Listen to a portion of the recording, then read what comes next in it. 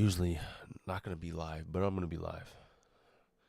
By that I mean I'm probably not gonna be live during the day because I'm not gonna lie, it's so weird, bro. I think I realized cause I was live last night. I mean in the morning of yesterday at 6 a.m., like 5:30 a.m., and it went good. Everything was good, and I generally thought too, like I could do the same thing the next day. I fucking My alarm wakes me up at 6 a.m. I fucking open my eyes. I'm like, okay, I'm gonna close my eyes real quick. I'm tired as fuck. I close my eyes. I dead seriously woke up at fucking 1 p.m. I'm like, there's no fucking way.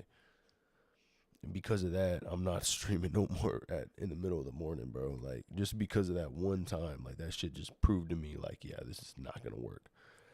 I just don't understand, bro. Like I could literally, and I went to bed last night too at like 12. I mean, I was sore as fuck though. I'm not gonna lie. I played basketball from like 12. Like right after I got off of that live, cleaned up a little bit, got some shit done. Then at 1 p.m. I went and hooped, and I hooped until like fucking 7 p.m. or 6 p.m. something like that. And I was just sore as fuck. I'm still sore as fuck. Like my feet are killing me, but like I don't know, bro. Like I had to test it out, but I dead ass. I don't know. I'm not risking fucking missing going live again, bro. Like I'm not doing that. The only thing I know I always have control over is working at this period of time, doing this at this period of time. I never know if I could fucking wake up in time. I think that's one of my biggest issues too, bro. Is like I could literally go to bed. Like I went to bed at 12, waking up at 6. Like yeah, 6 hours of sleep. I'm tired, sort of. I'm like, cause usually I pull 8 hours of sleep. Like, but that's the thing too is I think the alarm sold me too. Like if I didn't have the alarm on, like usually it's so weird, bro. When I turn off that alarm, like if I don't have the alarm on, I'll just naturally get up. But because that alarm was on and I hear that shit, the first thing I'm just like, fuck. And I wake up, I turn it off, and I just go back to bed. And next thing you know, I fucking, cause I'm not even gonna lie too, like when I was working the other job, the reason I even made it work is because I'd wake up at 8 a.m. Like I had to go to work at 9 a.m. So I could come home at 11, eat or do whatever the fuck I gotta do and fucking take a shower, do some shit. I can go to bed by like 12 and wake up and I'm tired. I think that's the one thing. That's why I don't like morning shift jobs. I hate waking up and immediately going to fucking work. That shit is like AIDS, bro. I hate that shit. Like all the jobs I've ever worked since I was in high school have been afternoon, like fucking late night jobs. I've never worked a morning shift in my life. I used to work morning shifts when I did doubles, when I worked at a restaurant, and like when I was in high school, but on the weekends. But I just don't know why I can't do that shit. Like it doesn't work out. I just don't like it.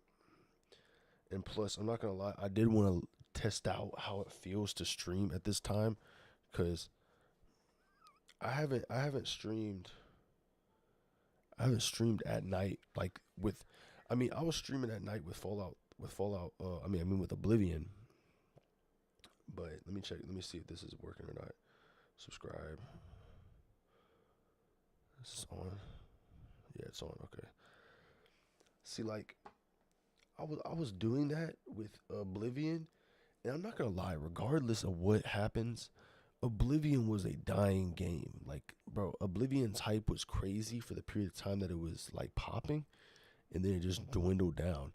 And like now it's completely, like I realized that shit. I was like, damn, like Oblivion's just not shit. And it's like I'm not gonna lie, I'm probably gonna have to stream at night. Now, the only other time period that I'll change it up for is like when I do go back to school inevitably, cause I try to sign up for school.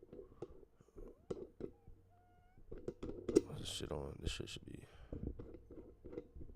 Hold on real quick. Let me tie this shit back up.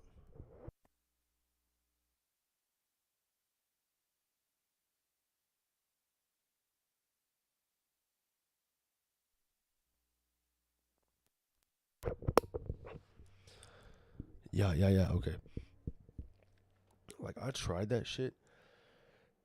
I mean, that's the thing too. The old like, and I was low key gonna be like, okay, I guess I'll just hop on at like 12 or whatever. But bro, I woke up at 1 p.m. Like I would literally be streaming for fucking 6 hours. Like, and that would be the time, like, bro, hell no. Like, that shit pissed me the fuck off. Like, I need to rest, but it's like, dude, at what point in my life where it's gotten to the point where it's like, damn, like, I dead ass, like, that was 12 hours of me sleeping, like, easily 12 hours. Like, shit is just, I don't understand it, bro. I'm like a sleeper, bro. Like, I could work, I could do everything I need to do, but I'm a fucking sleeper, bro. Fucking pisses me off. Plus, I'm not gonna lie, I have to test out how it works at night with Fallout again. Like, cause Fallout is like my game that I play, and this is the time period that I hop on live usually. So it's just like it just makes sense for me to honestly test it out. Oblivion was already a dying game. Like I could have hopped on Oblivion, no matter what. I was gonna get fucking shit like nothing. Like bro, I I don't even think I pulled with Oblivion. I don't think I pulled like fucking cracked 4 or 5 viewers. I hopped on Fallout 4 in a weird algorithm time that I usually don't hop on, and I pulled like fucking, I mean max 9, which is not the craziest. Like oh my god, it's the coolest thing ever, but it's still like yo, that's 9.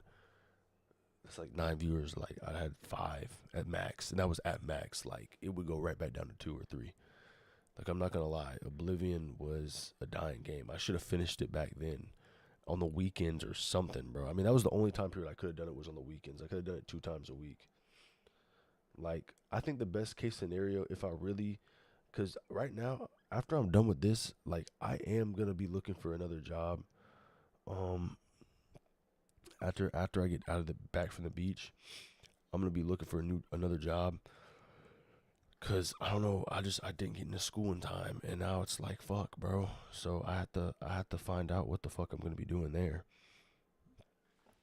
And like I have to hit up a couple places, but I'm thinking about working at this one place that one of my coworkers put me on to. I think I'm about to stop by over there and see what's going on because I need more money to funnel in. But I think my main idea is with this shit is if I have time to go to the gym during the weekdays, cool. Go to the gym on the weekdays, but on the fucking weekends, bro, on the weekends, like on Friday night, I come home and stream. That is the goal. This is what I should do. Cause there's no way I could stream fucking on the weekdays, but on Friday night I could stream at fucking like I could stream at night when I get home at 11 or 12. Stream fucking 12 to 6. Go to bed, wake up whenever the fuck. Don't turn on my alarm, and immediately either go to the gym and start hooping, and then start hopping into the fucking stream again. Hop in the stream again, and then on Sunday do the same thing. Hop in the stream again. That's 3 times out of 7 days. It's not bad. That's actually pretty good. I should have been doing that when I was at the pool job because I low key sold my whole entire like algorithm for like 2 months straight. I did not do shit. Like actually, I was just posting shorts.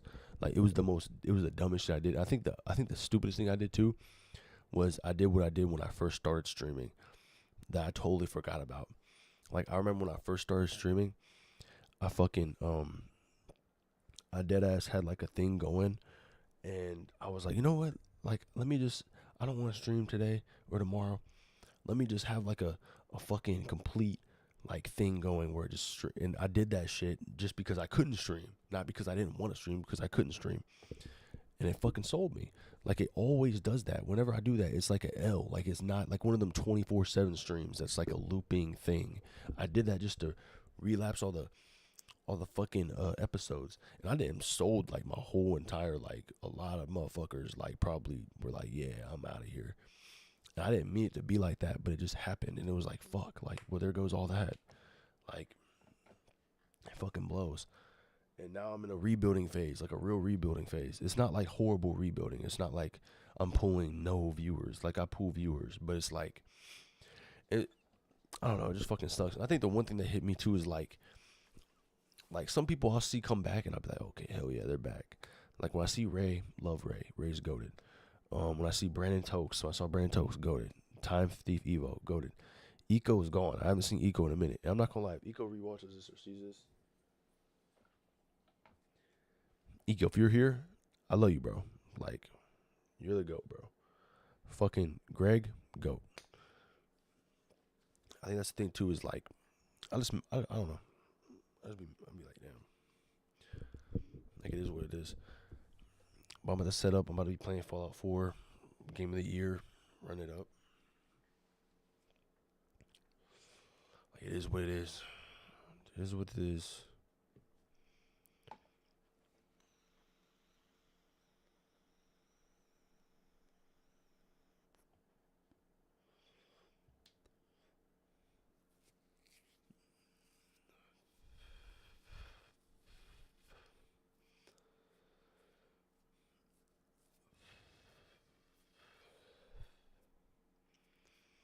I mean, yeah, bro. Like generally speaking, I should have never hopped into Oblivion at all.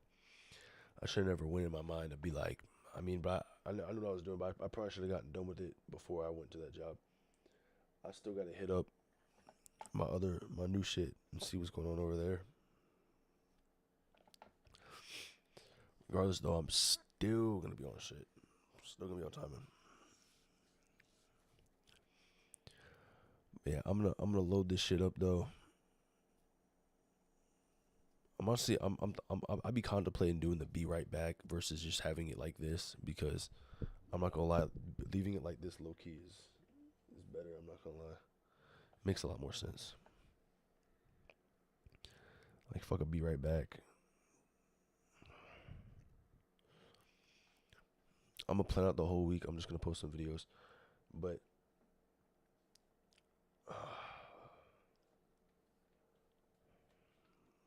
make sure my shit's right.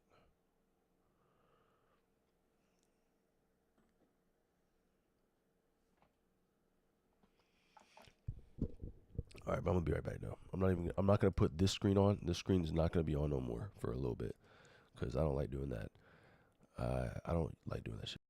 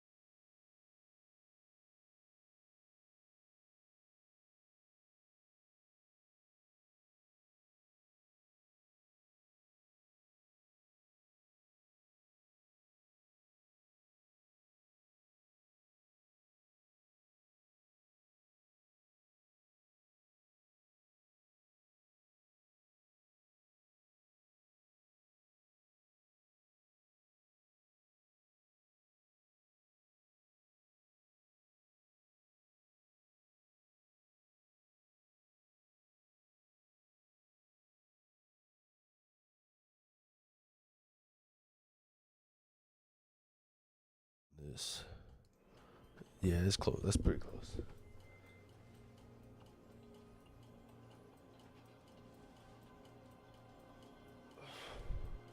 Oh man, it was on there. Fuck. Ooh. I think I'm sick or some shit. I don't know. Greg, if you're here, bro, I love you, bro. It's been a fucking minute. Once I get notification that you're here, I'm gonna have a full on chat about what's been going on.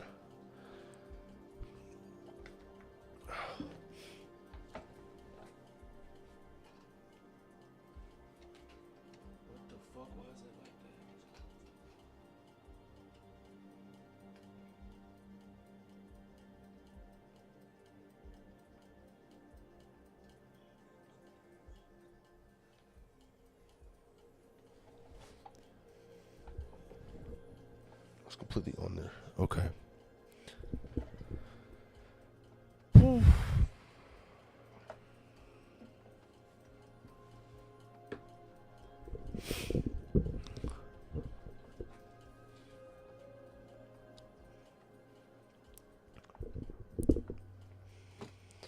Where's my first stream back in Fallout 4? Fucking controller's dusty.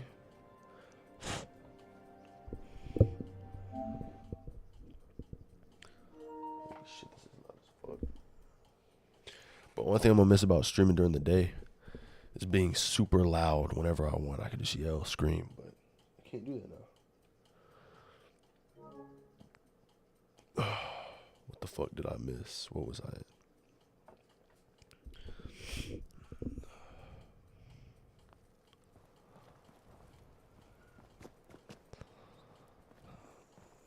Oh yeah, that's right. I gotta go to County Crossing.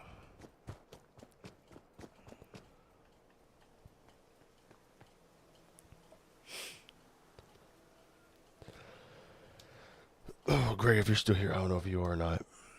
I don't know.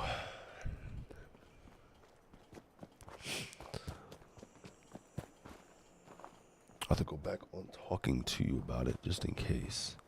Because I don't want to speak on it and then you're not here and then...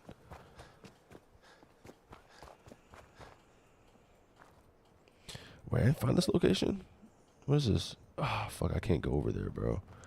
I swear to God, every time I go to a new location, it's like, yeah, I gotta discover it. It like pisses me off. Like I have not been here before. Regional building. No, I guess I wasn't here. I've yet to explore Lexington, really. Like I have not been in Lexington like that.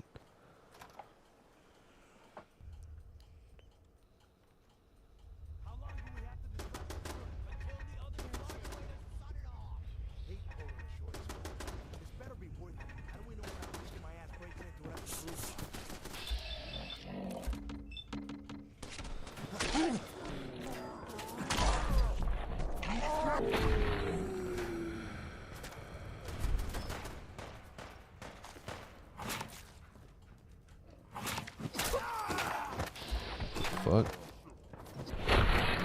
Wow. Alright, you're done.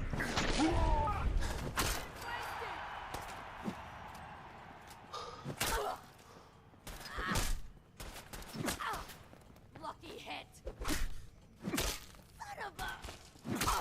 Yeah, there's no way you're guarding that.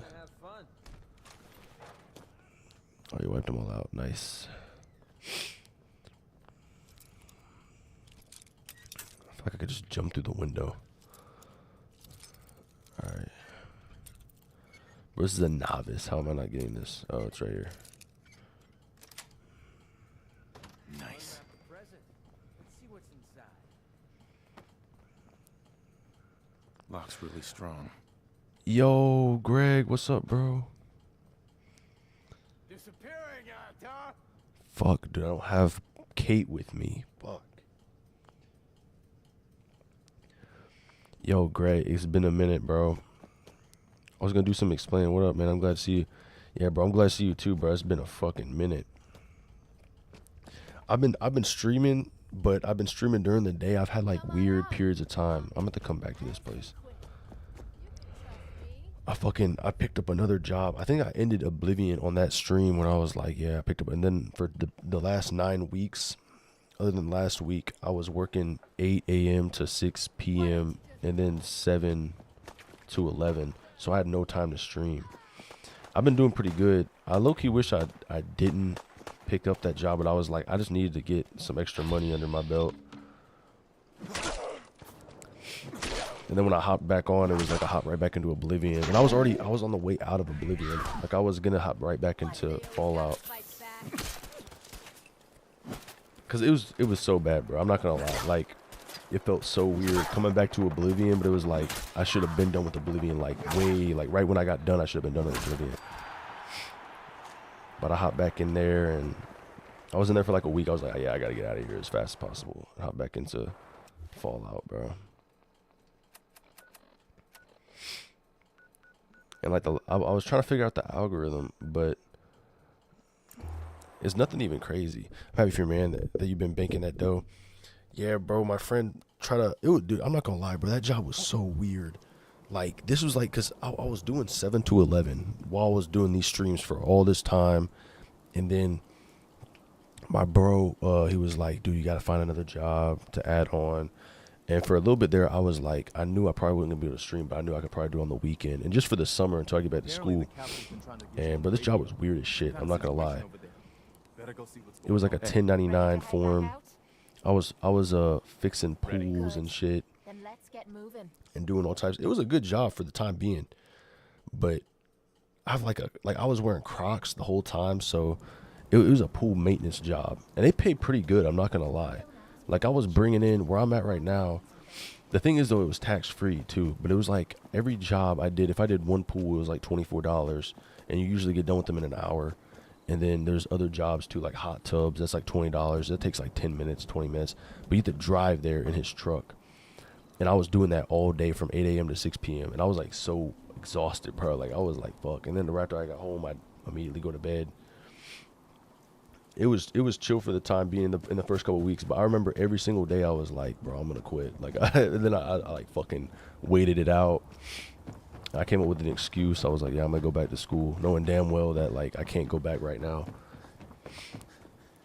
Well, I'm about to go to college, but I missed it because of this situation, bro. During the summer, I was like, oh, I'm going to pick up an extra job because now I got extra time on my hands this summer. And then by the time I got out, it was literally like a week before college started, so I didn't sign up for classes in time. So now I'm like, damn.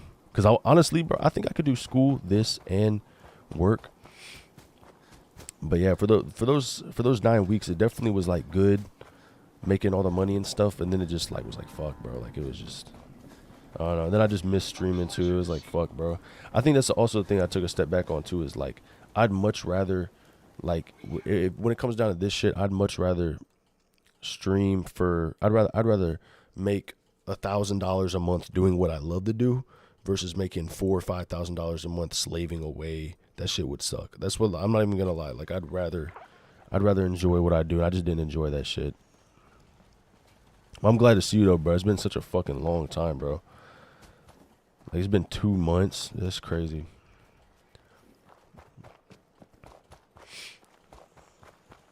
Yeah, I've been on and off doing the Oblivion streams, but Oblivion's just like, I'll probably never hop into a hyped up game like that ever again. Like, I don't care if a new game drops, unless it's GTA 6. If GTA 6 drops. But I was in the middle of playing Fallout 4, just enjoying my time. Then Oblivion drops. I'm like, oh shit, let me hop in Oblivion. And then next thing you know, it just lasted for too long. Shit was buns. I haven't seen that's another thing too, bro. I was like, literally this episode at the beginning of it, I was like, bro, I hope I see you and I hope I see Eco, because I've seen a couple people randomly. Like, I seen Brandon when I was playing. I played like a couple of streams in between this hiatus, and it was Brandon and Ray. I forgot who else. Oh yeah, Evo. And they've been spread out. Like, I've seen them now and then. But I've been trying to mix it up with, like, when am I gonna stream? I'm like, fuck it, bro. I'm just gonna stream at night, like, cause I know damn well I can control it. And bro, like last night I went to bed at like 12 a.m. and then I was like, I'm gonna wake up at 6 and hop on in the morning. Fucking woke up at 1 p.m. Like, what the fuck? Like, how does that even make sense, bro? I just slept for 12 hours. I don't get it. So I'm like, I know I might not even have control over when I wake up. Yeah, Eco, yeah. Yeah, I know. I haven't seen him. I mean, I have him on Discord, but I don't have him in the group chat on Discord anymore. Cause that's usually how I keep up with it. Like, that's how I got everybody. Like, when I was like, oh yeah, I'm back on live, and then they came through because my algorithm's like, fuck, bro. Like, I'm not even pushed anymore into y'all's like point perspective. I don't know. I think that's how it is. I don't know. Like, cause it's been like a whole week of like radio silence. When I was on Oblivion, bro, I was just like, oh my god, this is horrible, bro. I was like, yeah, I'm fucking out of Oblivion. Fuck no.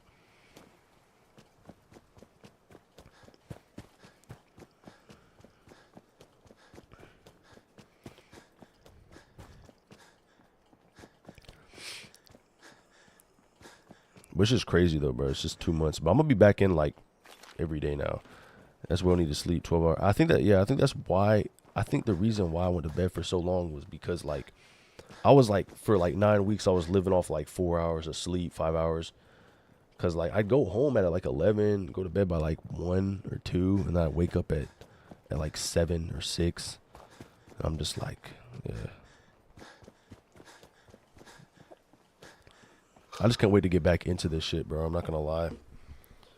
Like, I'm gonna be streaming I'm not even taking no breaks. Like, I'm so serious, bro. I've never been this like I don't know. I deadass appreciate it more than anything. Be on stream more than like, bro. I hate it, bro. You could imagine the job is not like, bro. I'm not gonna shit on the dude's a really chill dude. But when I take a step back, it's like I'd go to this pool, bro. If you could afford pool business in the inflation that we have right now, if you could afford someone to maintain your pool, you got to be well up. Most of these people I was working for, it was humbling as shit. Like, these guys were like, I go all the way up to Charlotte and Tryon, North Carolina, because I live in Spartanburg. So most people down here are pretty normal and chill. And then you go up there, you have to have like, these people were millionaires. Like, I would look up their house like on Zillow and see what it was, and this house was like $2.5 million. Like, these houses are rich. It's like, fuck. It was just humbling as shit knowing I'm just like, damn, I'm really working on this guy's pool right now. I felt like a bitch. I'm not gonna lie. It's like, oh, you missed a spot right there. Make sure to vacuum that up. Make sure to do that up. I'm like, fuck, bro.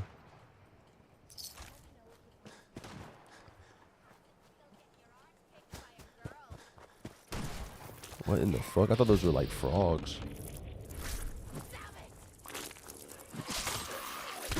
What the fuck?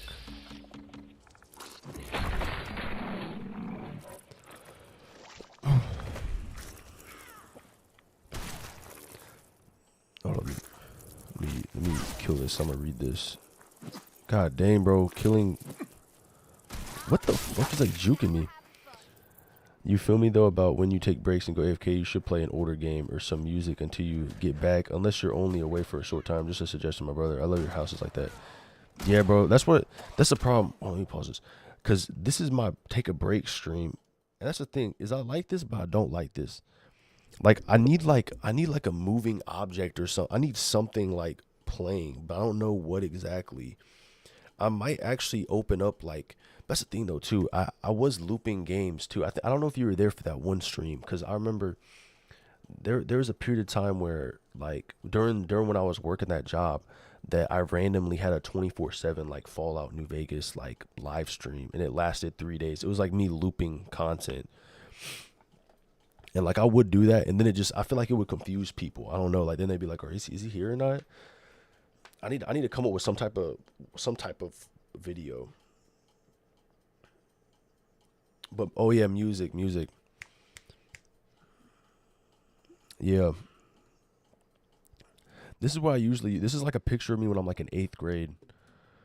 My friend took a picture of me while I was slumped out on his couch. But I need to figure out. I could run music in the background with that. I wish there was like a timer or something What I'm gonna try to do though is I'm gonna try my best not to go AFK. Like if I have to do something, I have to do it after or before stream. I'm not gonna lie. My goal is though, bro, if I have my own house, then like I would have it set up because right now I'm trying to build myself out of living here. But the goal is, if I have my own house, bro, I would literally have a camera like this set up in each room. So I'd be like, oh, I gotta go take a piss, and I just flip the camera to me taking a piss in the bath. Nah, but I probably wouldn't do that. But I probably have one on the outside of the bathroom though, so I close the door, and you just hear me peeing. But I don't think the mic would pick that up. But that was something I was just thinking about because I seen IRL content. I couldn't do IRL content, but I think that would make sense though.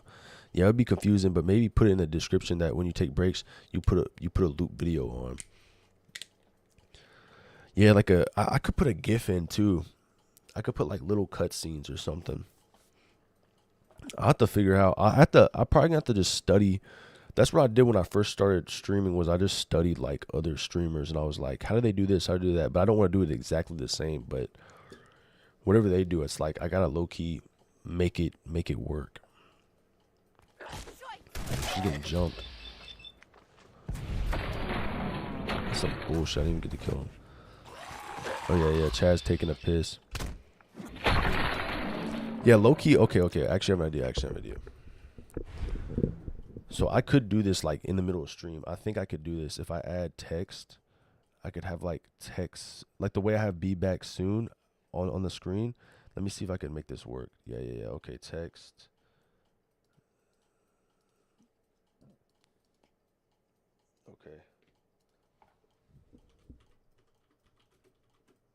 Okay.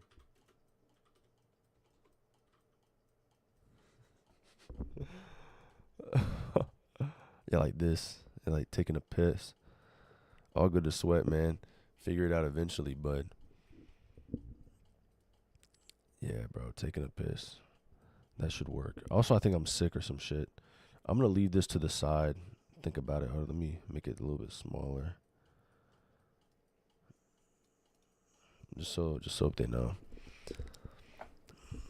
I'm gonna just speed run, bro. There was a period of time though, bro. I'm not gonna lie. At the end, before I started fucking working the other job, my breaks were really bad. Like I remember, I'm not even gonna lie. I literally would leave the house, go to the store, fucking buy food, eat the food, take a couple of drinks, and then I'd come back like an hour later. Like it was horrible, bro. I'm not gonna lie.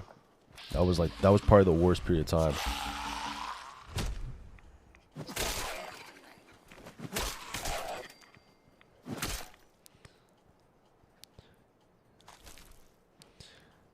Yeah, I was super tired, bro. I used to sleep with my mouth open. I don't know if I do anymore. I try my best not to. Bro, I swear I kill these guys every time I come over here. They just respawn every time. Like, I mean, it's like free XP, but still, it's like, how many of these fuckers do I gotta kill? What the hell was that? What the fuck was that?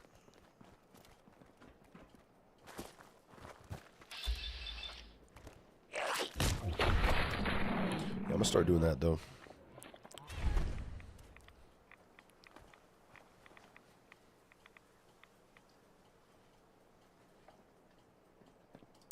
This is my first stream back though playing Fallout, and I will probably be playing Fallout for the rest of this year. Not Fallout 4, but I'm gonna be playing probably Fallout New Vegas, Fallout 3, but the DLC versions. I'm really honestly, if it really comes down to it, I might not play Fallout 3, depending on when they remaster it.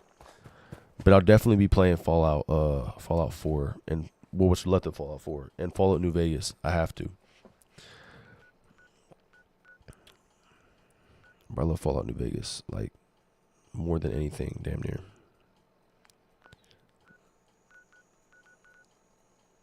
Regional office. Let me go here. You got some fire ass bud. Oh, you got some fire ass bud. Hell yeah. Bro, I've been thinking about relapsing, bro. What the fuck, bro? I just spawned in here, dude. It's like I just one tap. I'll just walk up to him and just start swiping their shit like Tinder. To the left.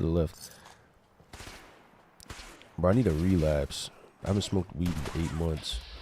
But I'm only gonna relapse once I know I'm like in a in a good mindset, because I was doing it for years and I just didn't feel it anymore. Like I was like, damn, bro, I just wasn't happy. Yeah, New Vegas is probably my favorite game, like all time. If I had to pick one game to play for the rest of my life, okay, I should probably kill him.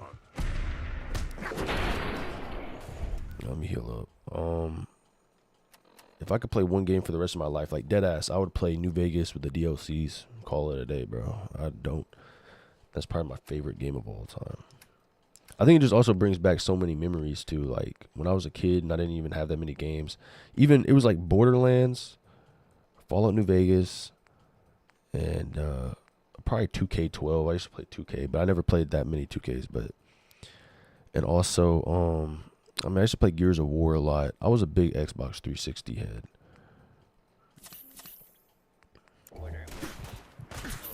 Oh my gosh, this guy's fucking crazy.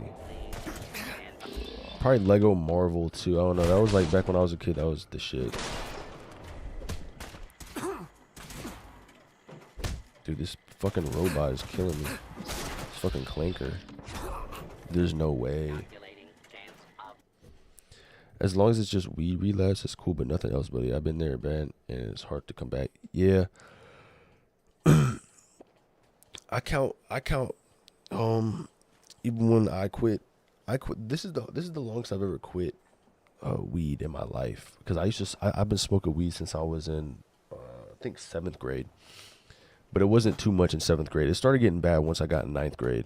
Once I was in 9th grade, it was like I basically would cut grass so I could make money to buy the weed. So then it just went crazy. Like I was buying it, and I didn't smoke nicotine until after.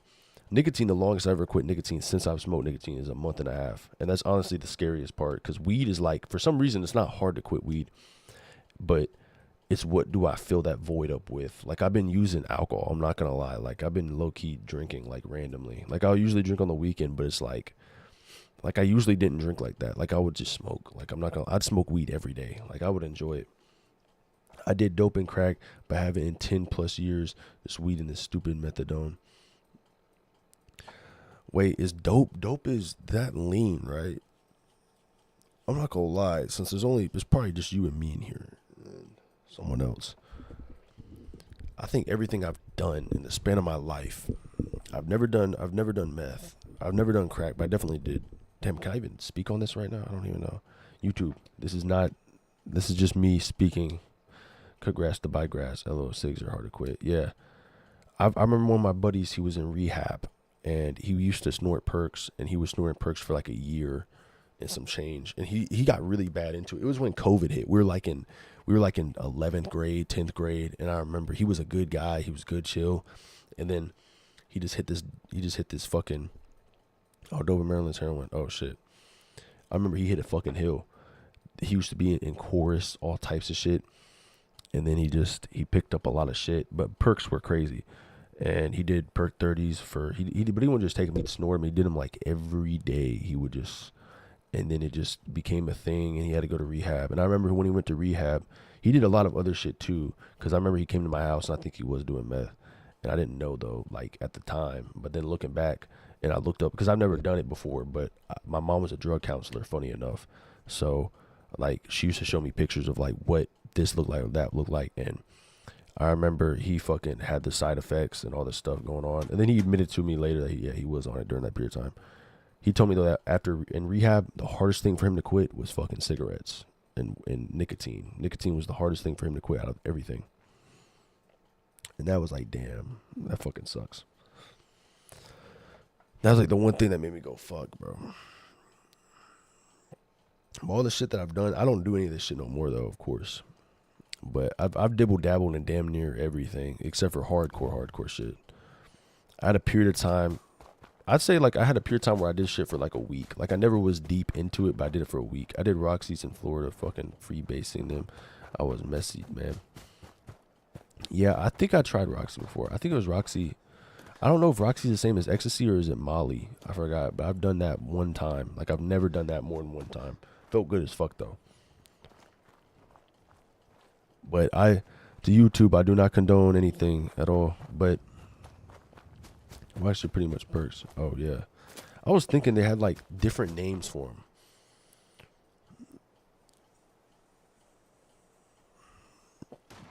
But of course nicotine and weed, that's probably an alcohol. That's just normal shit. I think that's like an everyday. I think everyone's done that. Coke, fucking perks, acid. I think LSD is the same as acid. Shrooms. Xans was probably the hardest one. I'm not gonna lie. I remember I came to school on my last day of school, and this was back when it was like just popular to just do whatever the fuck. I remember I pulled up to school and I was off of one, and I had like a week though. It would be like literally, I swear to God, back then, like before the weed era, there was like a hope era where it was just like every week was dedicated damn near to a different thing. Like every other week was like, okay, this week's that, every other week that. I never got too deep into it. But I remember I came to school my last day and I was on Xans. I don't remember anything at all. And I took an exam that day. It was so crazy. We were not going to do on this YouTube just talking about how we were happy to be clean. Yeah. Honestly, this is sort of like a why you shouldn't type of thing. Like, honestly, like I'm not over here like, oh, you got to do it. Like, honestly, too, I don't think, now I think about it, it's like, they couldn't really get mad. Like, let's be real. Like, I'm talking against it and talking about memories versus I see music videos where people are popping shit and doing crazy shit. I'm not going to lie. Like, they'll be making music videos where they're like, doing all types of shit. That video is still out there, bro. So, me speaking about it shouldn't be crazy. I'm not going to lie. I'm just very like I've been taken down for spamming and different things. And I don't know the rules all the way. And I want to learn them. YouTube. I'm here. Teach me. Yeah, I used to love Zane. I still do. That's the issue. I think that was the one thing that I remember. Like, it just, I don't know. I just didn't feel. That was the scary part about it though, is when I did take it, I was conscious but not conscious. Like, I was moving. They told me I was like a zombie. I remember I woke up in my friend's car. It was like 5 p.m. and I was like, dude, I'm fucking late for class. And he was like, bro, you were at school the whole time. And they like gave me the whole rundown of what happened at school. And I was like, there's no fucking way. Like, it was like mind blowing. Like, it was such a fucking blur. My first period class, it was said that I literally I just walked right. I was in drama class. I walked right into drama class, turned on Mr. Rage by Trippie Redd, and fucking put it on my chest and laid down in like the 3 chairs and just sat there all day. And they were like trying to wake me up, and they couldn't wake me up. It was crazy as fuck, bro. Like, all my friends, they saw that shit. Like, all these girls, fucking my teacher, they just saw that shit. By second period, if I got this right, I'm pretty sure second period, I used to skip like I think it was second and third, and then I'd go to fourth period and then call it a day. Like, I always skipped like the same classes. And I think my friend saw me going to second block, and that's when he picked me up. And we used to skip class every day back in 12th grade. So he was just picking me up, and we went straight into McDonald's. That's what he told me when we went to McDonald's. This girl Lana that I was very good friends with, she gave me a McChicken or some shit, bought me a McChicken. Then he dropped me back off to my last class, which is when I took the exam. And I remember though, one of my best friends was in that class with me, and he was looking out for me. Both of them were looking out at me the whole time. And I remember the teacher, he told me that the teacher was there, and he was, bro, I have like fucking cameras. That's how it felt like I had cameras, because every one of my friends was in all my classes, or both classes, and they were with me. So like, they told me exactly what happened, and they just like, what the fuck? I've seen this video of this African-American guy who gives crack dealers counterfeit or just robs them for lots of crack, and then supposedly throws it out like ounces and shit. I don't know. That is low key, like, I'm not gonna lie, that is something. Think about. That's not bad. Be thinking about what, I don't know. There's certain. I mean, honestly, bro, you can't blame. Sometimes I could blame people for the decisions and what they do and stuff. Everybody makes their own decisions, of course, and addictions take control. I think honestly, allowing things to even be in the country is what causes a lot of shit. Like a lot of things being here and like being cut with this shit, and like that's the issue with the country in general. Like, they shouldn't be here. Like, it just shouldn't exist in this area. I remember my last class, he was like telling me that the teacher was like, "Are you fucking on drugs, Chaz?" And I was like, "No, but I fucking wish." Like, or some crazy shit, bro. Like that was just so funny to me. And I was, oh my God, I was good friends with my teacher. I had him for like 4 fucking years. Like I had him, I had him in 7th and 8th grade for like different sciences, and it's so weird because then he moved to the high school I was at, and I had him in 11th and 12th. And I remember in 11th grade because I was dating my ex for 2 years, and dude, I was so lucky. But at that period of time, I wasn't, because the whole class was just filled with girls, like straight girls, no fucking boys. Like one boy, and he was like chopped as shit, and I was like the only guy in there. So I was talking away all day to these people, and he would just be out loud like, "Don't you have a fucking girlfriend, Chaz? And you're talking to all these girls?" And I remember, it was just stupid, bro. It was just stupid as shit, bro. But that class was fucking fire. I'm not gonna lie. Looking back, I'm like, that was a pretty good class. Dude, it's fucking nuts. Good way to get killed. Like fentanyl. Yeah, bro. Like, bro, if none of this shit existed, I'm not gonna lie. Like, I could sit here and be like, damn, you know, like this sucks. But it's like, I'm not gonna lie. Like, it'd be a healthier world, because like, it's like I hate the idea that I could raise my own child, and maybe something like that could happen where they get some shit that's in their hands, and it's like yeah, it's a decision, but the decision shouldn't even be there. Like that shouldn't even be there. You know, like that's not even a decision to take. Like, do you want to be a drug dealer? No, because there's no, like, that shouldn't even be a decision. Do you want to take drugs? That shouldn't even be a decision, because that doesn't even exist in the country, and like that shit gets banned. You know, like shit like that. I forgot these animals like me. Yeah, fentanyl is bad. That's why also, like, when I had a period of time with snow, like whenever I was on that shit, I wasn't like, of course, smoking it, but I was, you know, snorting it and shit. And I did that for like probably 2 months, and that was whenever my friend was here. He moved to Charleston, so I don't see him anymore. But during that period of time, though, he put me onto that stuff. And same with my friend who was on, you know, Yerks, or Roxy. He also put me onto that shit, because he was on it. So he literally was just like, here, bro, I know a dealer. And that's when I got in touch with people that I never, like, I had dealers near me, and not people that were selling crazy shit. But when I went to the area I went to, it was like straight up the hood. Like, it was really crazy. Like, you park in front of that guy's house, they're like coming outside like, yo, bro, fucking, what are you doing? Move to the side of the house. What are you doing parking in front of my house? Because like the cops are always like unknown to be over there. Like, if you park in the front of the house, I had no idea about that. Because like I go to my, like, buying weed, like, bro, it's not that big of a deal. Even when buying shrooms, I've never bought Yerks, I've never bought Roxy. So I was like, what the fuck? Like, fucking blew my mind. And then the last thing that I was on, yeah, bro, that is true though. Yeah. And that's why we're doing what we're doing, because of them motherfuckers. And there's a lot of other motherfuckers too that, you know, like, there's a lot of other shit going on, like countries and shit. But I think the last thing that I was on was I actually have to quick save because I'm gonna die. The last thing I drank was fucking, I don't even know how to say it without saying it. Like, I'm trying to say it without saying it. What's another word for it? I mean, just straight up lean. Like, fuck it, whatever. But I'm trying to think. It's like red, like Tris or whatever the fuck. Walk. That was. I remember I had like a very bad cough. I came back from San Francisco, and this was in December. This was actually the best time period. I'm not gonna lie. This is one of my biggest issues. I don't know if you're still here, Greg, bro. This was my biggest issues. When I quit something, I get onto something else. Like, whenever I quit Nick, I started popping Addies. And I remember that because, bro, it's always because my friend, though. I never, like, go out of my way to, like, buy it all the time. My friend, he had the highest ADHD I've ever met in my life. He had, like, the craziest dosage. And I remember this one day, he quit. He was like, yeah, I still got a whole bottle, though, full bottle. And I was quitting nicotine. And I remember I was like, how many do you take to get fucked up? And he was like, oh, I take like 3. I'm like, okay. And I take 3 of them, bro. I'm up for 2 days straight. My balls and dick were fucking gone. Like, the motherfuckers shrunk in my goddamn body. The Adderall literally, like, shrunk them, fucked me over for like 2 days. I was up all fucking day. I was actually low-key scared, though, because I was like, I looked it up. It was called ED and shit. It caused that shit. But then after I was off of it, everything went back to normal. And I was like, oh, my God, you're still there. Thank God.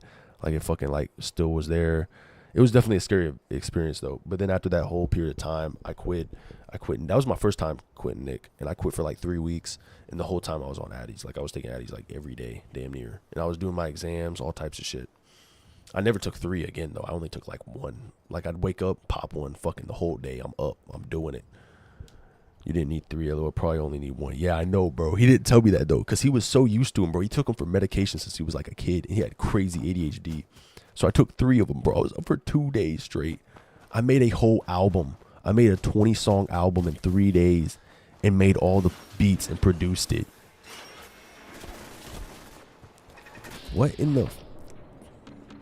Like, bro, that was back when it was just like I was big on music, so that was one of the things I did. I'm not gonna lie, if I did that now, bro, I'd be on stream all day long. There's no way I just killed this thing. What in the fuck is that?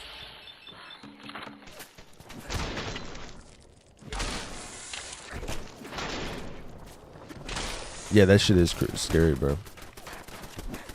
That's one of the reasons why I don't do that shit, because of that. Like, I'm not gonna lie. Like, some people could, bro. That's so funny. If you tell a guy the side effects of certain things, bro. Like, girls got it easy though, bro, because she don't have a dick, so she could do it. But you tell a guy side effects, yeah, you can get fucking cancer, your throat could fall out, your goddamn brain could blow up. And then this one is like, hey, your dick might stop working. Everything else will. It's like, oh shit, hell no, I'm not taking that shit. Like, bro, once you find out your dick's not gonna work no more, yeah, we're not taking that shit. Sorry, bro. Like, we're done.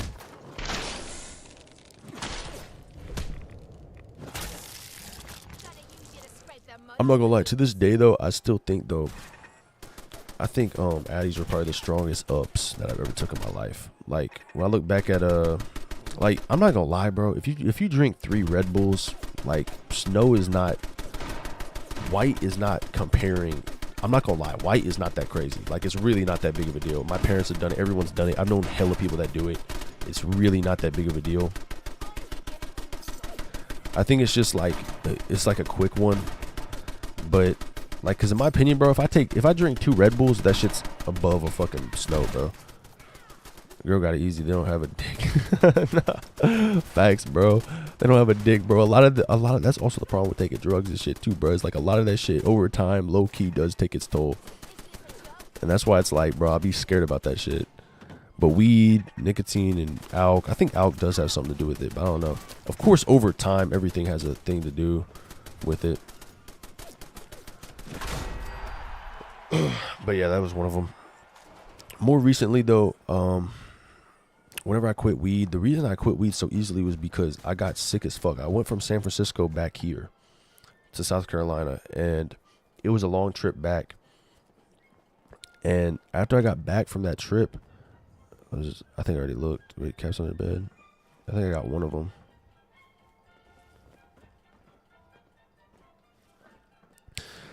But I remember, I was diagnosed with knobs, but I don't even know what it is. But I had like some cough. It was really bad though. It wasn't like contagious, but it was super bad. Like, I think I like, my tonsils were swollen as shit, all types of shit. I don't know why, bro. I just got sick out of nowhere from coming back from fucking San Francisco. I think it was like I got like sick from being in a different area like that, because I'll never really leave the East Coast ever. And I came back and they gave me fucking straight up cough syrup in like a whole jar. Other bed? Wait, where's the other bed at? Oh, let me pull back up.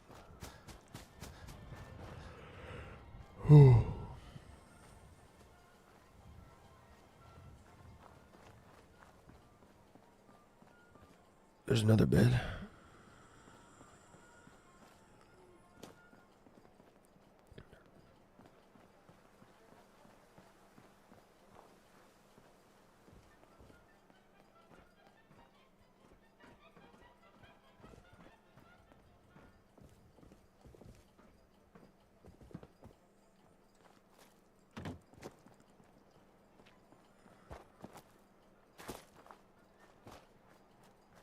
Oh, I'm tripping. I was thinking, I was like, oh, there's another bed. Yeah, bro, after I got back, nah, you're good. I remember I got back and I started sipping, and I was sipping for fucking like, damn, it's already 2 o'clock. I was about to drink some coffee, fuck. Dude, I was sipping for like 3 weeks. in a row, and that was the best way for me to get out of weed. And then I ran out of lean, and then I was like, damn. I felt so I was so mad. Like, I'm not gonna lie, I was pissed off after that. Like, I was like, fuck. But I knew damn well, bro, if I had to quit nicotine, I had to quit weed. Because if I smoke weed without nicotine, I'm actually gonna be tweaking balls. After 6 years of me smoking weed, if I quit nicotine and still smoke weed, I will be tweaking the fuck out. Like, I don't know, my paranoia is at an all-time high. I have like crazy anxiety that I had no idea about. Like, I don't know what it is, bro. Like, I just get really freaked out, and like I don't feel peaceful at all. Like, nicotine sort of calms me down. So then that's why I was like, fuck weed. I'm good on that. I think it might be the combination of ADHD though. I don't know. Like, I be hyper as a bitch most of the time, bro. Yeah. I shouldn't call it lean though. I don't want it to be biswalk. Straight codeine, cough syrup, some shit like that. And the only time that my dad had some recently, but I think he caught me fucking getting some of it. I'm not gonna lie. Yeah, I had it. Yeah, I already wiped these people out. They're already dead. So I was thinking, these people should be dead. Yeah, I did like it. I'm not gonna lie. That was probably one of my favorite out of all. It was just so subtle. It was so chill. But I was super sipping. Like, super sipping, bro. Like, I ran through it so fucking fast. And it calmed me down so much. Like, I loved it. I'm not gonna lie. Like, that's the one thing. Like, if I had to go back on anything I was doing, no condone. Like, that's like probably the one thing that I'm like, that shit was fucking crazy. Like, sipping that shit was like fucking beautiful.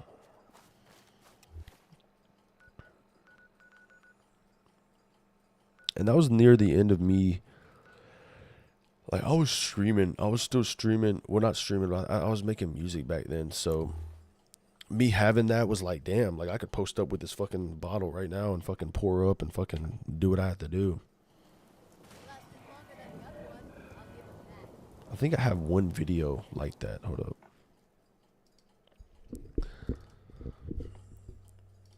But I don't condone any of that shit. Honestly, bro, I do want to be completely clean. But I'm clean as fuck, of course, right now. Like, I've been clean for 8 months. I haven't done shit other than some alk and nicotine. But I think if I had a relapse, I'd relapse on that. And that's the thing, though, with weed is, like, I can't do it because of that. Yo, what the fuck? Yo, Eco, what's up, bro? Bro, it's been a fucking minute, dude. Bro, I just have not seen you in fucking a long ass time. It's crazy I see you and Greg in the same episode, bro. I dead ass. Like, it was so random, I swear to God. I don't know what was up with my algorithm not pushing my videos out to people. Like, that was weird. I think it's because I was still in Oblivion. I don't know. CVAZ. Bro, shit's like a fucking reunion right now. It's crazy. Bro, it was like spread out for the last couple of days. Yeah, bro. I was trying to go live during the morning, but I did it one time and then I woke up at 1 p.m. the next time. I was like, fuck. That shit fried me. But now I'm back on. I'm gonna be doing this 12 to 6 every day. I don't even care anymore, bro. Fuck it. I just miss it so much, dude. I'm not gonna lie. Fucking glad I'm back.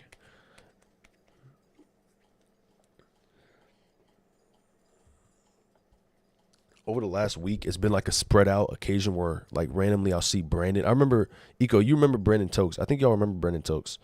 I did see him randomly during Minecraft, and I rarely see him anymore ever since Fallout. I think Fallout 3 and Fallout. Yeah, I think Fallout 3 was the last time that he was like in there all the time. LMOA, by the way, Chaz, you didn't put out the post to see what game we. Oh my God, you're right. Fuck. Oh, let me do that real quick. I'm not gonna lie. I think I looked up the games and I saw Outer Worlds and I was like, shit, I'm probably gonna play that one. I looked it up too, but it reminds me of Fallout. What?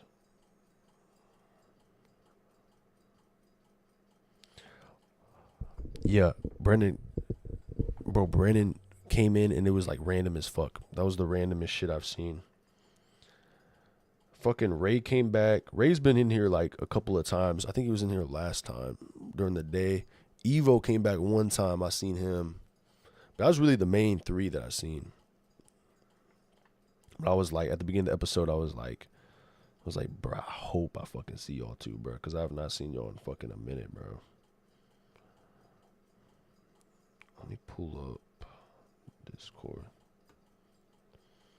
You probably are or aren't going to play. When I've had some health issues, but I'm G now. Hell yeah, bro.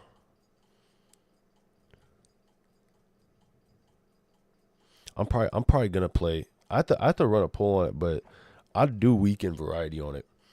Let me see exactly what other games it was. I do remember. Oh wait, fucking Cyberpunk. I'm pretty sure I have Cyberpunk. I swear to God, I have Cyberpunk downloaded. Hold up. Yeah, I hope you're okay, Eco. What happened, bro? Bro, it's been 2 months. I gotta catch up with y'all, bro. I didn't know any of this shit that went down. I forgot I had 76. That was an old game. I think it might be underneath PlayStation Plus.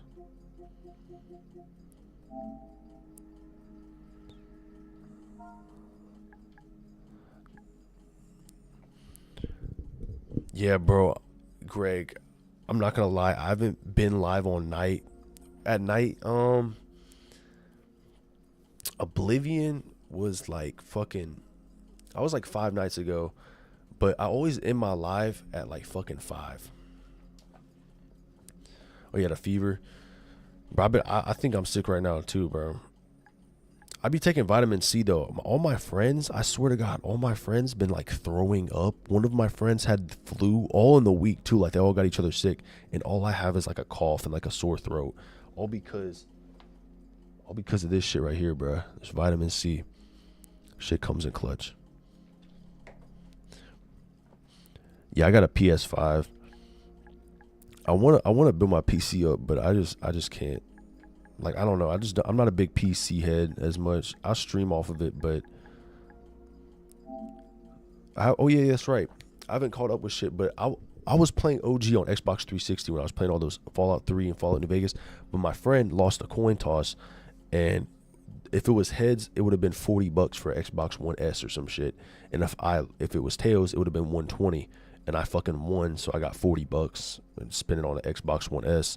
So now I could play all those games, and I could probably play Doom games too.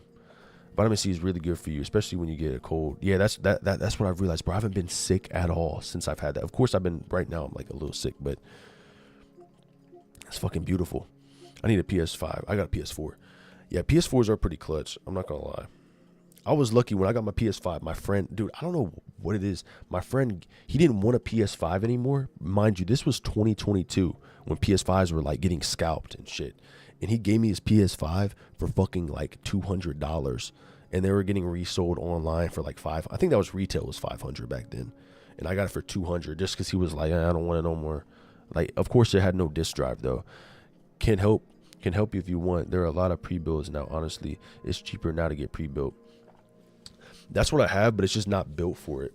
I need to ask my friend about that shit and just see what kind of storage, because I had to delete like 100 videos to even start posting videos again on this PC. I think I'm probably gonna be playing Cyberpunk. I have to see how it download, include game download. See, this is also why I love having I mean, every year I have to pay $180, I think it is, but I get all these free games with it, so it's like fuck it. Yeah, I'm not gonna lie, Eco. I might run a poll. I don't know, should I? Because I might just play Cyberpunk off rip. Cyberpunk's probably like one of the games that I'm just like, fuck it, bro. Yeah, that was a good ass deal. I was definitely surprised about that. I got my PC for like, I think 600. It's not good. It's not the craziest PC. I don't even know anything about it, to be honest. I really don't know shit about PCs. I need to learn how to build one. It's like a video of XQC like building a fucking PC just for the fuck of it.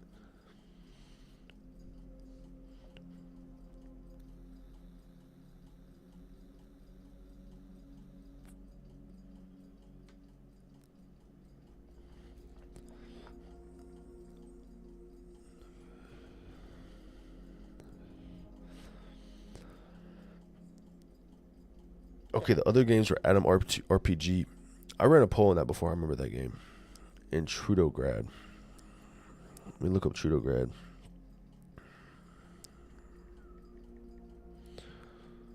Trudograd. That's Adam RPG. Let me see if that's on Steam. Is it on Steam?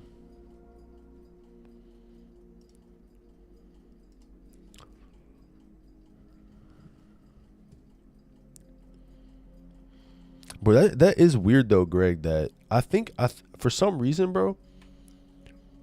Yeah, I'm probably gonna be playing Cyberpunk this weekend, bro. I'm not gonna lie. I'll run a poll, but honestly, bro, I'm not gonna lie. I'm probably gonna play Cyberpunk, like, regardless, because it's like right here. It's like, fuck it, bro, and it's Cyberpunk. Like, I've never played the game ever, but I've heard a lot about it. I've seen comparisons with this and Starfield, and you know, I love Bethesda, but Cyberpunk always wins in the comparison videos. Which that's another game too I've never played. I've never played Starfield. Honestly, bro, I'm not gonna lie. I'm probably gonna quit playing all these games and just start playing Lego Batman 2. I don't think I should be doing this shit anymore. It's Fallout 1, 2 style, but modernized. Oh, hell yeah. Yeah, bro. I'm just gonna be playing Lego Batman 2, probably Lego City, and probably Roblox from now on, bro, and Fortnite. Like, I'm done playing these type of games, bro. It's over with, bro. Oh, let me see here.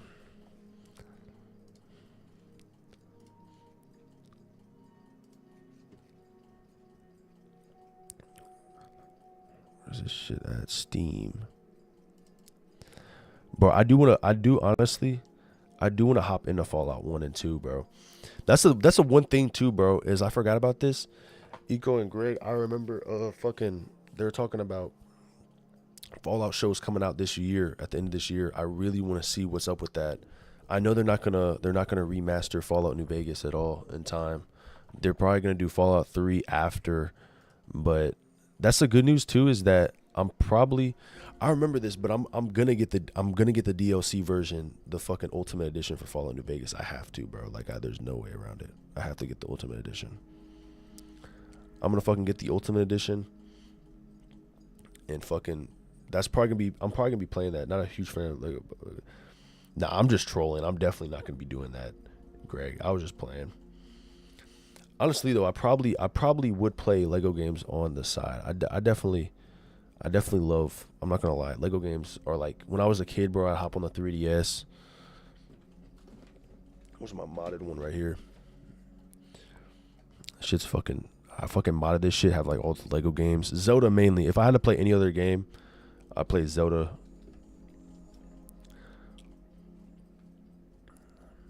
I've been getting pretty good money leveling people's accounts on New World. In the past week, I've gotten like 345 CAD in orders. Damn. Did you watch the new trailer? They included the Caesar's Legion, Novak. Oh, yeah. I did just watch the new trailer. I want to see if fuck, bro. I don't want to risk this live getting taken down, but I will react to it at the end of the stream just in case, because sometimes that happens, bro. Like, I'll react to it and it'll be like, yeah, this is copyrighted, because it's like top. I don't know why it happens. It's only on YouTube though. If I did it on Twitch, that wouldn't happen. Also, yeah, Greg, I'm gonna definitely be fucking New Vegas, probably for sure, bro. Yeah, bro. I just remember I was playing fucking Fortnite on the weekend. I did like I remember I think it was Revan Evo. They're like, bro, get the fuck off of Fortnite. What are you doing, bro? I'd rather watch you fucking cut your nails and watch you play this shit, bro. Holy shit.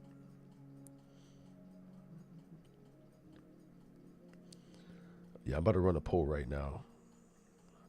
Adam RPG.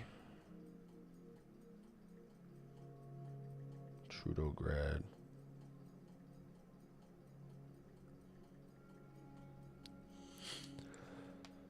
Did you watch the...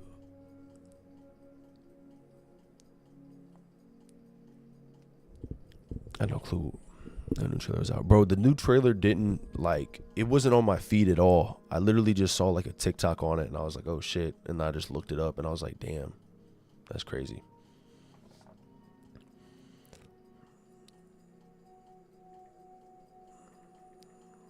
I haven't really reacted to it fully though. I've reacted to a little bit of it, and then I just turned it off because I was like, I low key want to be like surprised by it, by actually reacting to it. I don't want to like fake my reaction on it because I haven't really watched it all the way. Outer Worlds. What was the last one? Oh, it's just 3. Damn. Okay, hold on. Let me just post that then. Yeah, probably Cyberpunk for sure. I'm not gonna do any of the other ones. Most likely, I might do Adam RPG. I'm not gonna lie, but this could be a time period.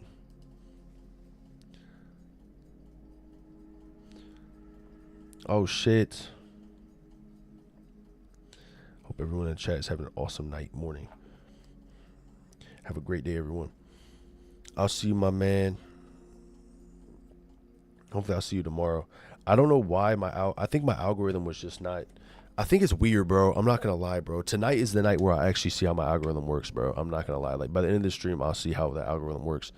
Yeah, the algorithm's already better. Like right now, I'm looking at the chat. I'm like, yeah, this is, bro. I was on Oblivion for fucking 3-4 hours, bro. Like it was like depressing as shit. I think that's why I wasn't popping up on people's streams either. It's like Oblivion Remastered. Who's playing that right now?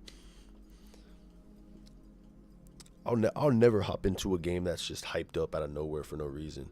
Oh, and hit that like and subscribe or get kicked by me or Eco. LOL, JK, but seriously. Oh, yeah, that's right. I made y'all mods, bro. Oh, fuck. Y'all could really time people out. That's crazy. I'm not leaving. Just was sending everyone positive vibes. Hell yeah, hell yeah. But I forgot. I remember Eco fucking muted that one. Was it Jessica? Because I was on live on fucking that one day, and then she just started speaking on some shit, and he was like, "Yeah, you're timed out." And then she was like, "What the fuck?" And that was when I was live on my phone, and I was able to like. She was like, "Oh my god, I'm off live," and I just banned her and fucking got her out of here, bro. Real shit. No, I was playing, but I don't know, bro. I'd never go. I'm not gonna do lives on my phone ever again like that. That shit was brain rot.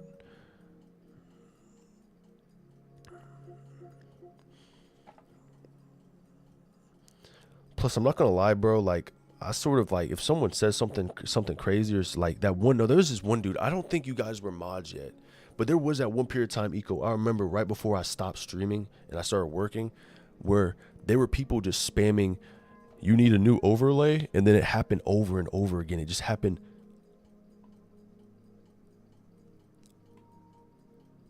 They're here. They're fucking here.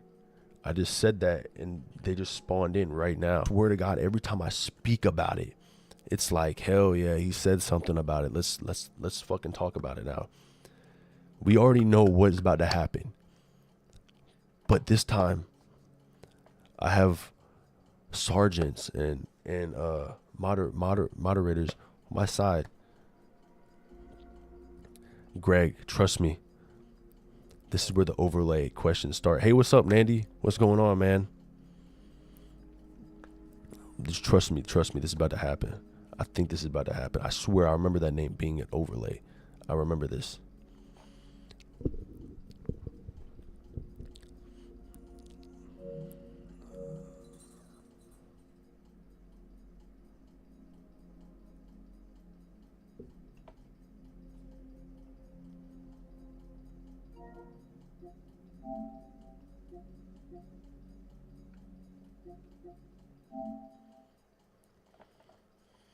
Why is my YouTube not responding? It doesn't make any sense.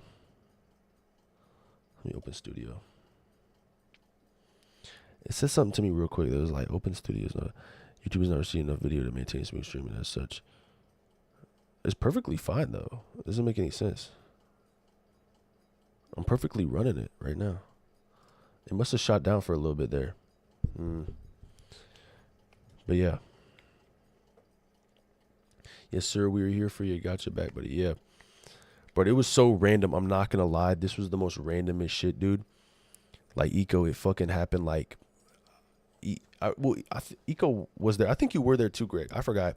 This was back when I was doing Twitch and YouTube for a little bit there, and it happened like fucking every day. There it is, right there, bro. Fucking right there. What am I gonna? What did I say, man? No, Nandy, I do not want to stream overlay. I've seen this so many times, bro. I've been getting trolled by it. But the weirdest part about it is it happens in like a clip format. Like you could deadass make a clip about what just happened right there. Like you could deadass make a clip and then it could be like dun dun dun or something, bro. I swear to God. Like I literally was just like, I remember this one time, and I'm so glad you guys are moderators now because someone's gonna say overlay, and then guess what? Fucking the person who says it pops right when I say it, like in middle sentence, bro. The most mind-blowing shit I could possibly imagine. It just happens right in front of me. It's like, okay, cool. It's fucking mind-blowing, bro. I'm not gonna lie. It's like God's watching me above and he's just like, yeah, we're definitely gonna fuck this dude's brains out or something, bro. Like, I'm getting screwed over right now. It's so funny, bro. It's like dead ass, like it's comedy at this point, bro. I think you filtered out words, didn't you, to make it hard to say it? I did, but it was on Twitch though, not on YouTube. I have not done it on YouTube yet. I don't know if I can do it on YouTube, but even on Twitch though, bro, I did it and it didn't work. It did not work. Like they just kept doing it. Yeah, I'm not gonna lie. I don't know, bro. And Twitch also, like, I love Twitch too. Like, you know, it's cool. But I just don't like Twitch that much. I'm not gonna lie. It's not really my cup of tea anymore. I think everyone who wants to stream automatically wants to go to Twitch. I think you should just spread out. Like if you want to do something, just figure it out. Me personally, I want to be on YouTube. I like YouTube videos. I like being on YouTube. I don't get banned for fucking 3 weeks for like I don't even know, random who knows what type shit. Like YouTube is way better, bro. Oh hell yeah. That's what's up, Ego. But like that shit happens so randomly though. That overlay shit. And then I remember after I said it, no, it wasn't last episode, but last time when it happened, I remember like 4 people kept saying it over and over again, bro. Like it was like, do you want overlay? No. Do you want overlay? And then these 2 people started copying each other. And then literally after that episode, I was like, yep, time to add mods. And then they just disappeared. And I didn't have to use, like, it didn't happen anymore. That shit is low-key annoying. I don't even care about the fucking, because I look at it like this, bro. In the future of me streaming, I don't want I don't want bots in my chat. Like, I deadass don't. Like, I don't get that either, bro. Like, that's the one thing I'll never understand is when people bot their chats. And that's happening a lot on Twitch and on other shit, too. It doesn't make any sense. Like, you're going to pay money for people to bot in your chat. And it's like, and even just give you views and shit. Like, I like YouTube for their algorithm. I like it just makes sense to me, bro. Versus like hopping on Kick or Twitch and then like basically 70% of your fucking viewers are bots and you're paying like who knows how much money to do that. That's like depressing too, bro. You're not even talking to real people, bro. Like you're just fucking talking to fucking robots. Mind you, I just watched a video about this Agent 4 or Agent 5 thing, and they're talking about how, like, in the next 2 years, like, AI is going to get, like, super strong, and then it's going to find a way to basically plan war, and, like, I don't even know. It's, like, a whole bunch of shit. Like, fuck that.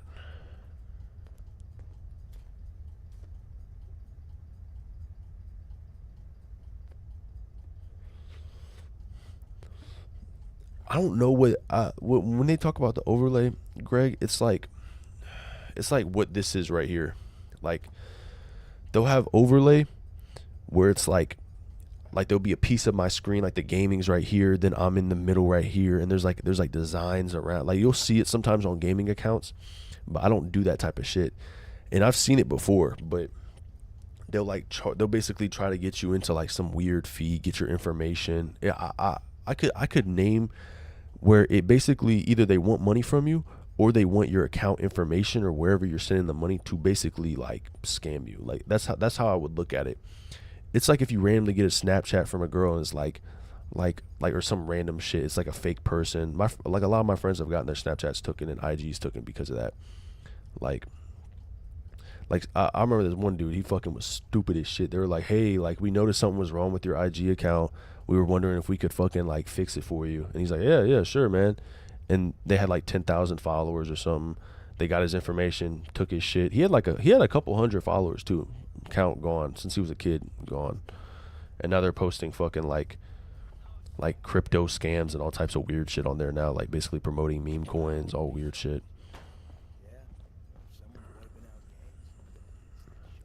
I don't even trust anymore, bro. Like after all that shit, dude, I can't even.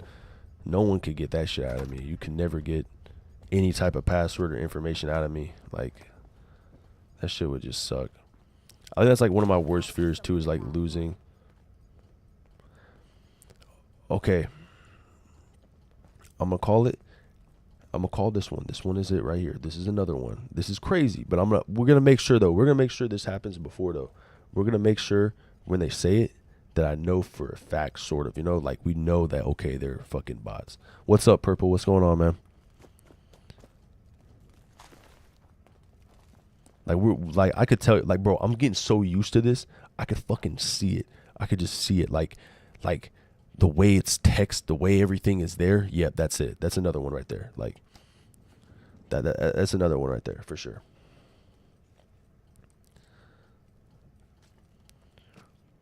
Like I guarantee that's definitely a bot. Bingo. No way I could pick this. Thank God I have another bot. Possibly. Yep. It definitely. I'm thinking it is great. Hey, Purple. I was wondering, do you have any stream overlays? I could. I was wondering. I need to get some stream overlays, bro. You know how it is, bro. Is there any way I get a stream overlay? Do you have any of those?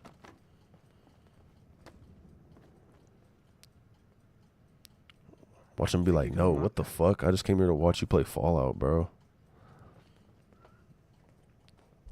Like, yeah, we'll see, buddy. Finally, I don't get the hype. I don't get the hype with fucking stream overlays. Like, what is the point of a stream overlay? Like, guess I'm getting rusty. Like, Got it. evidence key, fusion cell. And regardless if he's a bot or not, whoever owns that account is getting ads ran on him anyway. So fuck that motherfucker. It takes a little while. I guess this one might not. This one, I might low-key do a countdown in my head before I even say it, but I think it low-key is. I just believe it is. I'm not gonna lie. I can't even. I bet money. I'll bet my whole net worth that this motherfucker.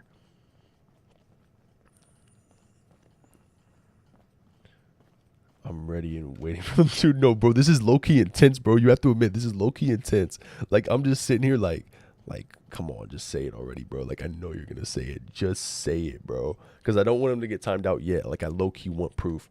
Like, you know what I'm saying? Like, I'm a fair person. You know, we're fair people, right? You know, like, guilty until proven innocent, right? Or some shit like that. Yeah. We're gonna make sure. We're always gonna make sure, like, yo, this dude, there's something up with him. You always gotta make sure. Cause I'll have regular people come in here and be like, yo, what's up, man? What's up? It'll be random as fuck, but more frequently there'll be like 1 out of 5 people that are like this. I'm not gonna lie. Sometimes it's like fucking 4 out of 5. It's pretty big.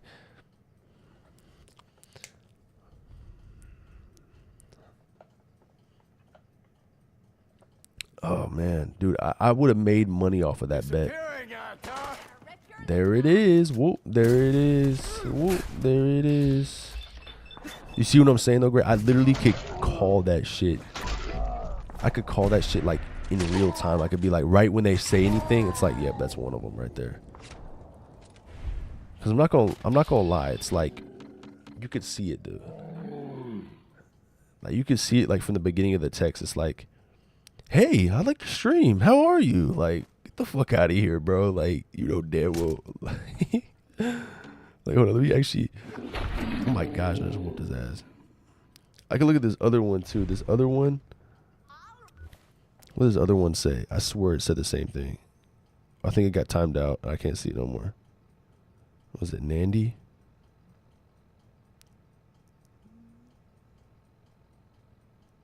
Yeah. Bye bye. Deuces. I'm not gonna lie too. I swear that whenever they lose, bro, you're gonna see another version of them pop up. It's so weird. They don't stop. Like they don't. And honestly, bro, I'm not gonna lie. Like, let's say I had all of y'all in here chatting, and like, let's say I had you, Greg, Raven, Evo, all my bros in here, and I see that dude spamming that shit and multiple of them. That would piss me the fuck off because I can't even read y'all's goddamn chat versus their fucking chat. Like, get the fuck out of here, bro. I don't want to talk to you, dude. You're not real. Yeah, you're. And their account was made May 25th, 2025. The max we can do is only 24 hours though. Yeah, that is the issue, bro. But that shit does piss me the fuck off when you think of it from the back. It's like, why would I want bots in my chat? I can't even talk to my bros on this shit. Like, I'm like, what's the point? Like, that shit is weird as fuck. It's like low-key depressing. Like, imagine imagine like a full stream of it just saying, hey, how's your stream? Hey, how's your stream? You want stream overlay? You want stream overlay? Like, bro, I'd fucking off it, bro. Fucking end it right now. In the stream. I wouldn't end anything else, though. You know, in the stream.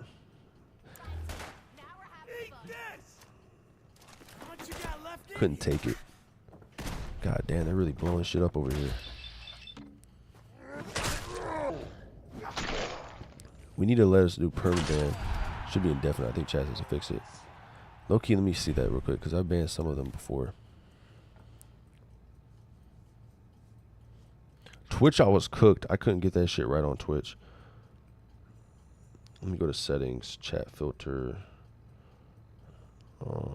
community moderation, live chat, participant mode, anyone, message delay, none. Set a time limit between messages. No, there's never gonna be a time limit. Blocked words. Okay, I could do blocked words. Stream overlay. I don't know if I could do permanent bans on here. If I can, I can. Return stream overlay. Overlay. Because, I mean, bro, I'm not going to lie. If you even just say it, it's just like, I don't even think that's something. I don't think that's something we just say. Like, I don't say overlay at all, bro. I mean, in CapCut, I use overlay to do this shit. Like, if I have to make a video with text, I do it like that. Yeah, bro, I did call this. I was like, dude, there's no way, bro. Who can send messages? Okay. This actually might make sense, though, because I don't think they're subscribed. Should I do anyone, subscribers, members, live commentary?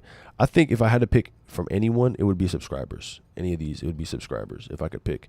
That could get rid. That's how I got rid of them last time, was doing followers only, because it's like, well, whoop-de-doo, now you got to fucking follow me.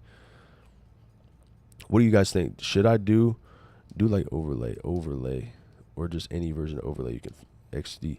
Bro, you know what's bad? Is that I just banned it right now, and you just said that.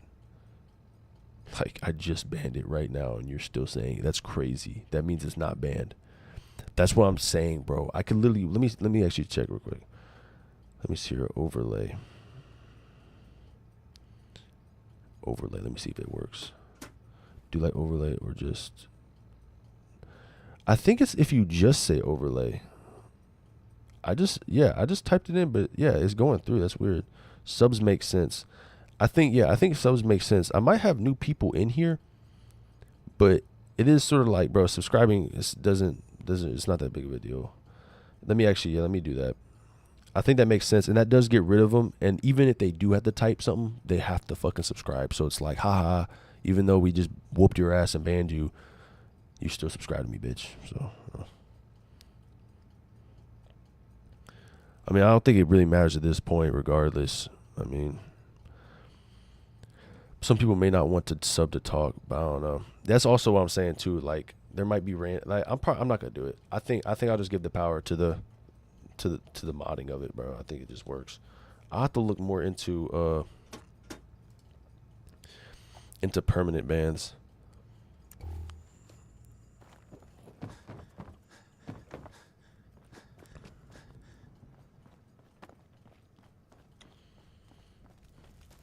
I need to add more words too, because I'm not gonna lie, I do not want like crazy shit being said. There'd be that one dude, I remember he just kept saying the most off the wall shit. And it was just like, what the fuck? Oh yeah, let me get out of my browser. I had my song loaded up where, before you got here, Eco, I had my song loaded up where I had like something in it, and I was trying to show Greg. I'm gonna load out of that.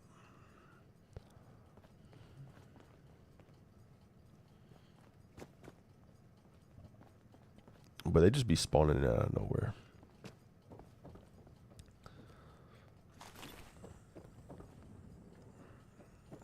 I wonder how people make profit off of that shit. I don't get it. Like, you have to have like, Hey, cause like I've banned Nanny at least 3 times. over here. Yeah, bro, you really, yeah, I think you have. That's what I'm saying. That's why I knew Nandy off rip. Like, I was like, yeah, Nandy, yeah, I've seen that before. Like, I know that was definitely someone that's been an issue. It's also sort of funny though to just like figure it out and then y'all just basically step on their necks type shit. It's like, yep, get your ass out of here. And it's just,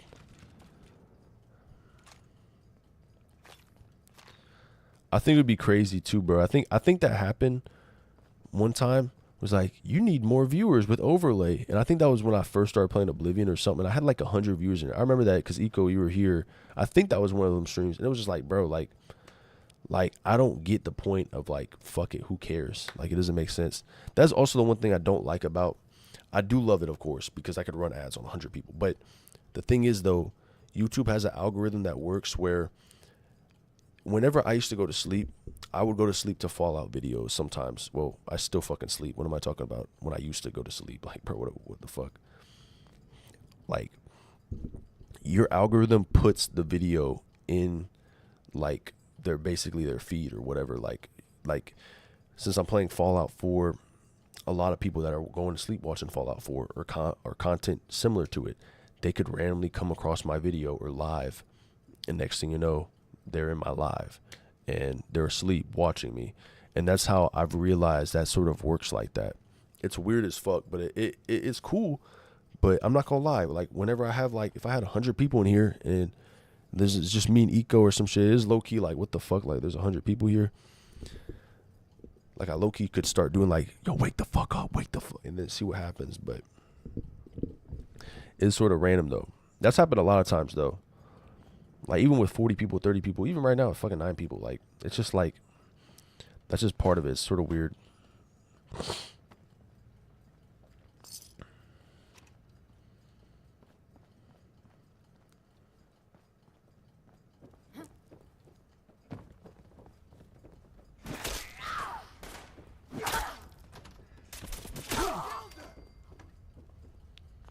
You killed him. Bro, I cannot wait for Fallout Season 2 to come out. That's going to be the craziest shit ever.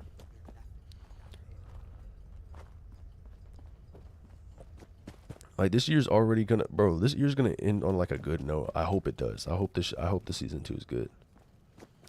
But it should end on a good-ass note. Turn on ear. No, I probably fucking will. I'm not going to lie.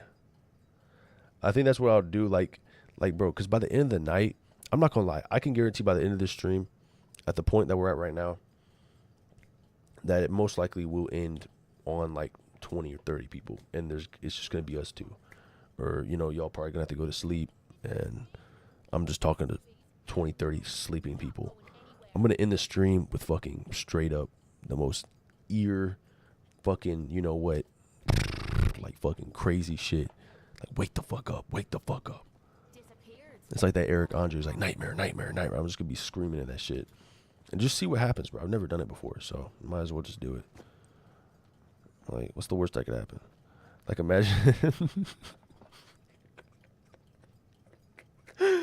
Bro.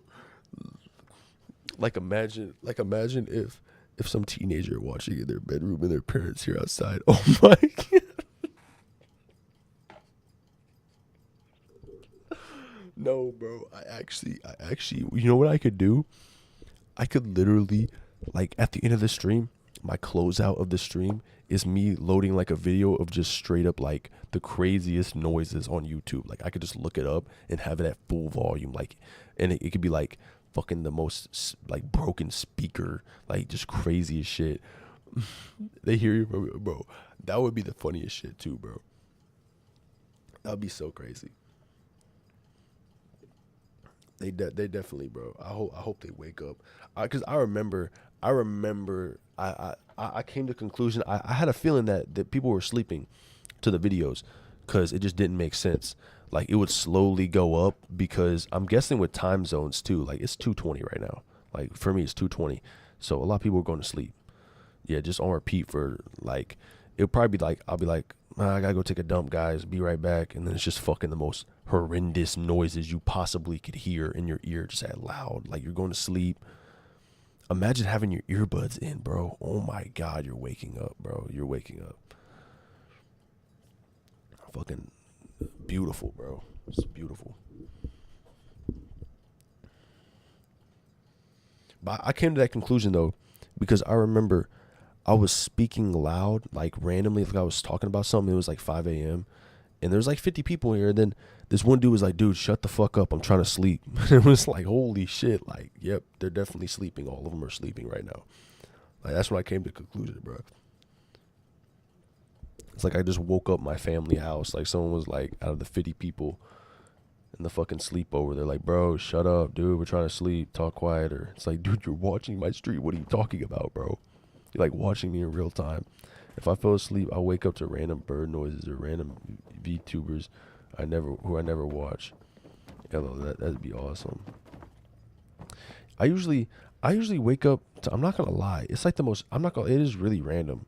I'll go to bed to like some Fallout lore videos or something. I don't do it anymore because I have a whole green screen behind me, and I sort of like to sleep now with nothing on, because I go to bed at like fucking 6 a.m. now, 7 a.m. So it's like, it's already daylight outside. Like I sort of gotta like find a way to sleep. But I'd wake up to fucking SpongeBob like 24-hour videos, like live videos, or Family Guy scene. It's like, what the fuck? Like it'd be like the most craziest shit. I could wait all day for you to show yourself. Hilarious, especially like some crazy ass scary alien noises. Yeah, bro, I'd probably just play straight up.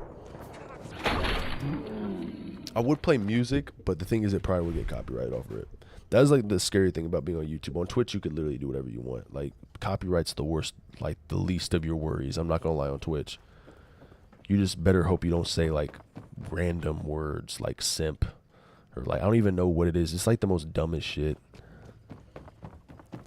You say something out of context and you get banned. It's like, oh my God. Like, dude, I couldn't imagine getting banned for like 3 weeks because I fucking said like poopy pants or some shit. I don't even know. Of course, there is some words I understand. I think that goes for every account though. Anything except for Kick. Kick is like fucking let it all out. Got it.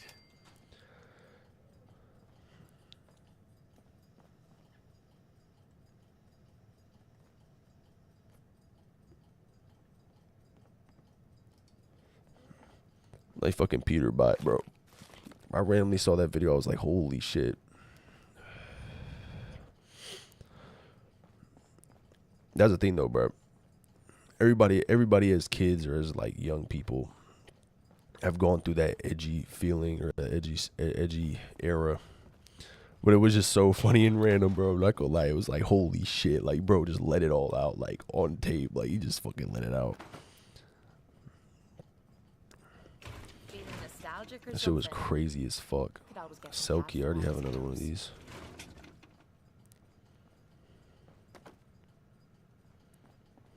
I done wipe this place clean. I'm out.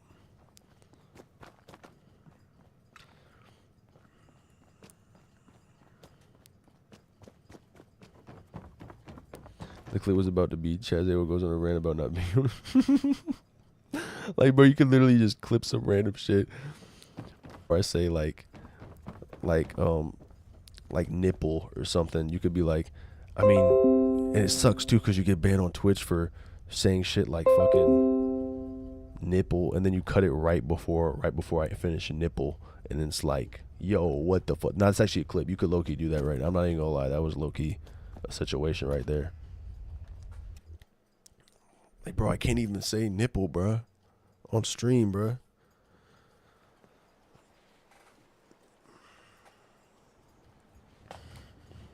That shit would be crazy. I have this one friend though, I'm not gonna lie. And that's the thing, where we grow up, like all of our friends are like multicultural. So like we used to grow up and just say the most craziest shit. Like, I'm not gonna lie, like we used to say crazy shit. And like in the past like 4 years, I literally built my way out of that. And one of my friends is still in it, so I could never bring him on stream. He's fucking I love him. He's probably watching this stream to sleep right now. Landon, are you here? Landon. I mean, he doesn't say he does like all my friends grow out of that shit, bro. But he's the only friend that he will randomly say the most craziest shit you possibly could hear. And it's like, yeah, I don't want him to be around this. Like, I don't want him to be around this shit, bro. I'm not gonna lie.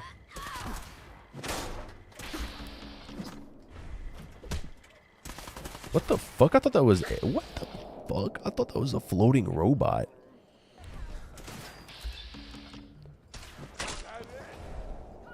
There could be... I'm not gonna lie, bro. I think if I did have to make a clip, like random... If I had to make clips of myself, I could do Chazawol out of context 10 minutes. Because there'll really be the most randomest shit I'll be talking about out of nowhere. And it'd be like the most horrendous shit I possibly could think about. Like, I'm not gonna lie. It'd be really random. That's the one thing about me, bro. I don't go back and watch my streams. I just press gas and go. I don't really have time to fucking go back and rewatch them and like make a funniest moments at all. The good news is though, it's not like Twitch and they're not like disappeared in the dust. They're like all here for you to see. So I mean, if I really had to, like in the future, and I was like off, well, I'm probably gonna be off for a week, but I have videos planned out for the whole week that I'm off because I'm going on vacation. I need to know what I need to do though. I'm not gonna lie. While I'm on vacation, I'm not gonna bring my PS5 with me. It's Eddie with the mechanical Sith body attachment. Yeah, that was just so weird though to see that. I have like turrets at home sometimes. Like I'll just say some random off the wall shit like doo-doo stains or something, LOL. Yeah, bro, I'm not gonna lie. I think it's because I have ADHD, but I'd be just saying crazy shit. Like, it's really crazy shit, bro. Like, I'm not gonna lie.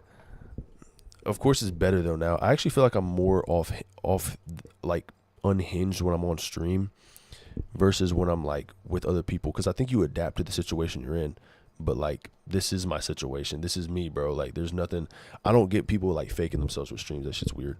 Or, like, putting on a smile, like, this is what we're going to do today stream. Oh, my God. I bought 75% of my viewers. And I make $10 million and I can't pay for the Africa house. No, I'm just playing.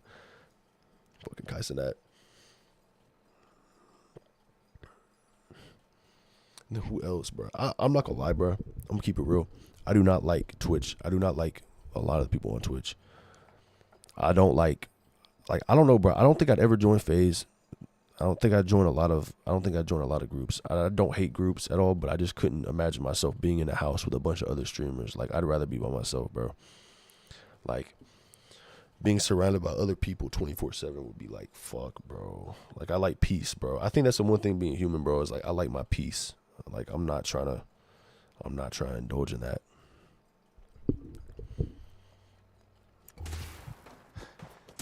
Holy shit, this dude, no, this dude cannot kill me. This dude cannot kill me. But I'm not gonna lie though, I should go back whenever I'm off for a week. I'm not gonna bring my PS5 or PS4 or anything. I'm gonna probably just hop on, send you a video to turn on at the end of your stream. 10 hours. Like, what is it? Let me get out of Steam real quick. No, I'm not gonna lie. I just remember that one time I was looking at Liam Neeson like pee pants compilation, and I randomly came across a horse penis. Like, it was the craziest shit I've ever seen. Doo-doo farce. Bro. I'm definitely gonna fucking play that at the end of my stream, bro. I'm not gonna lie. I already have to listen. I already know damn well I'm gonna probably play that shit. It's perfect. It's the best birthday present anybody could ever give me. I'm not gonna lie. doo-doo fart sounds 10 hours, bro. Fucking shit. Holy shit, this thing's gonna kill me. My AP is horrible. God damn, Kate, are you fucking dead or something? Come on, help me. Hell yeah, stupid bitch. What the fuck, corpse piss? Yeah, bro, it was the most randomest shit, bro. I promise, bro. I remember it was because Ego was talking about, I think it was like Liam Neeson was the voice actor for the dad in Fallout 3. And I was like, oh, I didn't know that, Liam. And then I looked him up, and then it had pee pants. Like, he was just like a whole compilation of pictures of him basically with like his pants, like he pissed his pants. It was like so weird. And he was just like with fans, smiling, thumbs up, with like his pants were drenched in pee, like in his crotch. It was weird. And then one time I like clicked one of them, and I was like, holy shit, let me see more of these. And then the first thing that popped up on the top was a fucking horse penis peeing. Like, it was a fucking horse's penis, and it was like piss coming out of it. It was like the most craziest shit. I was lucky enough that I like left it quick enough, but I didn't notice it. It was still there for like 5 seconds, and I was like, oh shit. And then like I went back and deleted it. It was definitely a scary moment though, because back then, bro, I had no idea how the rules work, and I deadass thought it was over with for me. That was deadass part of the scariest shit that I like, because I was like, bro, I'm really gonna get banned for fucking accidentally clicking a website with a horse penis on it, bro. I was so scared, bro. I was like, there's no way this is gonna happen to me, bro. Like, there's no fucking way, bro.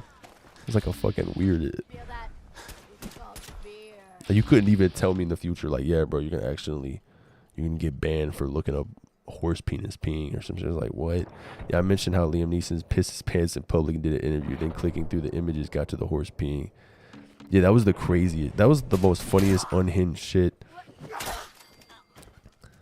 Like, it's just so funny too that like I did not realize how many, like, he really was peeing his pants. I don't know if that's real though.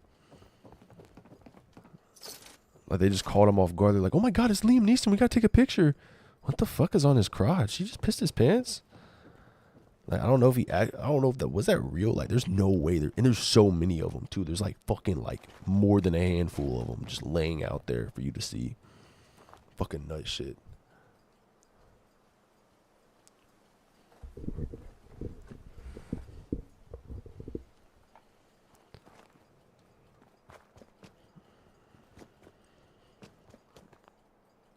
When's your B-Day? My B-Day is January 7th. I have yet to stream on my B-Day because I started streaming like consistently at least in like February. I streamed Fallout New Vegas all of February, I think. I streamed Oblivion at the end of January. My birthday is January 7th though, so I have a very long time before it's my birthday. It's going to be weird. I'm not going to lie. I'm not looking forward to my birthday. I'm not looking forward to any more birthdays. Like, I don't know why, bro. I just don't look forward to birthdays anymore, bro. I deadass hate birthdays. Like, they like piss me off. I think, like, my friend just turned 21. Because I'm 22, bro. Like, he's 21, I'm 22. And I remember he told me, bro, when he turned 21, he was like, bro, I hate. Yours is the day before me? What the fuck? It's crazy as shit. Dude, it's weird. I know a lot of people with birthdays that are like dead ass like 2 days before me, 2 days after. I even have it tatted on me. I have it 173 because it's January 7th, 2003. But yeah, it just pisses me off, bro, nowadays when I have a birthday. Because, bro, I'm not gonna lie, bro, my next birthday is gonna piss me off. Like, last birthday already pissed me off a lot because it's like, bro, 22, like, fuck, bro, like, oh my god. And then 23, yeah, bro, that's what I'm saying, bro. Birthdays used to be cool when I'm like younger. I'm like, oh yeah, I'm 15, 14 now, 13, hell yeah. But like now I'm like, I'm about to be fucking 23, bro. Like, fuck. Like, I'm not gonna lie, it's probably gonna be the most depressing experience in my goddamn life until I'm 24. Like, I'm not gonna lie, bro. Like it's actually a fear of mine to just like, but it's part of life though. You get older, but I just don't want to think about it. I don't even celebrate it. Like, I don't want birthday gifts. I remember my friend though, he was like, he actually, I think it finally hit him. Like, when he turned 21, he was like depressed. He was like, at first he was hyped up. He was like, I finally get to buy alcohol. Hell yeah, hell yeah. And then like, I called him like in this fucking bathroom, and he was like sitting, and I was like, "Are you okay, bro?" And he was like, "No, bro, I'm sad. I'm 21 now, bro. Shit sucks." I was born in 1988. You're making me feel so old, bro. I'm 28 right now, fam. That's the thing. I think it's just the feeling of it, bro. Like at the end of the day, it's like, I think the new generation too. It's like it's weird. You're 37. That's not that old. It's just a feeling because the people that are like, I don't know how to explain. It's like weird. Like back then, 22 and being in your 30s, it wasn't that big of a deal. It was like, oh, we're grown as adults, but like nowadays, it's like once you're 20, you're unk, and like once you're 30, you're ancient history. It's like weird. I don't get it. Like, I know people that are 50, 60, 70, 80, and it's like, that shit does not matter. But it's just I don't know. I hate that shit though. The only thing that reminds me though is like how long ago it was since high school. Like it's been 4 years, and it definitely is like it. I'm not gonna lie. I can't sit here and be like it feels like it's been such a quick ass time. It really feels weird. It feels like a long, like dream, like a fever dream or some shit. Like I'm not gonna lie, bro. Like I know it's just when you said you were born 2003, it makes you feel old. You know what's crazy? My manager told me that too the other day, because he's 28 as well. He's 28 like you, Eco, and I think he was born 1996. I'm pretty sure, or 1997. I don't know. And I remember though he was like telling me that he was like, "Damn, bro, 2003, you make me feel old." I'm not gonna lie. I feel old just from the opposite of that. Because I remember looking up the people that were 1997, 1996, and they were like fucking 17, 18, and that makes me feel old. Like, that makes me feel weird.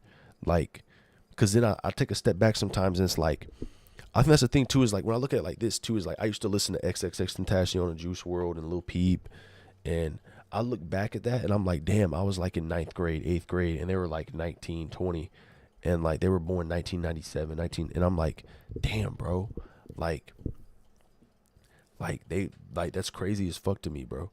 Cause it makes me feel old because I'm their age at this point, or I'm like a little older than them, and that pisses me the fuck off. I'm not gonna lie, I started getting depressed once I turned 20 though. I think 20 was the weirdest feeling I ever felt. I think honestly, once that big zero hits any age, like it's inevitable, bro. When you turn 20, you're gonna feel old. When you turn 30, you're going to feel old. When you turn 40, you're going to feel old. 50, old. 60, old. 70. It just changes the whole aspect of everything. But maybe you should taking a step back and looking at it as like, how many days have you lived?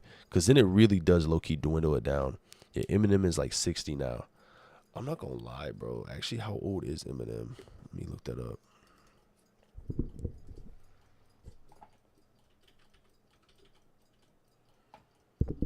Eminem is like 52, but that is crazy though. A lot of rappers are getting older. I like high school. You were alive for September? Yeah, I was not. I'm socially awkward, so I don't really miss high school. I wasn't alive for much. I'm not gonna lie. I was in school for COVID though, which was weird. That's like the one thing I was alive for was like I was like in 11th grade and COVID hit.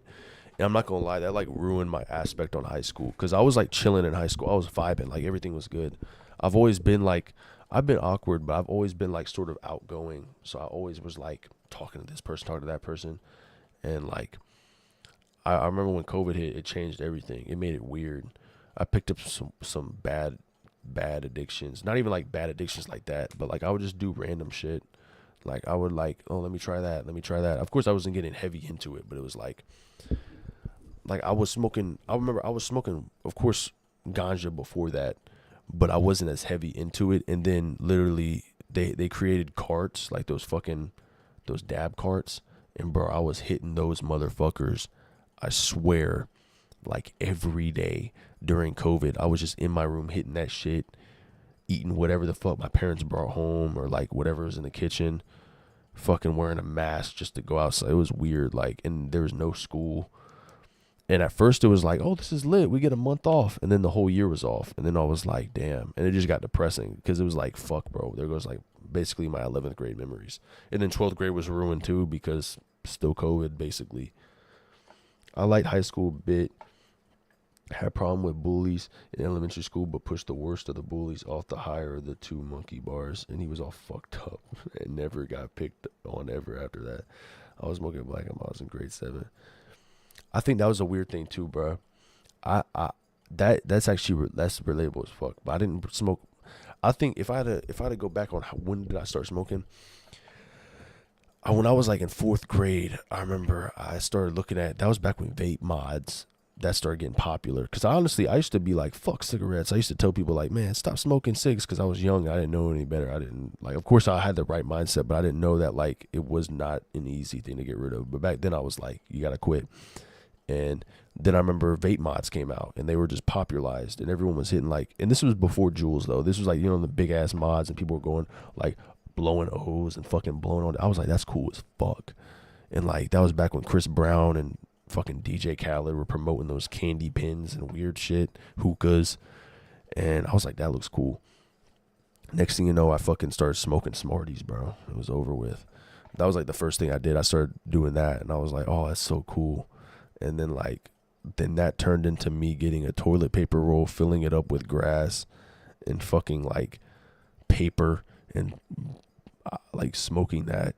And then when I was like in 6th grade, me and my boy Caden would be in the front porch and his sister used to smoke cigs. So we used to smoke what was left of her cigs for the fuck of it. Well, we wouldn't inhale it. We would just fucking do it for the smoke.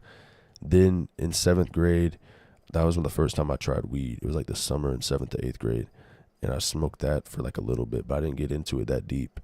And then 9th grade, I started smoking black and milds and gars. And I used to get really buzzed off gars, bro. I'm not going to lie. Gars were like, I thought I was high when I first did that because I was like buzzed as shit. I'm just joking, LOL. I've only smoked one time, and it was after I got into a gunfight. I made a crazy getaway and blew my transmission down the side of a mountain, smoking wet Smarties. Yeah, bro. That was back when Smarties were like, I don't know, that was something with us kids, bro. Back then, like, because you can't smoke them, like, you can't light them, but you crush them up, like, in the packet that they're in, and you crush them up, and then you leave, like, some of the solid part in it, and then you, like, puff it in and puff it out, and it just comes out like dust. Like, it's like the Smartie dust. And then you taste the Smartie, like, ooh, it tastes good.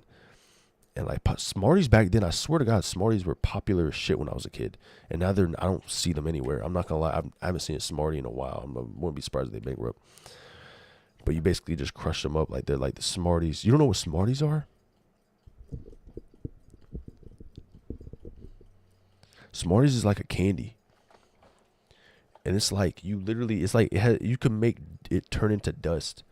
And I remember we used to do that all the time. And then also, I think in 6th grade, it was 6th grade, that's why I first did a vape. Like, my friends had a vape mod, so that was before I did any of that shit. Yeah, me and my friends were camping, and some motherfuckers shined bright ass lights on us and walked up to us holding guns. So we grabbed the guns from them, and damn. Now I'm shooting at them, and when we got to the bottom, we wiped the gun and threw it in the bush. Holy shit. That's a crazy ass story. That's like some supernatural shit, bro. It's like you're in the middle of the woods and the motherfuckers just pull up and you drop the gun and shit and put it you threw it in the bush. That's crazy.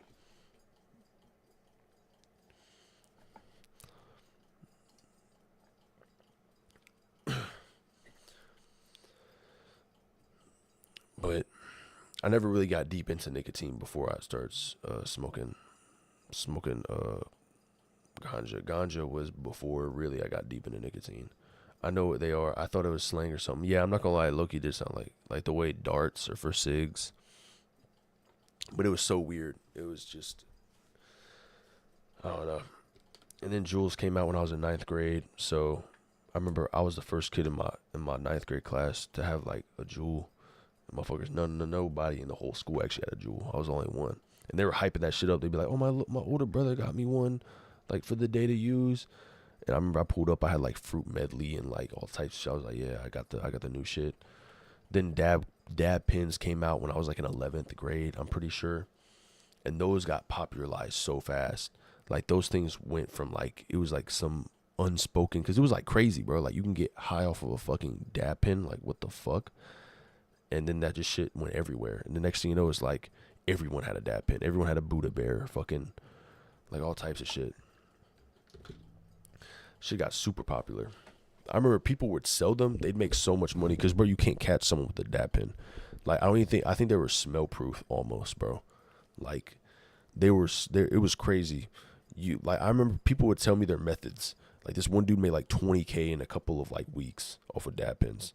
Like, cause he would basically, what he would do is he would sell them in bulk. He would get them for $20 for like 40 of them. And then he'd resell those and like split them in half in bulk and resell those for like $40 for fucking 40 each, basically. So he made double the profit of what he spent on it. Just like that. And then he'd flip them and do the same thing here, do the same thing there. It was so weird. People were addicted with selling that type of shit. But it was stupid as fuck because it's like you're driving around doing it. So then it's like, are you really making money? You're spending money on your gas, your car, all types of shit. It's cool though.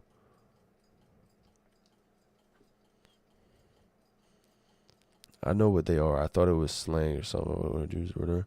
I'm not even looking at that, Greg. You know what you know what I'm looking at. I'm looking at that one right there. What's up, Luke 25? How you doing, man? I'm not even gonna say what I'm thinking. This is just something that, you know what I'm saying? This is just so random, but it's like I could tell I could tell. I could bet some money right now. I could win some money right now with what I'm thinking.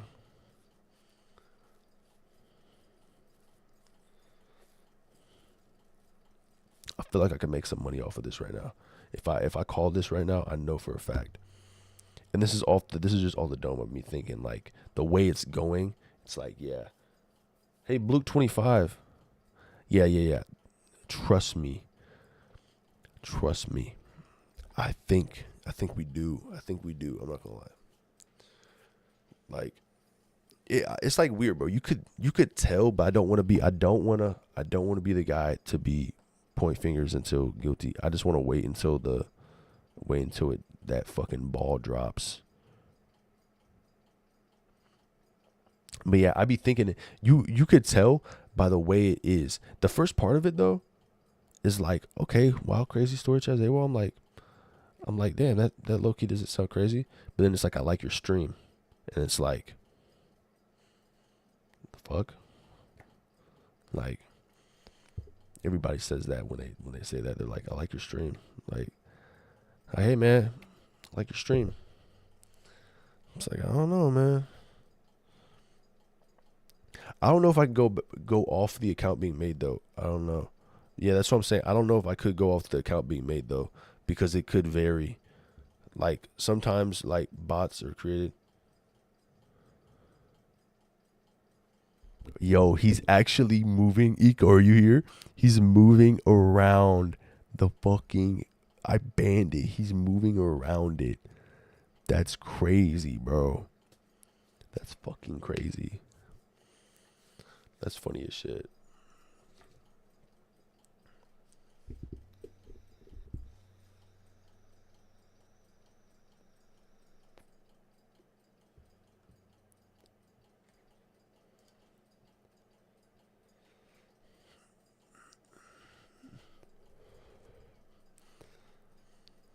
What if he's like, bye, peace out to you, bro? What if he just like fucking like, he just randomly like takes over the stream and he's like fucking like, now I'm him, and he's like fucking promoting his like stream overlay business or something. I don't even know, bro. Hypothetically. That's some crazy shit though. I swear to God, I call that every time, bro. I could just tell. It's like I could read that shit and just be like, yeah, that dude he's definitely on that timing. There's no way he's not. Every time, they're always on that timing, bro.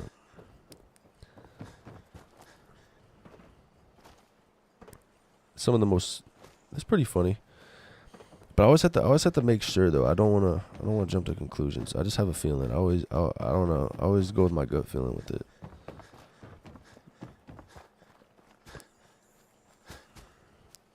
Like I've been on the internet more than I ever have been in my life in the past like 7 months.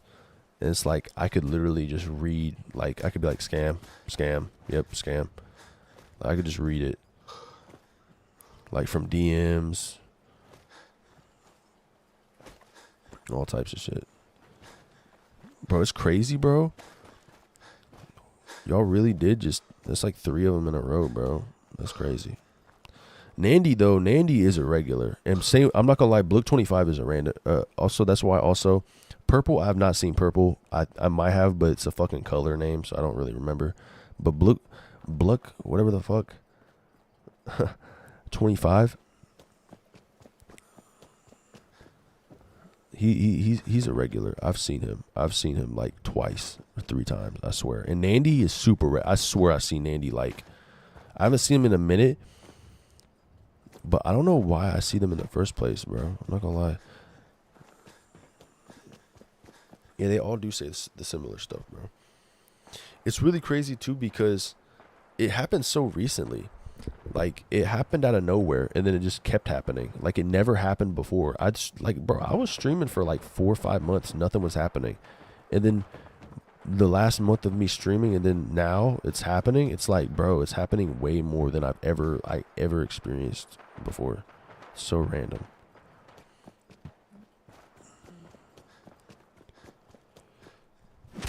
Oh my god, that's gonna fucking blow up. Ah, me arm. Holy oh my gosh. That just scared me.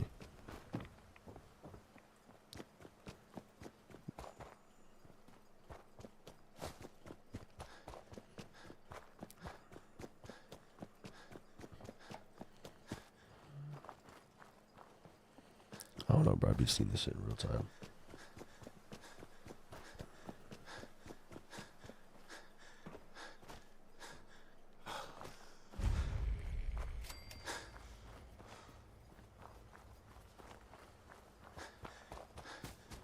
County Crossing.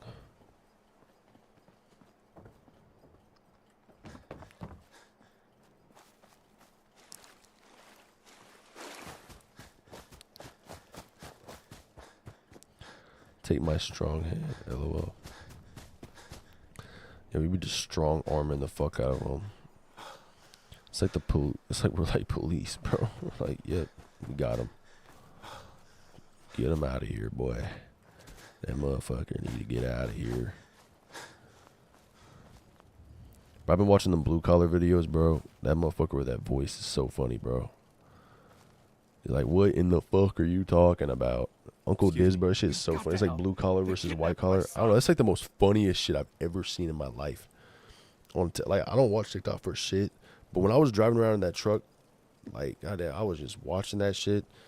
It took over my, like I don't know, bro. Now my whole feed is blue collar versus white collar. I can't even say what he be saying, bro. He be saying the craziest shit.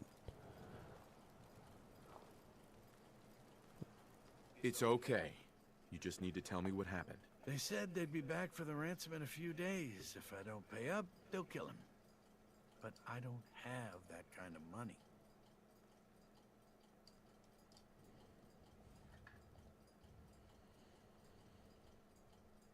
I'll teach those bastards a lesson they'll never forget. We asked the Minutemen for help, but I didn't really think anyone would come.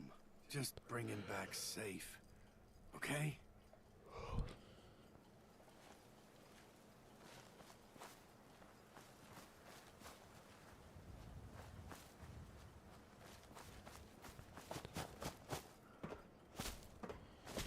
I'd make this part right here, the chat, smaller. Because when I do shorts, it has to like match this little area right here because the YouTube button is where it ends and I have to make it perfect. Not gonna lie, your character look goofy as fuck. Yeah, no, it sort of does. It's like a, what does he look like? It's like a cowboy with long hair. Loki need to go by the barber and change his hair up. they just don't have, like, I don't know, their hair packs aren't really my speed. I had different.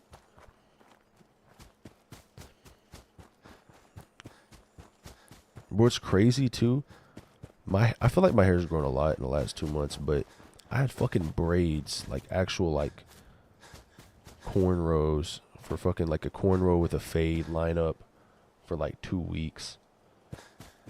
And I was gonna hop on stream too with them on, but I never did. I'll probably do it during December. I've been thinking, cause it's like, bro, I'm just growing out I'm wolfing my hair out all the way. I'm just like, fuck it. My hair is curly, but it's not like curly. It's like loose curls. So I'm like, let me get some braids.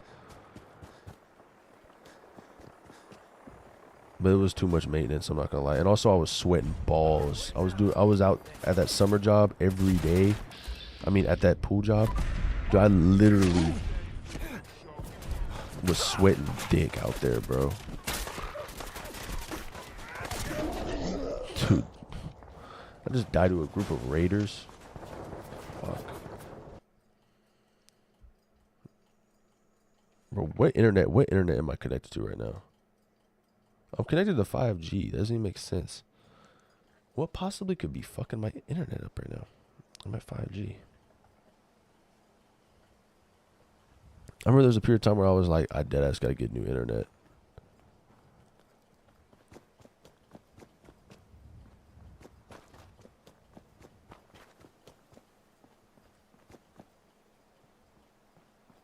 I'm not gonna lie. I think I already was in there. Yeah. Okay, I was already in there. Cause I should have already leveled up. All right.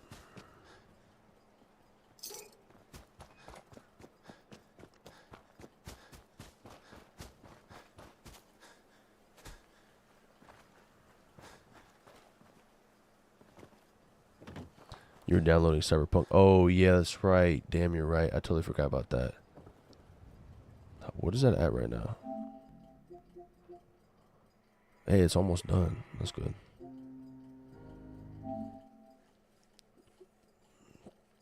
I might play that on Friday. I'm not gonna lie.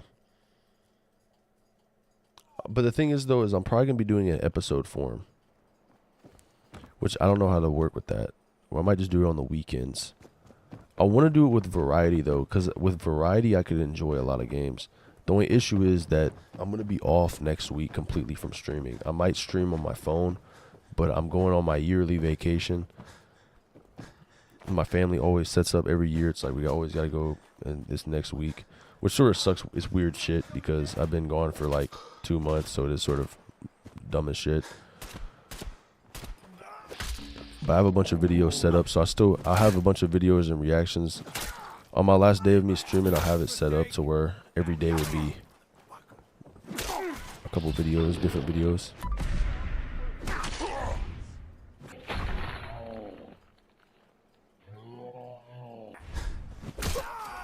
Alright, that dude's out of here.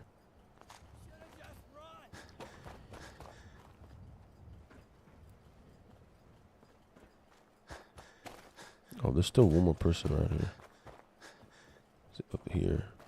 Where are you going for vacation? I'm gonna be going to Hilton Head Island in South Carolina. I never leave my state for vacation because honestly, I do love South. That's the thing. I love South Carolina because there's a bunch of beaches. Like I can go to Charleston, I can go to Hilton Head Island or Myrtle Beach. Like we have 3 beaches to choose from. Like well, those are like the 3 known ones. I'm pretty sure. But I go to Hilton Head Island every year, and I think it might even get passed down to me. It's not really expensive, but it's been in my family since like my grandma. My grandma bought it when she was like in her 50s. So it's been around since the 80s. Like it's crazy. And it passed down to my dad, and then it's probably gonna pass down to me too. I'm gonna definitely go in every time. But I will go live on my phone for I don't know how long, but I'll just do random vlogs like. But I'm gonna have a bunch of reactions and regular videos planned because I could schedule them out throughout the week. Like I'll do like 3 a day. I always have to react to 15. Nah, I actually have to react to like 30 videos. I wanted to go down to California. Okay, I'm not dying. I wanted to go down to California, just drive down there, but I am worried I would be arrested going into the country. Nice, man. I hope you enjoy yourself. Hell yeah. Because if they had any sort of file on me, they would know I hate German stuff. So they are randomly arresting Canadians for dumb shit. This is a drug den you're in now. Hell yeah. Held a woman in jail for 3 months for literally no reason. Then just let her go all of a sudden. Bro, California is cool, but I couldn't live in California, bro. That's the thing is when I went to San Francisco, like I realized how broke I was. Like in my state, damn, I gotta get some coffee or some shit. I mean, I'm gonna slump out like. Actually, no, I don't know how this live's gonna go. I might stay on till late, but I just need something to drink.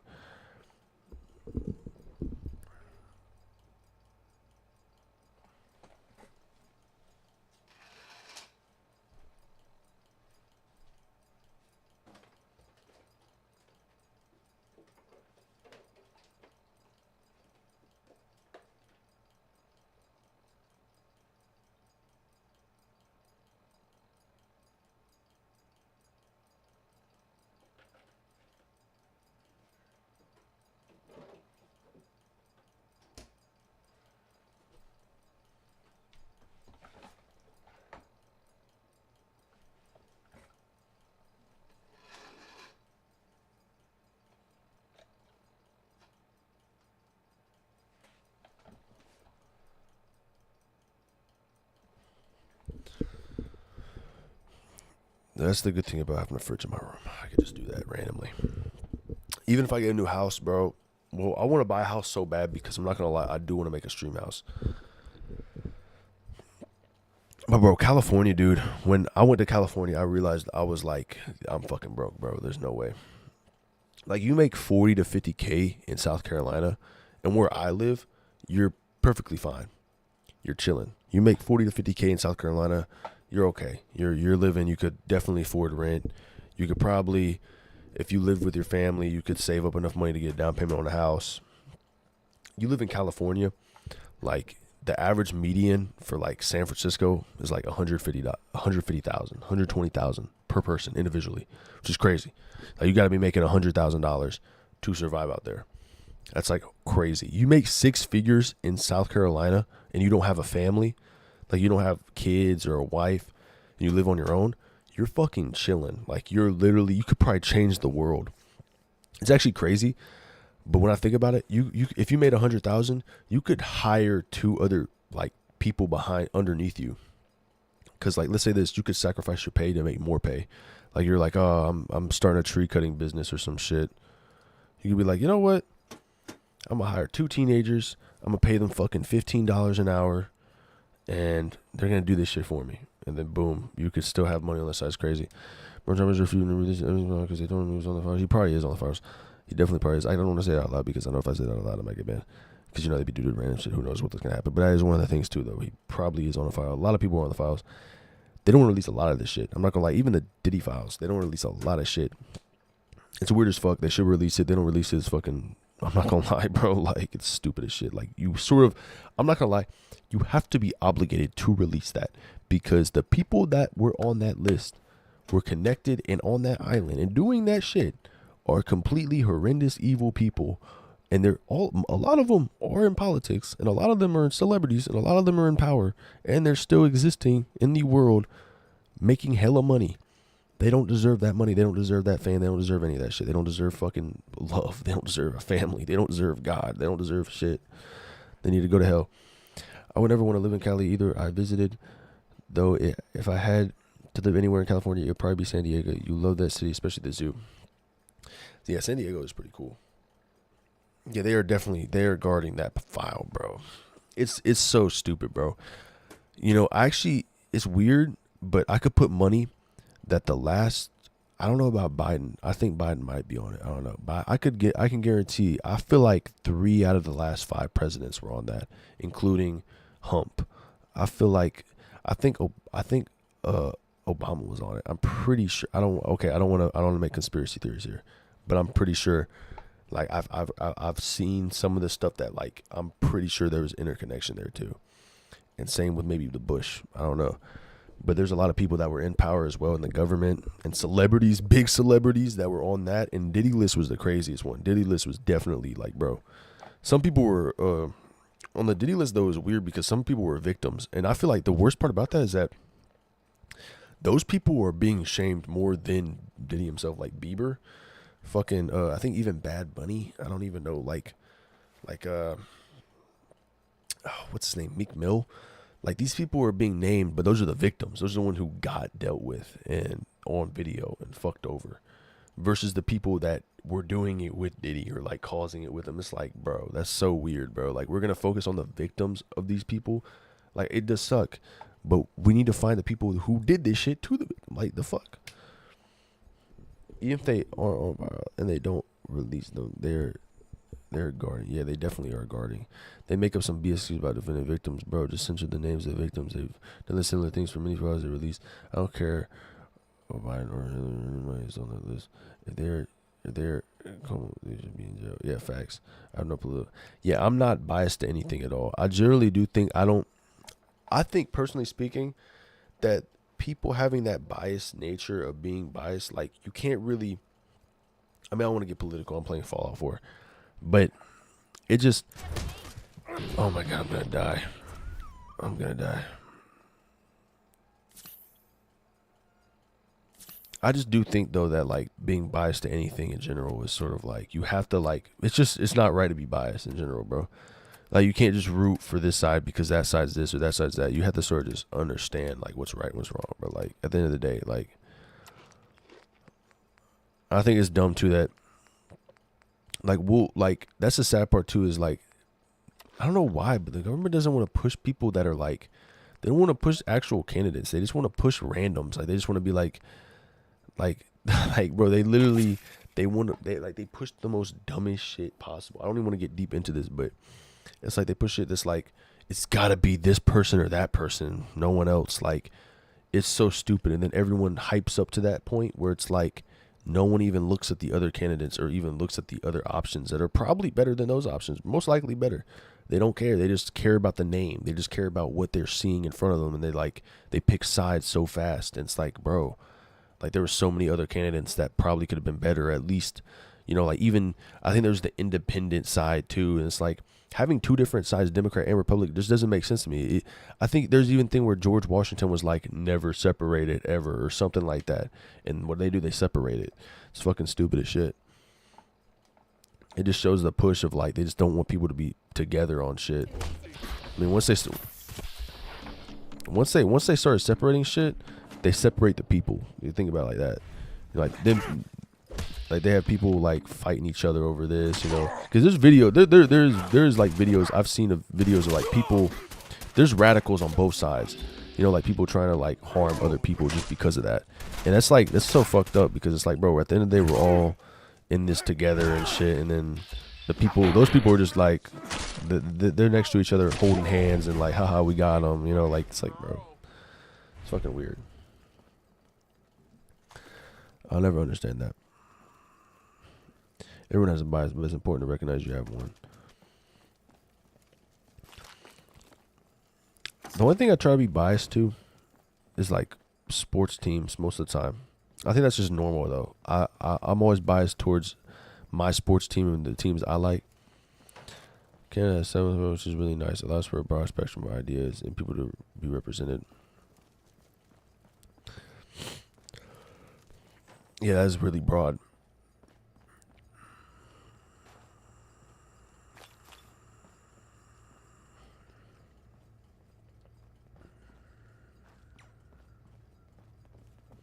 Oh, Charlestown. That's like Charleston.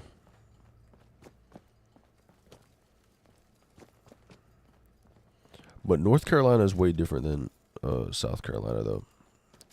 Like, North Carolina has way more cities. Like, South Carolina is like the place you go to the beach, basically. Like, there's a lot of beaches.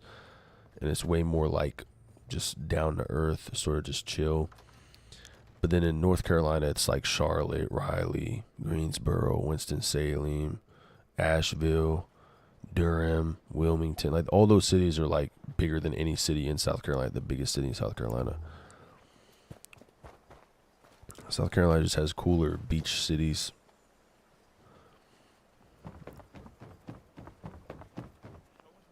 Let me actually quick save. I do not want to lose any of this.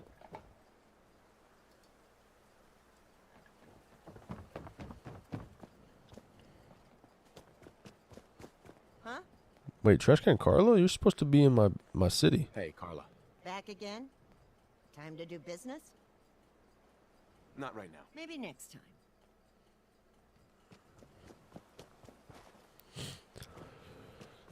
Oh, Eco, do you live near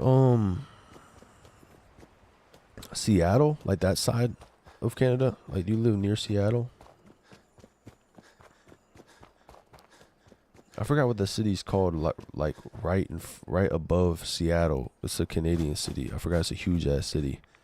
And there's Vancouver. Do you live near Vancouver?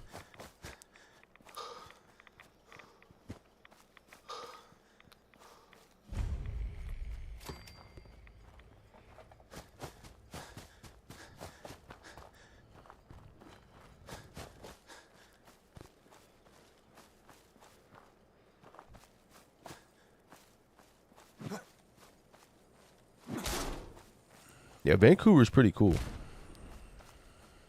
I'm in Maryland, right outside of Baltimore.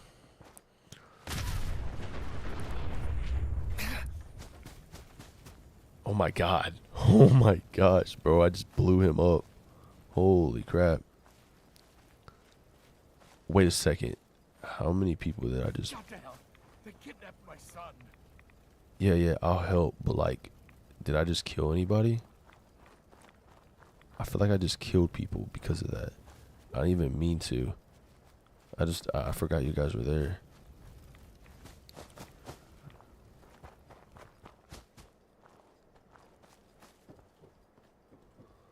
No, that should be good. Oh, 2-hour drive from Vancouver is pretty cool. I'm not gonna lie. Vancouver is really cool.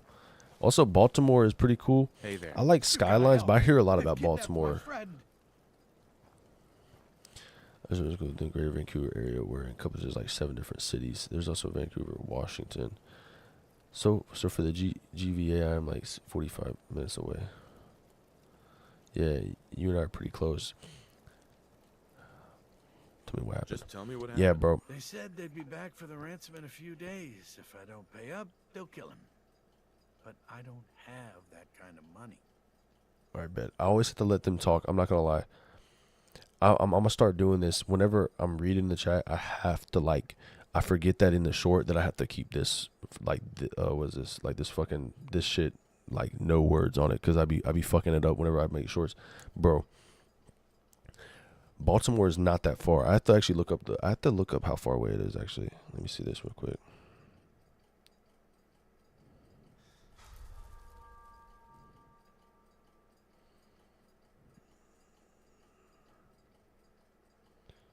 Baltimore. Well, actually, I could look it up right now on maps. I try to look it up on my thing, but it's set in North Carolina.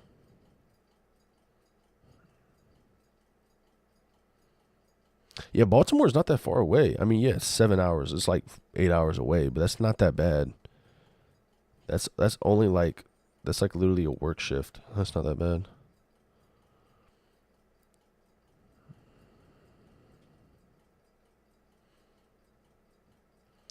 Maryland is it's a small place, but Maryland has a lot going on though. Maryland has literally Washington, and it has fucking Baltimore.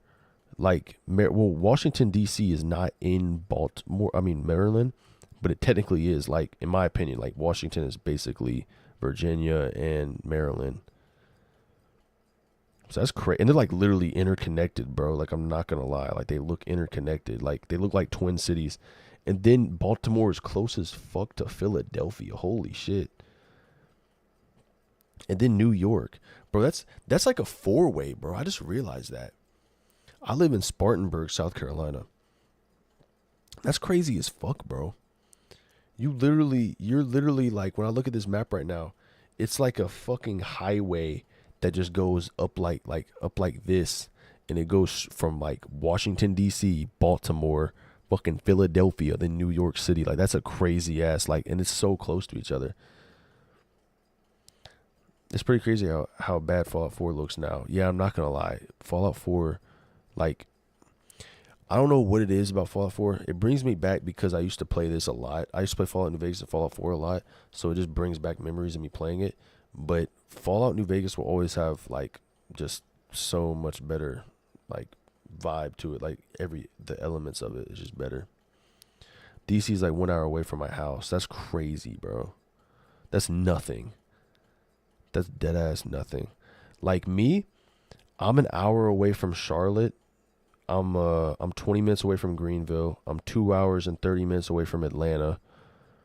I'm 1 hour away from Asheville. 3 hours away from Knoxville. I'm 1 hour away from Columbia. I'm really like the two big cities I'm close to. Atlanta is like 3 hours away from me, and Charlotte is 1 hour. Charlotte's like close as fuck. Like I go to Charlotte like literally. I go to Charlotte probably.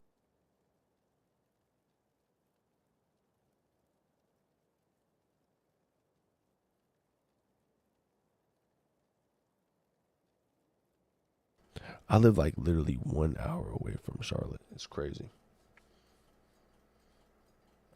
I mean, it's not that far away though. But I don't live in no big city though. That's the thing. I think where you live is like one of the craziest areas because I've actually heard about that where it's like you keep going down that road. You go from Washington all the way to Boston. It's like interconnected with like a whole bunch of cities. Like even Newark or whatever. There's so much to do in DC and in Baltimore. The zoo in DC is the shit, and the Baltimore Aquarium is awesome. Yeah, Baltimore is pretty fire. I always hear a lot about Baltimore though, from like I don't know. They always like. Yeah, the humans do look pretty bad. Like that's the one thing that they have that they make a big deal about is like, oh yeah, we got good graphics, but it just doesn't feel right. Like it just doesn't. Don't worry. I'll get him back. We asked the Minutemen for help, but I didn't really think anyone would come. Just bring him back safe, okay? Fallout New Vegas, Fallout 3 has more grounded, realistic feel. Yeah, they really do. I don't know, bro. Fallout 3, if they remaster Fallout 3, it has to have the same green sky. Like, everything has to be damn near the same, bro. I'm not going to lie. Baltimore is dangerous as fuck, too. Yeah, that's what I was about to say. I remember, like, when I look up, like, every time I hear anything about Baltimore, it's like one of the most dangerous cities in, like, the United States or something. I usually have all my companions and stuff in full power armor. Surprised you don't have Kate in armor. Low-key, I need to do that. This dog hasn't even hit on me yet.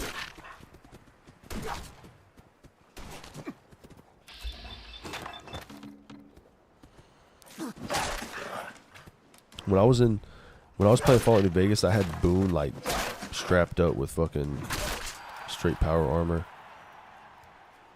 I haven't tried it yet on here. Oh damn, that's nice.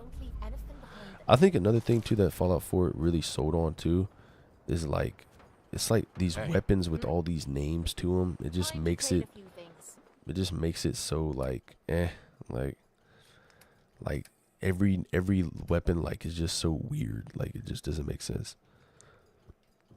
Like there'd be some cool ass weapons, but it just is stupid as shit. Like blazing pole hook. Like, get the fuck out of here, bro.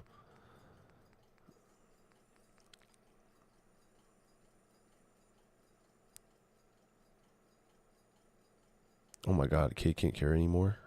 What the fuck? Oh my god, what am I gonna do? What am I gonna do?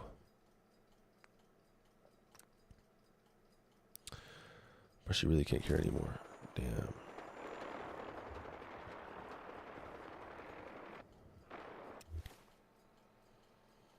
Yeah, I'm not gonna lie. Yeah, everything about Baltimore on the news is pretty negative, bro. If I look up, I guarantee if I look up Baltimore right now, like on YouTube. Oh my gosh. Oh my God. Let me actually. That's actually something to do. Let me go over to Google real quick. Let's just see what happens when I look up Baltimore.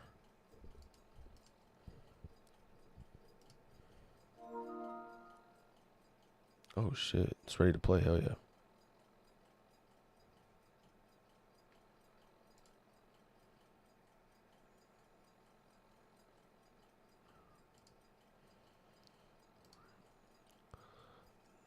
The saw swords look stupid as fuck. I mean, wow. Yeah, I never really use them. I don't think I even, like, I tried my best not to use assault rifles. I'm more of a melee person just because, and I've always done super sledge or power fist. Let's see what happens when I look up Baltimore.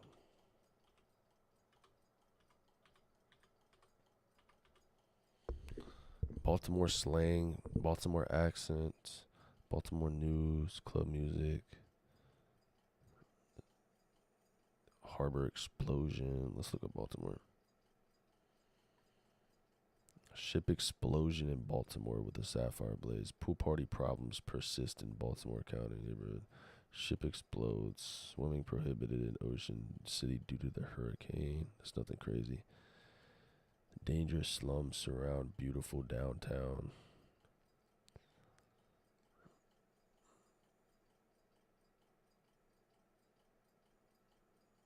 Cool front.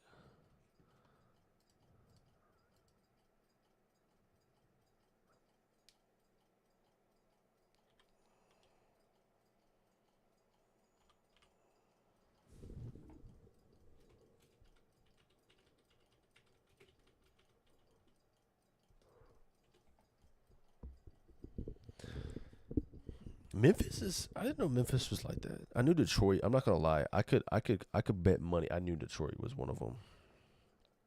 I didn't know Memphis was built like that though. Get the fast travel over encumbered perk. Yeah, I had that before, but I think I could take Psycho and then use it. I'm pretty sure.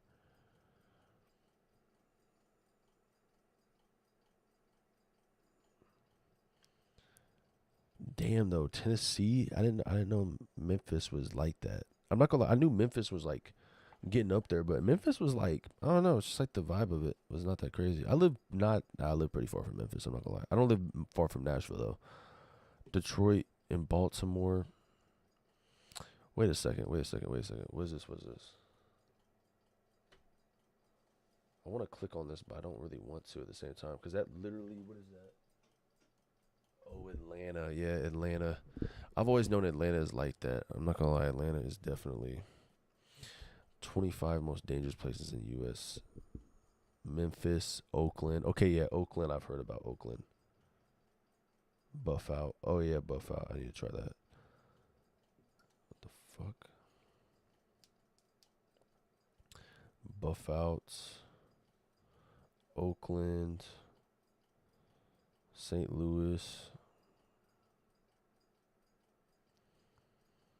There be some crazy shit. Baltimore, of course, Baltimore, yeah.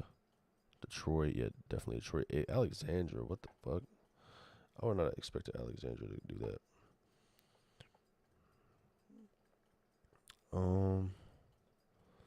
Cleveland, New Orleans, Monroe.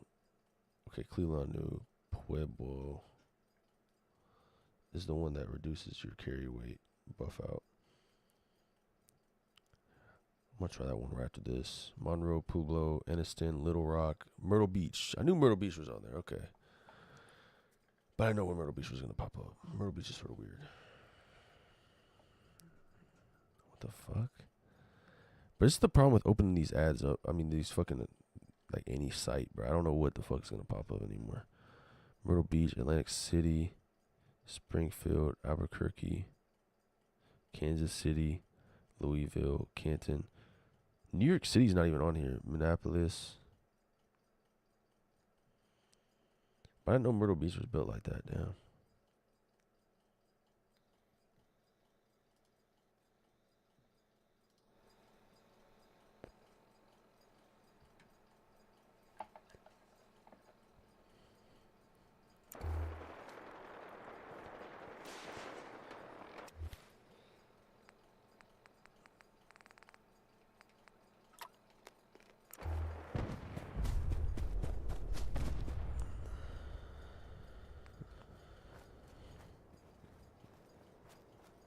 All right, because I have an idea. I'm gonna go over to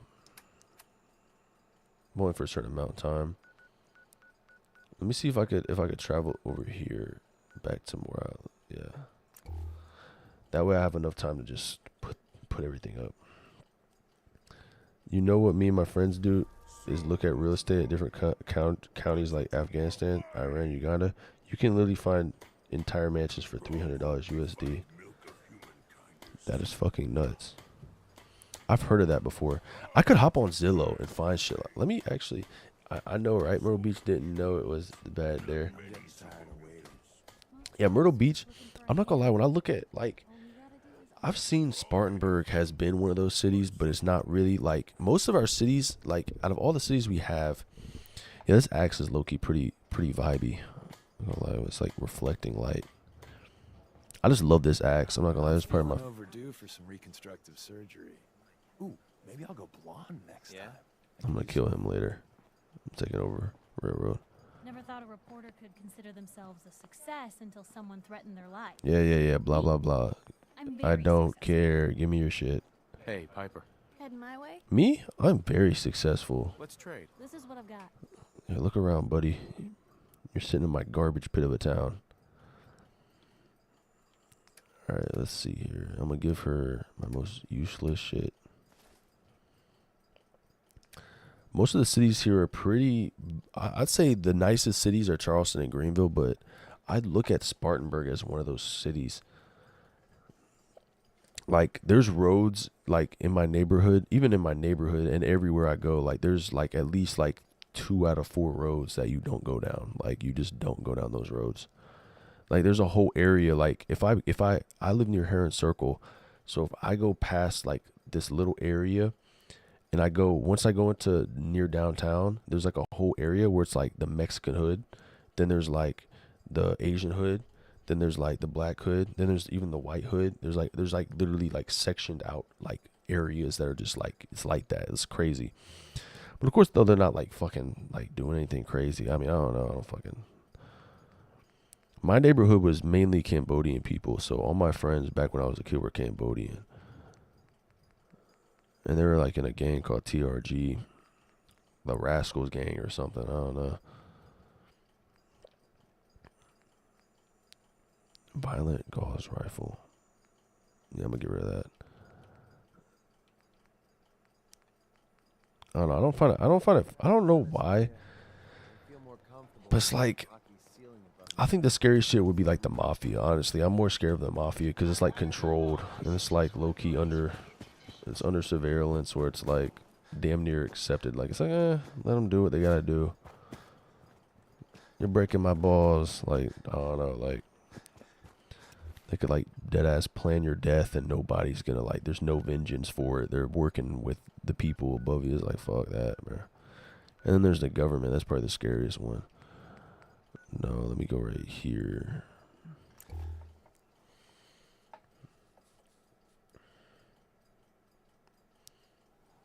Chaz, yeah, there are these hoods you don't go into. Like there's this Mexican hood and an Asian hood. It's like weird though. It is sectioned off though. It's like weird as fuck.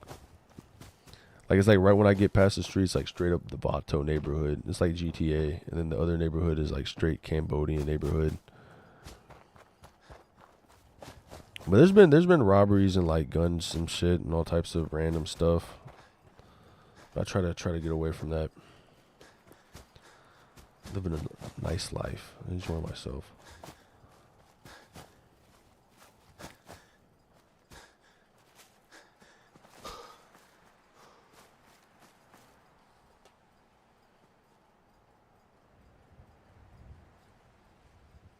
It was already 3:35. Damn.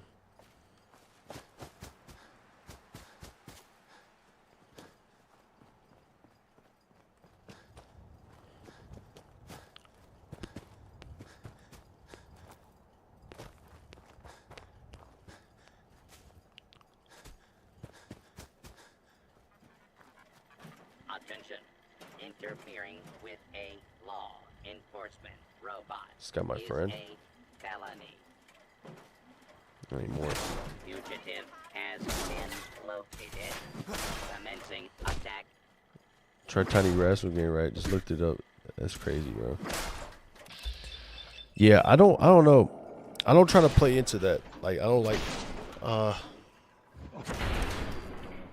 what's a backstory? But my friend was basically, for a while there, he was fucking in, like, I don't know, like his family was part of it. And yeah, Long Beach. Wait, is that California, right? Because I do know that there's members in California. I remember that because when I was like, for a while there, bro, like when I was 16 through like 18 period of time, me and my friend, he literally, it's so funny to describe this, bro. I've been like fucking, I've completely like gentrified my whole life, bro. I've been just chilling, like just living life. Like I'm playing a game right now, bro. Like I'm not even, but it's like, it's just crazy to see it. Like, I don't fucking, it's sort of just like, fucking degenerate. I don't get it. Like I don't fucking understand it. It's like there was a period of time there where I'm like dead ass rolling dice with a bunch of Cambodian motherfuckers, and we're just like drinking Henny and fucking smoking like Black and Miles and backwoods and fucking doing all types of random shit and listening to like, what's his name? It's like Shoreline Mafia and fucking like they'd have like their own suggested music, bro. But Cambodian females are so fucking attractive, bro. Oh my gosh. Like, they're like dead ass, like fucking, I don't know, bro. They're just built different. But my friend, he always got pressured by his uncles and his family because they were like straight members. Like, I don't understand. Like, they would just fucking get jumped in, all types of shit. And for a while there, he wanted to be in it, but he didn't want to be in it. Now he lives in Charleston because he doesn't, like, he's like, fuck that shit. He probably get pissed at me for describing it, but a lot of people, I don't know. I just don't get it. I don't get the point of this shit. It's just fucking stupid. It's like brain damage.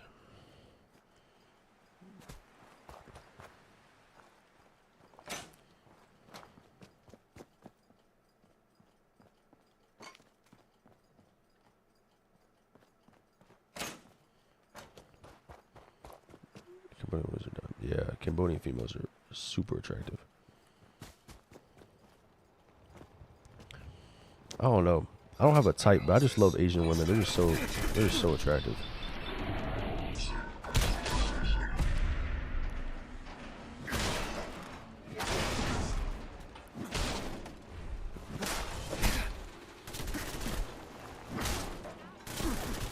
Oh my god, I'm gonna die.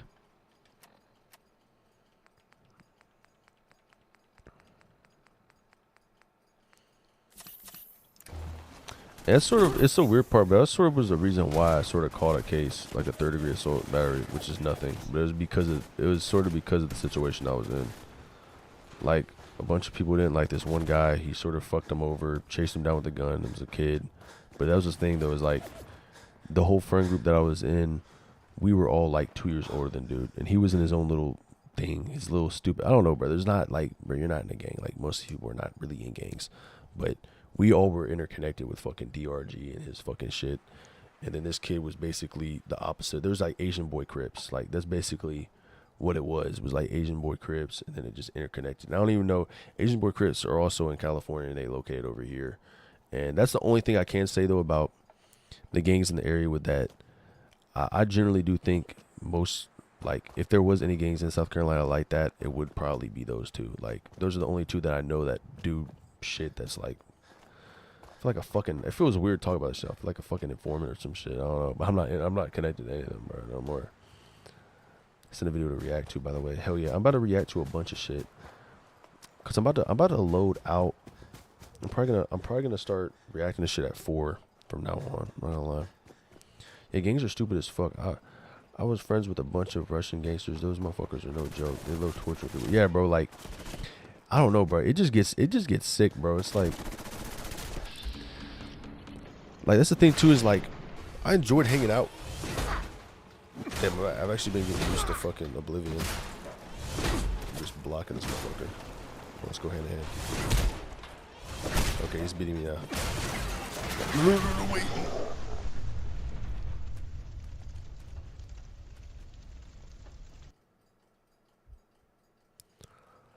But out of all the neighborhoods that are around me, like, the neighborhood I live in is the Cambodian neighborhood, like the Asian neighborhood. It's weird to say it like that. I don't know how YouTube takes it, but then Heron Circle, bro, I tell you, bro, you go to Heron Circle, bro, it's like everything. There's like supermarkets, grocery store, well, you know, same thing, gas stations, all of it's like Hispanic, straight, like everything's like, you go past it, there's just neighborhoods and lines of people. Like, I knew a bunch of Hispanics over there. I do not know if they get down like that, but I know it's just dirty as fuck. And like, there's a lot of people that you'll see outside, fucking like, I mean, there was a recent shooting, but it wasn't crazy. I mean, there's always cops being caught over there. It's not that crazy, but it's a very good video. It has a lot of my issues with the Fallout in the video. It's crazy that Fallout 76 is like the one thing that's winning people from the Fallout show over. It's like everybody who's watching Fallout, the show is just like straight into Fallout 76. You gotta hop into that shit.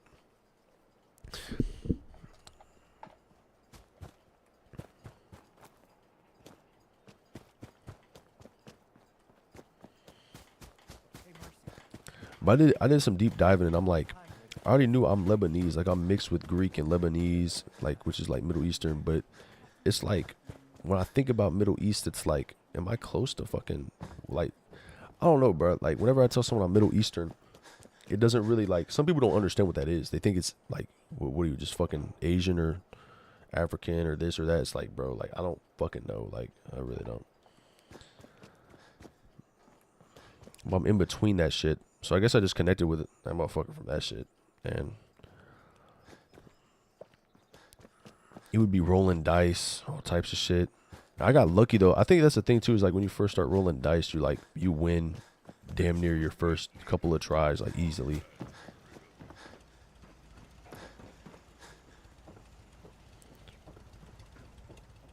I did some weird shit though. Once I started winning, I started like mumbling to myself in front of them. They're like, "What the fuck?" And then I roll 666 or some shit. I'd win, clutch up.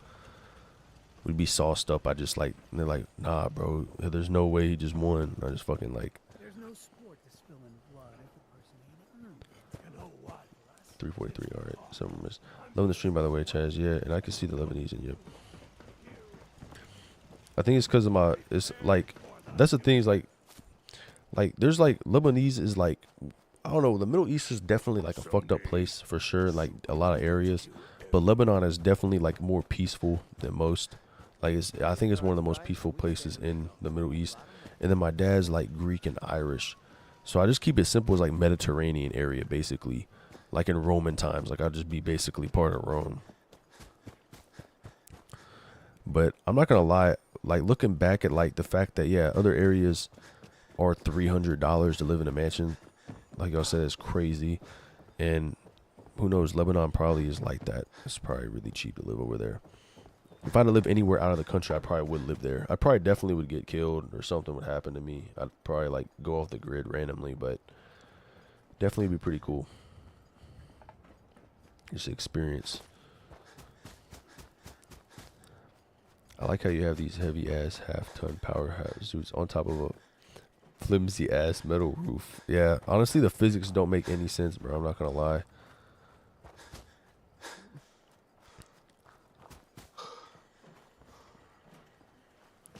Yeah, now Lebanon is chill. A while ago, not so much. LOL. Yeah, bro.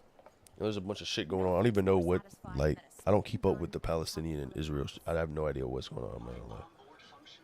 I have no idea what's going on. I try to get away from any type of.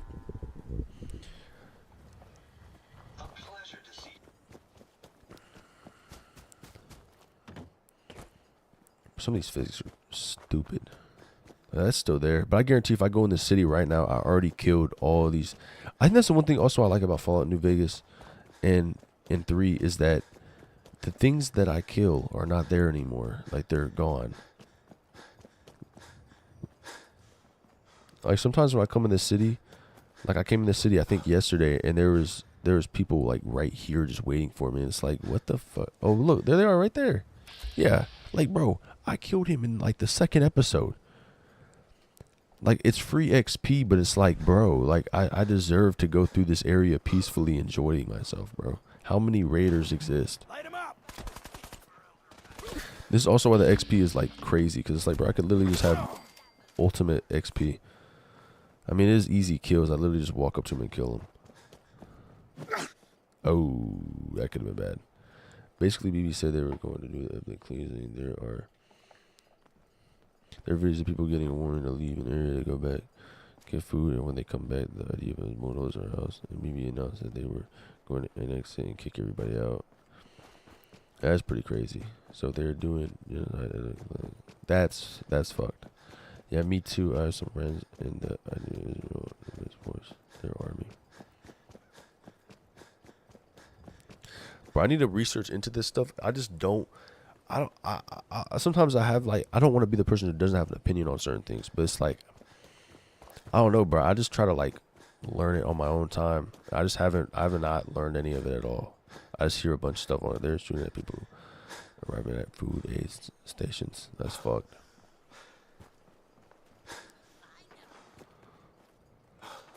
$347. What's this video you sent me? Let me see this real quick. So I understand their point of view, but there are always two sides to every story. Yeah, that's the thing, is like I never really fully understand anything until I look at it from my own eyes, because I'll see a whole bunch of shit on the internet and there'll be a lot of people pushing this narrative or pushing that narrative, and it's just like I have no clue. Like I sort of just want to research it.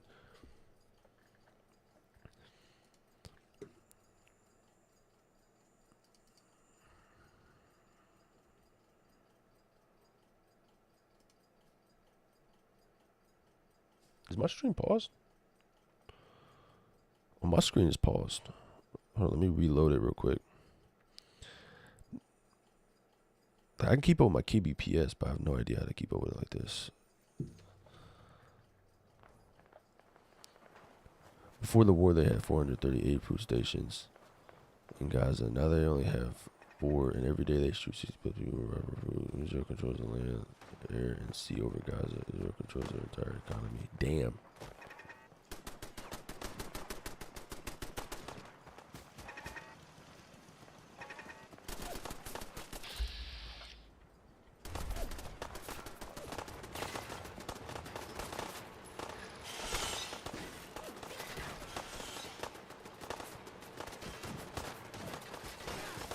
Bro, my people are literally fighting random raiders. Oh no, it's just Rust Devil. Oh.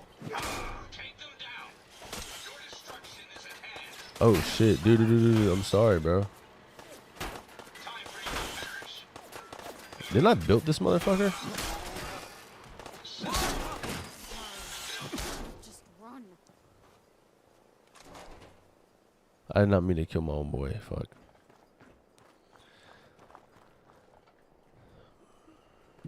They hired a United States military official to run the Gaza military foundation, and he blew the whistle and basically said you would only run an operation like this if you were trying to actively. Damn.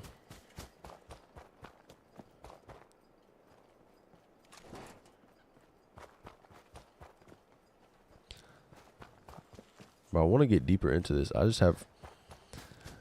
don't know. Like, sometimes it just feels weird.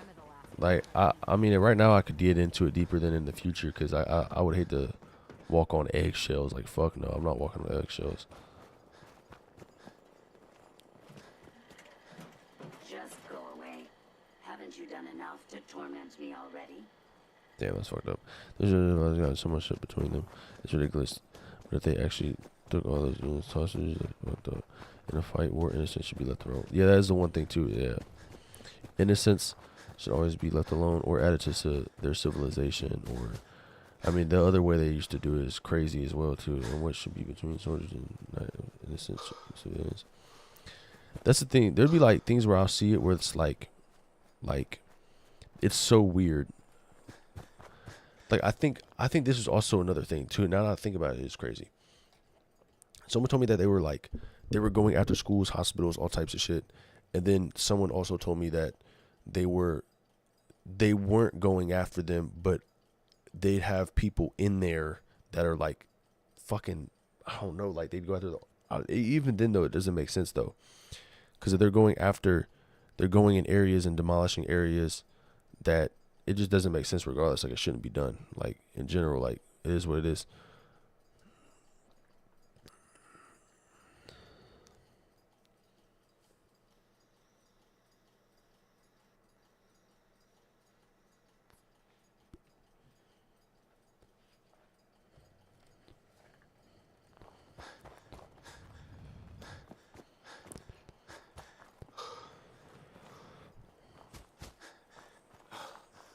I mean, yeah, look into yourself by looking to the Gaza Humanitarian Foundation and the number of aviations before and after this Israel and Gaza war should be between this world. So, yeah, I'm about to look into that.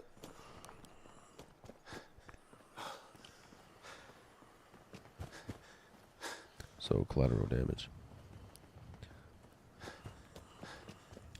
Now, that's the thing. I don't think America's really ever felt that feeling of, I mean, because we're fucking, like, that would happen, but if it did happen, it would happen, but, like, nobody really comes over here and just, like, starts taking over and getting on land. Like, it's weird. That's why I also have no idea what the future's going to hold, but it's about to be the, it's already been a 100-year anniversary of World War II. I mean, World War One. World War II is coming up. I think World War II is like, what is that, 1930 fucking, was it 1939 or 1937, 36 or some shit? There are videos of them blowing up preschool buildings, killing kids, and then they show up to check if it was just a bunch of pop bottles and garbage in the sewer that was uncovered. And from someone who had taken a life before, that just stays with you forever, even if you were in the right. Yeah, but that's also the thing too. It's people knowingly doing it as well. Started in 1939. Okay, that's what I was thinking. But I knew that the other side was already fighting. But I think on U.S. side it started in 39, right? Like, or did the U.S. hop in 41? I forget these things, bro. But I do remember it was 39, something like that. I know it ended in 1945. People ask me, have you ever killed anyone? And I'm like, yeah. And they're like, cool, man. I'm like, no, it's not, bro. Yeah, there's nothing to be, like, even in my eyes, bro, like, my state is a self-defense state, or, like, honestly, open carry state, like, really open carry. Like, you don't even have to have a license. You just gotta be legal age with no charges, and you could just buy one of them motherfuckers. And in my opinion, I would try my best not to kill. Like, bro, if I was in a situation where someone robbed my house, I mean, there'd be situations where it's like, fuck, like, I don't know. But I wouldn't aim for the fucking head. I would aim for, like, legs. I mean, of course the legs are gonna be hard to hit, but I'd probably aim for, like, the fucking, like, the bottom part, you know, like, of their body or something. Like, put them, like silence them for a little bit and then call the ambulance immediately after. Like, I'd try to say their ass, like, right after.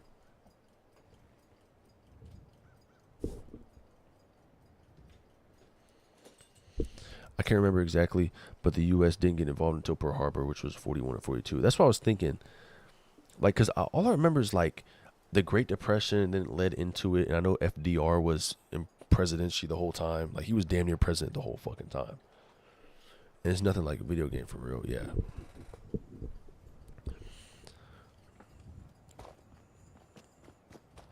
That should be haunting. But nowadays, people, like, glorify that type of shit. I don't know. People, I'm not gonna lie, bro. Like, people are, like, openly psychotic, bro. They be, like, glorifying, like doing dumb shit. Like, there's, like, a whole movement of these young motherfuckers that, like, go crazy on some weird shit. I don't get it. And there's no, like, purpose. It's just straight crash out mentality. It's like, what are we doing, bro? Like, doesn't make any sense. Like, bro's openly gonna crash out. Yeah, I know you probably see that shit too, Greg. You might see that on IG or TikTok or something, especially in Baltimore too. Baltimore, Atlanta, like Atlanta, I hear it all the time. It's like skied up people and fucking just crashing out. Like, they don't give a fuck. They just wear, like, it's like kids too, bro. It's like weird. Like, what pisses me off the most too is the older I got when I was younger, I never really looked at it like I wanted to do that type of shit. But I think you also, it's the people you're around. You're, like, sort of like a product of what you are, like what the people you're around. And, like, it's not like I grew up in a bad neighborhood, but I've always had neighborhoods near me, and, like, my neighborhood's just chill. I just chill. It's not some gated community. It's not rich. It's like built in the 1960s. Just a normal, humble house. But there's bad people. There's good people in my neighborhood and stuff. So I always was surrounded by random people that do this, do that. Fucking. But I never wanted to bring myself to the point where it was like, I think there's a problem with a lot of people is like, you'll see someone who grew up in like a fucking crazy ass nice house, nice family, nice everything. And people have the mentality of like a fucking like turtle or some shit. Like they don't care, bro. It's stupid. Have you ever watched it's very reminiscent of what is happening in Gaza. If they had Jews in the Warsaw ghetto, and they wouldn't go somewhere then for food, and when they got back, those y'all would take their home from them. Damn, the ones you need to be afraid of are the ones who don't glorify it, and they would be forced to be a refugee, product of your environment. Yeah, product of your environment. That's what it is. But nowadays, product of your environment, since the internet as an all-time high and it glorifies it, you're damn near a product of the media. Yeah, that shit is messed up, bro. That's the thing too, is a lot of people, it goes with a lot of things too, is like right now a lot of things are like people don't really care about this or care about that, and maybe people might think people are wrong, even with that CEO situation. I'm not gonna lie, with that CEO situation, you know, Mario, you know, and his brother, right? That's how I'm gonna name it, because I don't want to name it off, because I remember on TikTok I was like, free him, and then that video got banned off rip. But I low-key understand that type of shit. I'm not gonna sit here and like agree with fucking, you know, killing people, but it's like, bro, denying 50% of people's claims for some shit like that is horrible, bro. Like, it's evil as fuck. Like, people with power have so much, like, that's the problem too, is like the people with power are dead ass sick fucks. Like, they'll dead ass do whatever the fuck. They'll be multi-billionaires. Like, they don't give a fuck. Like, because in my opinion too, is like, you have to think about this. You're a multi-billionaire or a multi-millionaire, and you don't have the ability, like, you don't have the mindset of, oh, I can give this back to this back. It's like, I don't get the excuses, because, bro, I'm not gonna lie. If you're a billionaire, you could dead ass, fuck, I can't do it. I gotta pay taxes. I have taxes every year. I got all this shit. Bro, you could literally pay like a community of people like hundreds of thousands of dollars, build up their fucking life, help them out, pay for college, whatever they gotta do, and you could write that off as taxes. So you literally, it's a win-win. You're helping the community and you're helping yourself. I don't understand why. Like, you look at that as like, I don't know, like, people in power, hella wealth, like, you gotta be evil as fuck. Yeah, of course you gotta be selfish as fuck too, bro. But and that same thing has happened in Gaza. They would kick Gazans out of their homes and would send them to settlers, and the Gazans fought back, and the IDF would shoot them children. Damn. And unfortunately, the IDF just followed stupid orders for the greater chief. Yeah, that's the thing too. It's like, I don't wanna sit here and be like, but at the same time, it's like, I think people always have a choice. Like, and that choice too is like, where it's like if people want to be like, they're doing it for their religion or anything, bro, I tell you right now, fucking, your religion is definitely not like agreeing with you murdering people, bro. Like, it's not agreeing with you, dude.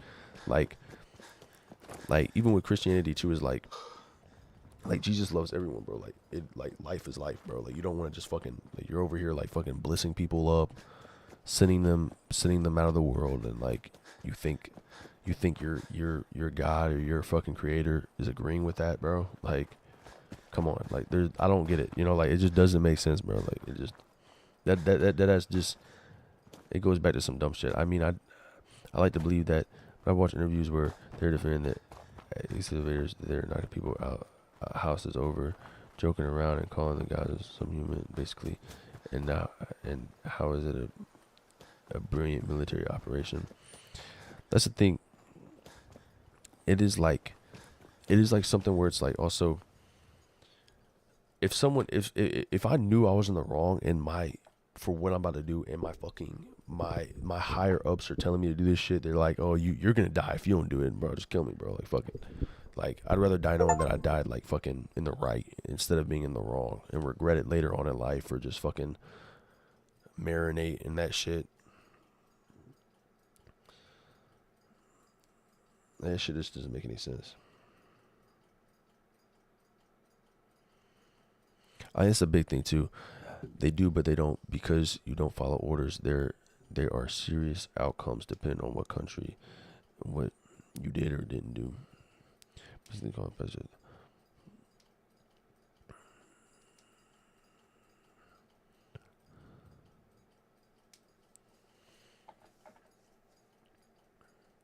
I think that's the thing too, is people's argument about it. When I do see about it, because I don't like picking side. I don't know shit, but I do see it now from what you're telling me. Is that no matter what, killing people is wrong, regardless. So in their shoes, that they're doing all this shit to the point where if they're doing this for religion, which would be their argument most likely, which like it doesn't tie back into your religion at all to kill people. Like I don't think any religion, of course, maybe I don't know, some religions probably agree with that, but then at the end of the day, I think we're getting off topic. LOL. What's military operation?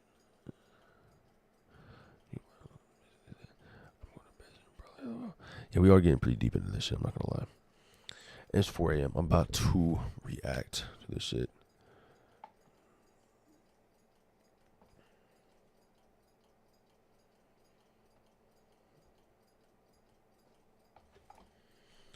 But it's crazy though. That's pretty nuts. Let me see what you sent to me. So I'm going to hop on it. The balancing was it laughably bad. No more ridiculous bullets. Oh, nice. It's a normal video. But I'm not gonna lie. I remember, bro, like getting sent like a 2-hour video. I'm like, fuck, bro. I get sent to like a 2-hour video. I'm like, holy shit. There's no way I can react to this. But definitely agree with pretty much everything you said, Eagle.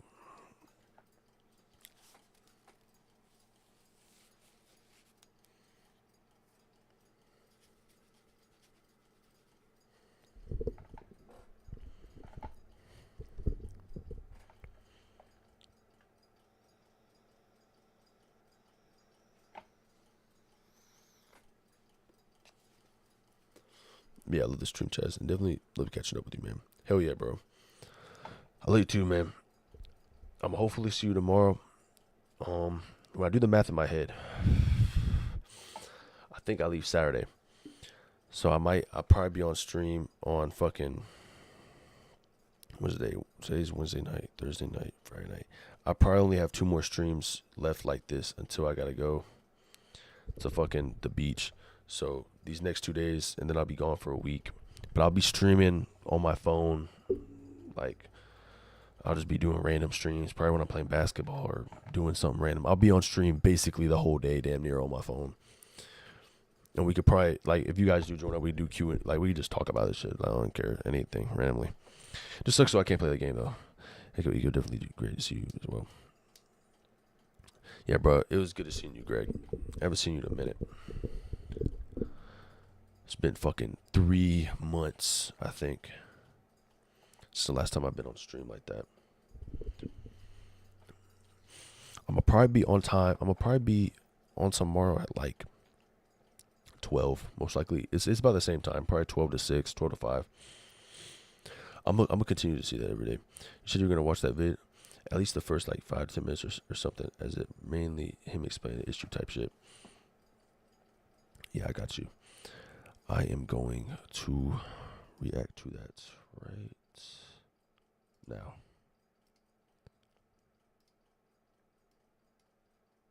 Fallout 4's balancing is whack. You see this raider here? He dies in 4 hits from a 10mm pistol. Okay, that's fine actually. I don't see a problem with that. But what about this gunner? He looks a little bit more prepared. How many shots do you think he can take? 10? 20? 30 maybe?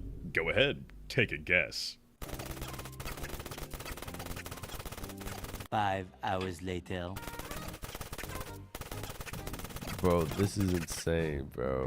That's so Did true, you though. guess 763? Well, if not, then you are wrong. Bro, there's no way. 763, bro.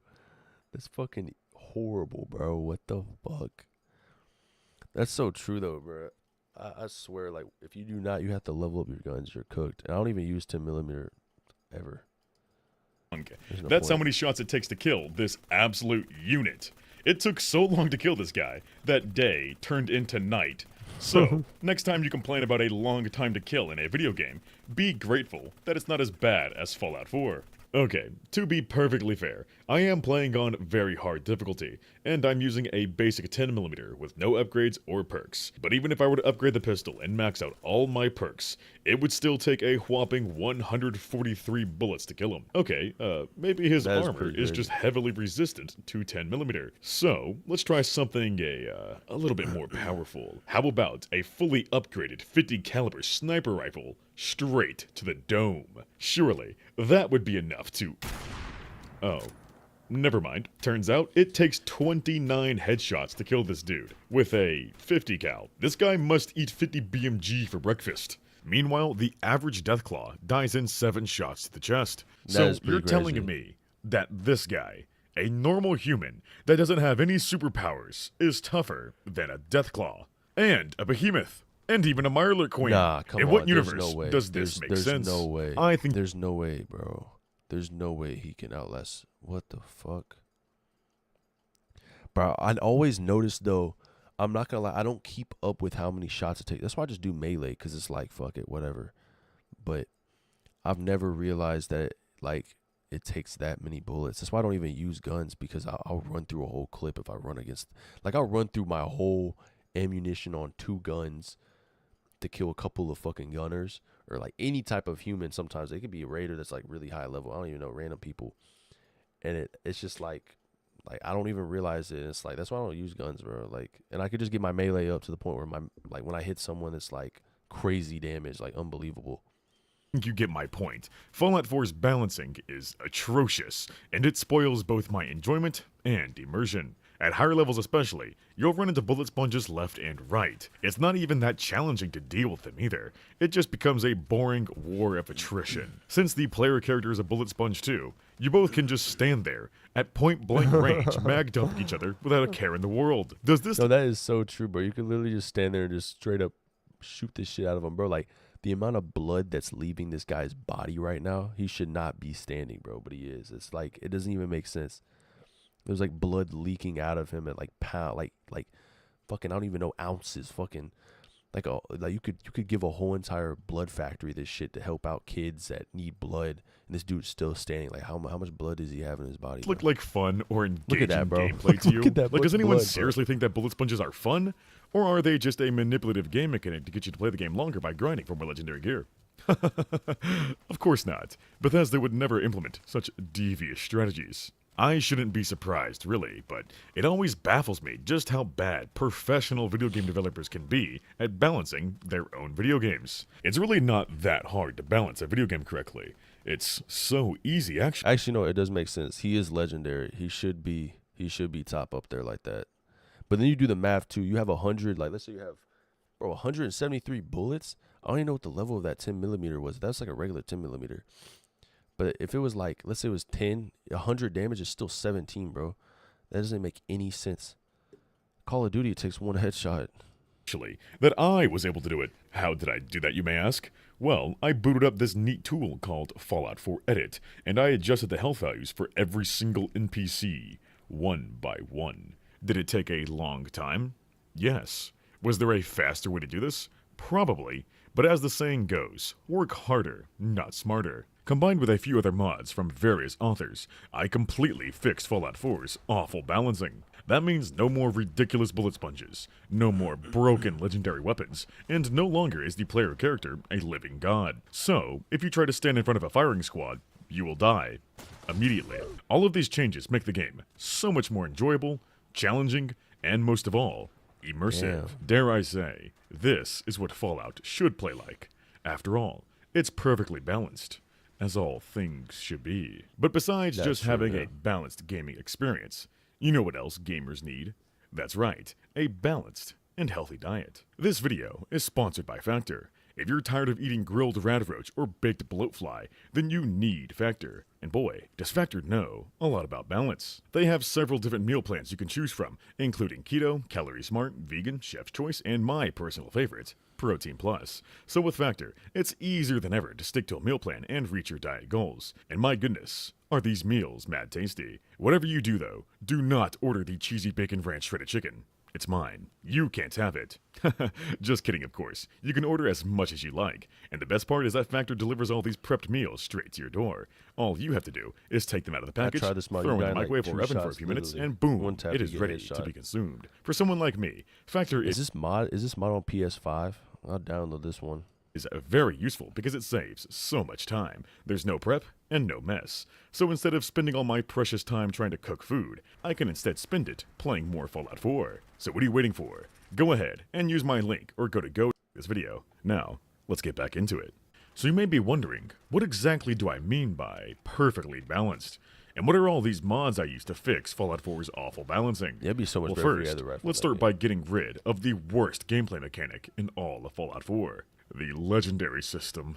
In Fallout 4, some enemies may spawn in as a rare, legendary variant. Whenever these guys get low on health, they immediately regenerate all of their health and then start Yes. radiating a fiery yellow aura as if they're going Super Saiyan mode. They're almost twice as tough as their non-legendary counterparts, but you are rewarded with legendary equipment upon killing them, which is either a piece of armor or a weapon that has magical effects imbued into it. You can get really wacky things, such as a freezing flamethrower, a ghoul slayer's gamma gun, a never-ending double barrel, or even a fat man that shoots 2 nukes for the price of 1. If you get really lucky though, you can pull an explosive minigun, which is so insanely overpowered that it can delete 10 behemoths in just a few seconds. That's Meanwhile, a regular non-legendary minigun would take a few hundred rounds Damn, just to it's kill only a PC, single but- behemoth. As you can see, this system is highly nonsensical, extremely broken, and very manipulative. Because of all the bullet sponges in the game, you're basically forced to grind for hours to get that perfect legendary, or else your damage output will be pathetic. And when you do finally get that epic legendary weapon, the game then becomes laughably easy, even on the hardest difficulty. If this system got carried over to a multiplayer game, then my goodness, it would be a soul-sucking grind fest that would spawn a black market of duped and bugged guns. Oh wait. Anyway, this whole legendary system is dumb and extremely unbalanced. Plus, there is no reasoning or lore to justify the existence of these magical guns. So, I got rid of it entirely by using a mod called No Legendaries. It completely disables legendary spawns, both NPCs and equipment. Damn. However, it does not remove the unique legendaries that are sold by vendors. I just choose to ignore them though, and pretend like legendaries never existed. So now, with the most problematic gameplay system out of the way, we can move on to fixing the bullet sponge issue. For that, we have my mod. It's called the Hardcore Health Overhaul. With this mod, I've completely tossed out the goofy MMORPG style health scaling and replaced it with concrete health ranges that are much more reasonable, and unlike the vanilla game, they actually respect Fallout's lore. I'm still following the rarity system though, so enemies will get tougher as they increase in level, but to a much lesser degree. For an example, humans used to have a crazy That health shotgun range looks of stupid 30 as fuck. to 1300. So, some humans were as weak as a radroach, What the- while others could be tougher than super mutants, Yaogwais, Deathclaws, and even behemoths. For something a bit more realistic, I changed the health range for humans to be 100 to 250. But what about the player character?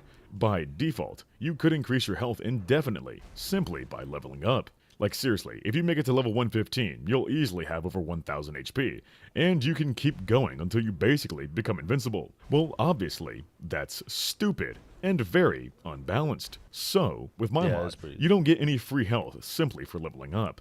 You'll there was start some- out with 100 HP, and the only way to increase it is to Remember level I up used the endurance mods, and take the bro? Life Giver perk. With 10 endurance and rank I 3 was shooting those minigun nukes. That shit was insane. It was a fat man minigun. I think it broke my game. I used that first episode. Honestly, I would do mods on variety whenever I'm done with this game. It'd just be crazy as shit. The concept is cool, but obviously way out there in reality. It's just too much to handle. I do think though it's like pretty stupid how it works with and honestly even just the weapon names too. Like you literally are naming these weapons like 4 different like legendary fucking freezing flaming tactical shotgun or like some random. It's just so like, bro, come on. It's just too much to deal with. in the Life Giver perk, you'll cap out at 250, just like everybody else. Yeah, I remember when of you course, pulled the that health out, ranges apply to crashed, all the facts. various mutated Like, imagine your friends watch you play. It's like, oh my god, that gun's cool. What is it? Oh, it's the tactical, aggressive, freezing, flaming shotgun, 10 millimeter. It's like, bro, what are you talking, bro? No one's gonna remember that. Like, it's just crazy. And if you flip the words around, it's a completely different gun. It's like, what the fuck? Creatures throughout the wasteland as well. The health ranges for each enemy type are rather simple and intuitive. Basically, the bigger they are, the more health they have. Small creatures are squishy, large beasts are tough, and the massive monsters are absolute tanks, as they should be. Likewise, resistance values have been adjusted as well. The harder their skin or shell, the higher their resistance is. But some enemies aren't resistant to everything. It depends what they're made out of. For example, robots are made of metal, so they have a very high resistance to physical damage. But their circuits can be easily fried by energy weapons. Either that, or you can target their weak points for massive damage. That's another thing my mod changes, the critical hits and limb damage. By default, headshots would only deal twice as much damage, so that explains why the gunner from earlier could eat 29 headshots. But in my mod, headshots can deal up to 5 times more damage, so for the most part, humans will die in 1 or 2 headshots. On the other hand, cool as fuck. limb shots will deal 30% less damage, but they can still be easily crippled. So that's how it works for humans. Other enemy types may have a lower headshot multiplier, or have different weak spots entirely. But overall, aiming for those critical areas is now much more rewarding. Being able to land those consistent headshots can mean the difference between life and death. So that's how my mod works. If you think it sounds cool, then you can try it out for yourself, like in the description. If you end up not liking my mod though, but still want a health overhaul, then I recommend you take a look at Scourge. Either way, now we've fixed the health values and gotten rid of the legendary system, but the game isn't perfectly balanced just yet. We still need to fix the weapons. The guns in the vanilla game have extremely nonsensical damage values. For example, the submachine gun is chambered in 45 ACP, and it has a base damage of 10. The combat rifle is also chambered in 45 ACP, yet it has 33 base damage. They shoot the same exact round, yet one does 3 times more damage. Even further, if you take any semi-auto gun and then convert it to full auto, it deals less damage. Why is that, you may ask? Probably because Bethesda thought it would be a good way to balance full auto guns. Basically, their logic is that the higher the fire rate, the lower the damage. But if you actually play the game, you'll find out that this doesn't make the full auto guns balanced. It just makes them underpowered. So something like the minigun, which has the highest fire rate in the whole game, also has the lowest base damage in the whole game. Normally, you'd expect miniguns to be absolutely devastating, but this one is so bad that you're better off using it as a melee weapon. So by this twisted logic, you'd think that the hunting rifle would have an extremely high base damage. But actually, no. It's only 4 points higher than the 45 caliber combat rifle, despite it being chambered in 308. And get this, right?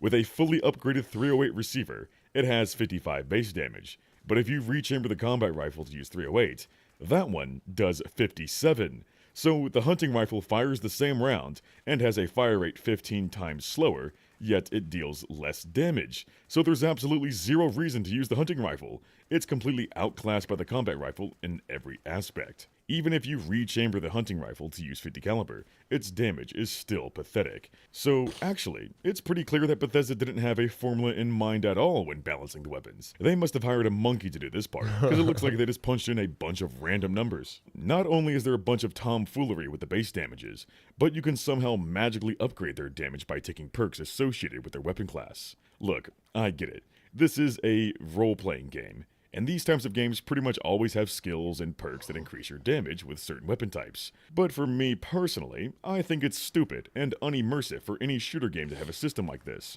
Because, you know, unlike swords or magic, guns don't deal more damage simply because you know how to use them better. Obviously, their damage depends solely on the ammunition, and barrel length plays a role too. So to make things more immersive, I completely got rid of the damage scaling that came from perks and weapon upgrades. Why? Because in the vanilla game, I always felt like I wasn't allowed to use a gun before I took it home and upgraded it. Having to grind for all those upgrades was rather tedious too, but now I can simply pick a gun off a raider and use it to its full capacity. In turn, this makes things even more balanced, because by default, NPCs would rarely ever have weapon upgrades. So for the most part, they'd be dealing 75% less damage than you.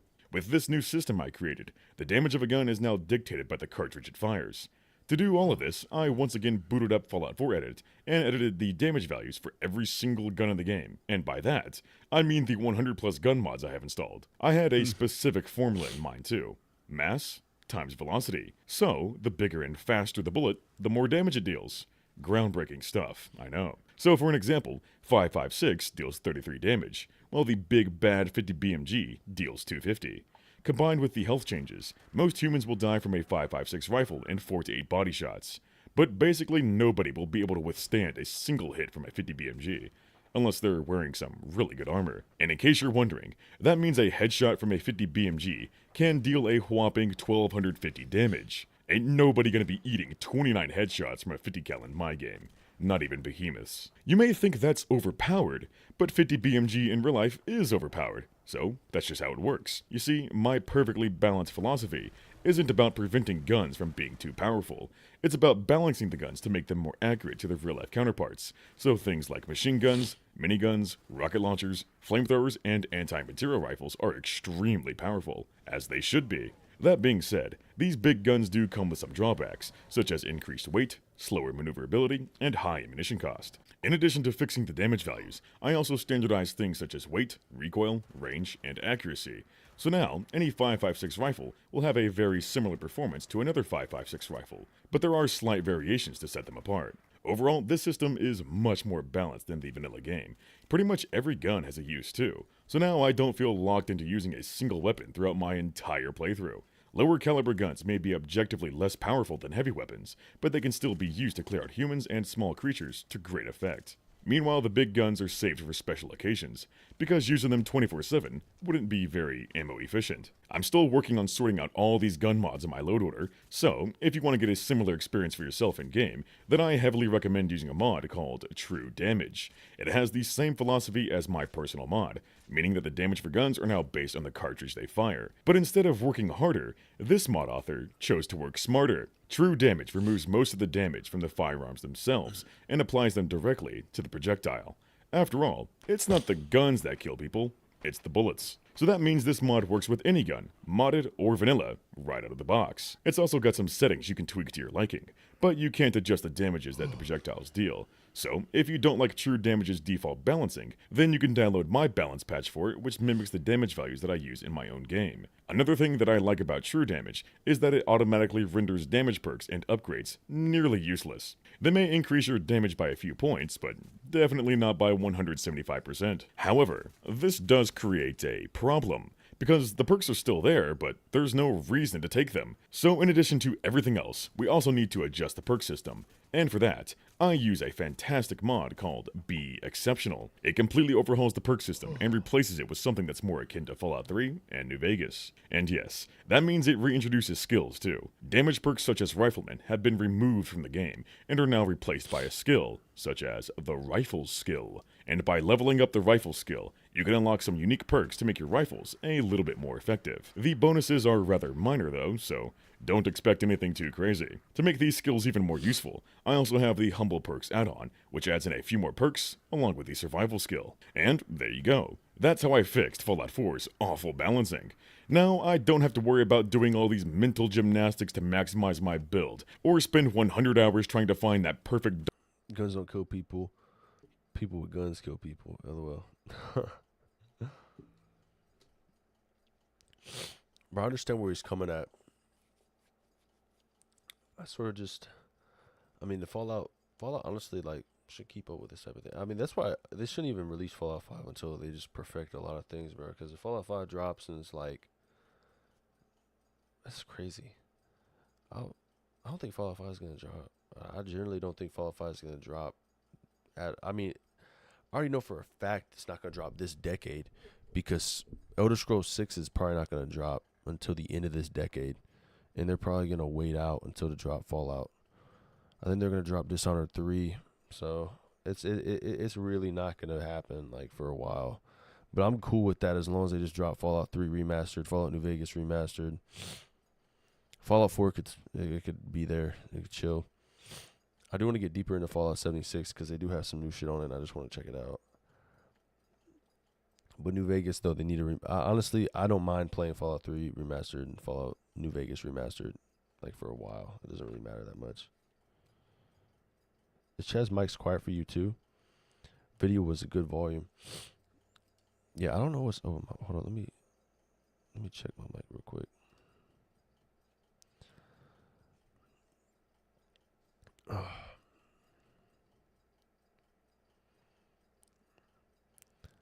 Yo. Hold on, let me turn up the. Wait, how do I do that on this again? There might be a different setup on this versus that.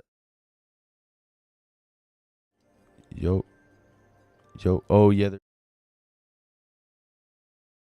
Yeah, there is. That's right, bro. The reason why Eco is because on this one I can't show you what it looks like, but you might just saw that right quick. Hold up. When I go like this has 7.3, then it goes to 0. This scene 2 right here, which is where the game is overlaid, it's at 7.3 dB, but this one's at 0. I forgot to change it on this one too. Hold on, let me lock volume, filters, properties. Nah, not that. I forgot how to do it. This properties, advanced audio properties.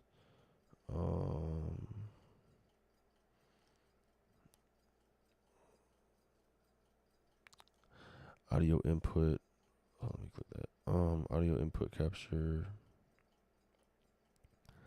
4. Let's turn it up to. Yeah, that's definitely why, bro. I'm not gonna lie. It was because it was down. I'm gonna turn it up to 6 dB, just to be on the safe side. Okay. Close. Okay. Yeah. Oh, are you on Fallout 76 now? I'm probably gonna start playing Fallout 76 because I've been looking into it, and also you told me to as well, so I was like, yeah, fuck it, let me do it. Hell yeah, that will keep us busy. Yeah, I like to get Fallout 76 too. Not as much sounded good to me. I totally forgot that, but I remembered that I had it completely set up differently with the other one, because I remember at the beginning of Fallout 4 you told me about it, and I was like, oh shit, so I changed it to 7.3. But that's at 6 dB, so that should be perfectly. That should be close. Yeah. Should be pretty good. This one doesn't really matter as much as this. This one doesn't either matter either, because this one I don't have anything else in the background, so it should pick it up. But these two matter the most, because it's like I'm either watching a video or I'm playing a game, and they both have sound posted up on it, so I'll keep it like that. Let me actually click this. Let me see what this is. Please, do not push the button. You have no idea what it.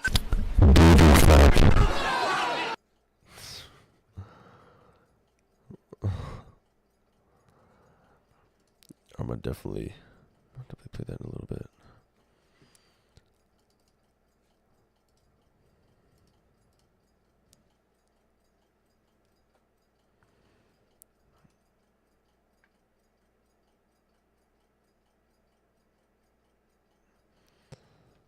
The fuck? Oh yeah, this dude is so funny, bro. I don't know if you've ever seen this guy, bro. He is fucking funny. Wait, hold on. Let me click on his where is it at? Am I recording right now? No, I'm not. Okay, cool. This guy is funny as shit, bro. What's his Redditor, bro? Shit.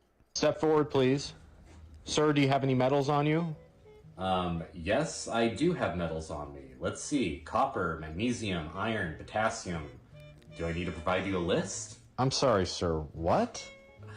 You know, I assume that an agent for the Transportation Security Terry, can you come over here for a would be second? uneducated. However, I did not expect that one would not even have a 5th grade level education and not know the common elements in the human body. Sir, I'm just trying to know if you have anything on you that could alert the machine. A belt, watch, anything like that?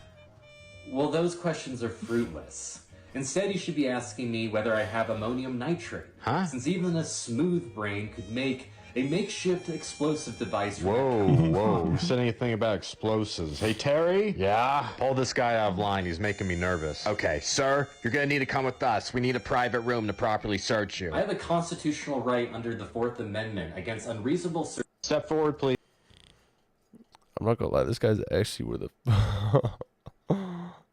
It's just so stupid, bro. He has like the most funniest. His Redditor videos are crazy. Does he have like a compilation? Average. Nah, I watch this, bro. I've been watching his videos. Like, I'll be at my job watching. Well, my other job when I was working there, I just watch these videos. Like, it's like the most funniest videos. I don't know if he has. He should have a Redditor compilation.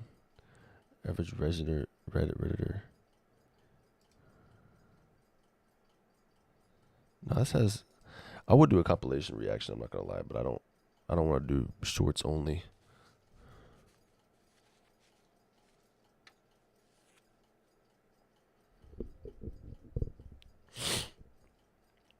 Actually, I could do it real quick. I don't know how long these videos are. There's 31 of them.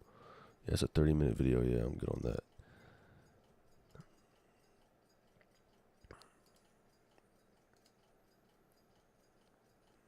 Where's Maddie Play? I've been waiting for Fallout 76. I got a decent character. I basically have just one weapon I haven't been able to get. Got a crazy explosive shotgun. Yeah, but when I hop on Fallout 76, I need to open up a world so we can all just run up on there. I've been thinking about that, but then I remember whenever I was about to do it, it was like, it sort of got voted out, where it was like, nah, don't do it. And it would be a weekend variety. And I was like, damn. Because I would have done it, but it would have been after Fallout 4, so regardless, I probably would have been thinking about doing it too.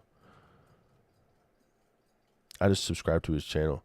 Yeah, though, this dude is funny as shit, dude. It's like, I don't know, my humor is now like adjusted to his shit, bro. It's like, oh yeah, this one's fucking hilarious, bro. Oh my gosh, bro. This dude is just so. But we gotta be. Can we play in the water, Dad? Sure, son, but we gotta be careful. There's sharks out there. A father warning his son about the dangers of the Rindicon typus. This is definitely a first. Sorry, can I help you? Rindicon. Is that like a rhino? Dad, are there rhinos out in the ocean? Did your spawn really say rhino? Wow, the American education system truly is deteriorating. Rindicon typus, known to the layman as the whale shark, is the only species. Now, I haven't watched any Kenshi. What is that? I have to watch that. Shark that is native to this area, and this shark only feeds on plankton and shrimp, not people. Therefore, there is no danger. Okay, thanks for the info, buddy, but we're gonna get back to enjoying our vacation. Yeah, that would be fun as fuck. So. Vacation? I had it set up back then too. It would have been fucking crazy. I have to continuously play it. Honestly, if I do play it, it probably would be after Fallout New Vegas or in between before I play Fallout New Vegas. But the rest of this year is literally going to be Fallout. Like, I'm making sure it's going to be Fallout. I have no other... Like, I would set it up for other stuff, but I'm not going to lie. I'll still be playing Cyberpunk and different other games as well on the weekend. I might just set up as episodes. I have to check that out. I might do variety or I might just do episodes. But I always want a thumbnail for it, so I have to, like, think, what do I want to do with that? That makes perfect sense. You come to one of the most hyper-capitalist, tourist-infested pits just so you can escape the hellish monotony of your stuffy office job. What an original plight. Huh? Dad, did I say something wrong? Buddy, what the hell is your problem? I'm just trying to enjoy some time with my son, and you come up here and start giving me these weird facts. Yeah, send me a video. I'll react to it really quick. You're out here on vacation, too. I didn't come here on vacation. I came here, ironically, to look amusingly at the sheeple. Well, take a good look, because these sheeple are about to have fun in the water. Come on, Brayden. Oh, there you guys are. Oh, honey, did you make a new friend? This must be your wife. I noticed you earlier. Your plastic surgeon must be equally as inept as your husband.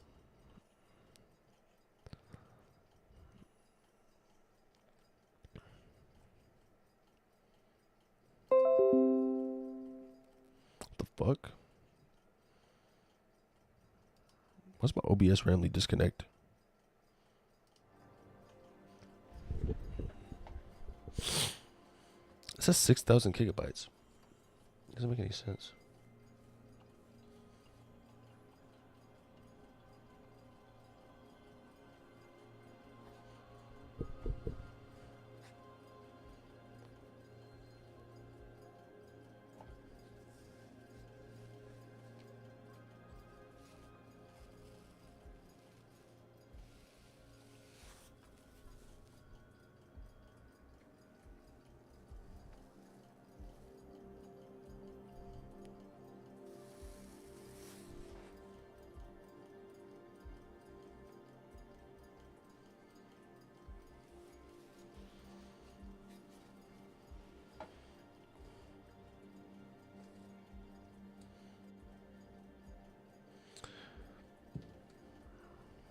check on some shit.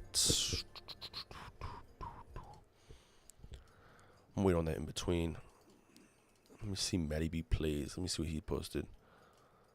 He's like literally my news channel. I don't even watch news. I just watch him to see what's going on because I have no idea.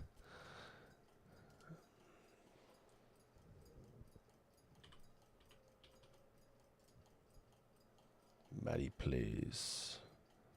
Whoa, what the fuck? Salutations, everybody. Yeah, I'm about to react to this. Hold on, before I react to this. Okay, I found a good video going to send it now. Okay. I will watch it right now before I watch this video. I don't know if I should get coffee right now, but it's like, fuck it. I'm not going to go to sleep yet. I'll probably go to sleep at like 6.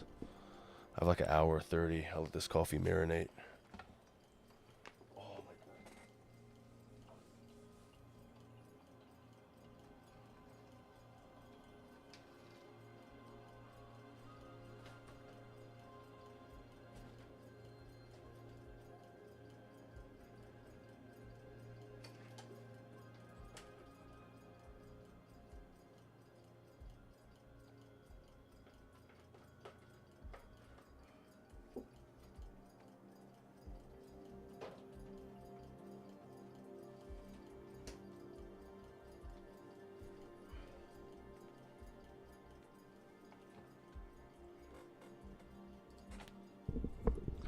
Yeah, I might be able to get into that eco.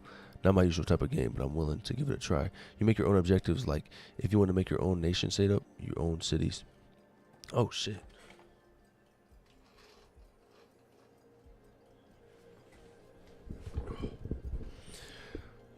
But I remember I used to play, I think it was Sim City on my iPad back when I was a kid.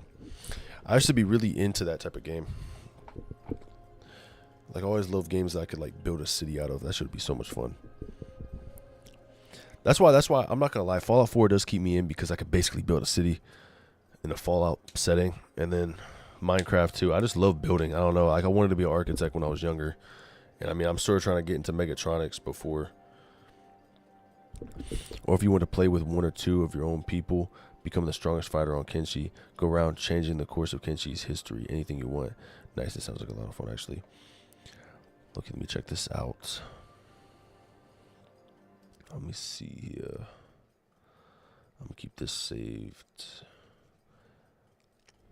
Oh yeah, that's right. Later tonight, okay.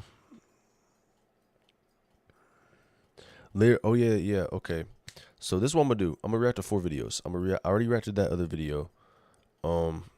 That you sent me. I'm gonna react to this video you sent me. I'm gonna react to the Matty Plays, and then I'm gonna finish the stream off before I leave on the Fallout update, the new trailer. Of course, I need to watch the trailer, so that's basically what I'm gonna finish it up on as a trailer. That's what I'm doing right now, is carrying rocks around so I can get massively strong and just one hit anybody. But it's a game you should try not to save scum. Like, you will lose fights getting slaved. What the fuck? Yo, that's like the worst outcome ever. That's crazy. Getting fucking enslaved. Lots of bad stuff. Like, that just doesn't sound good. Lots of bad stuff. Alright, let's see here. Go to Discord.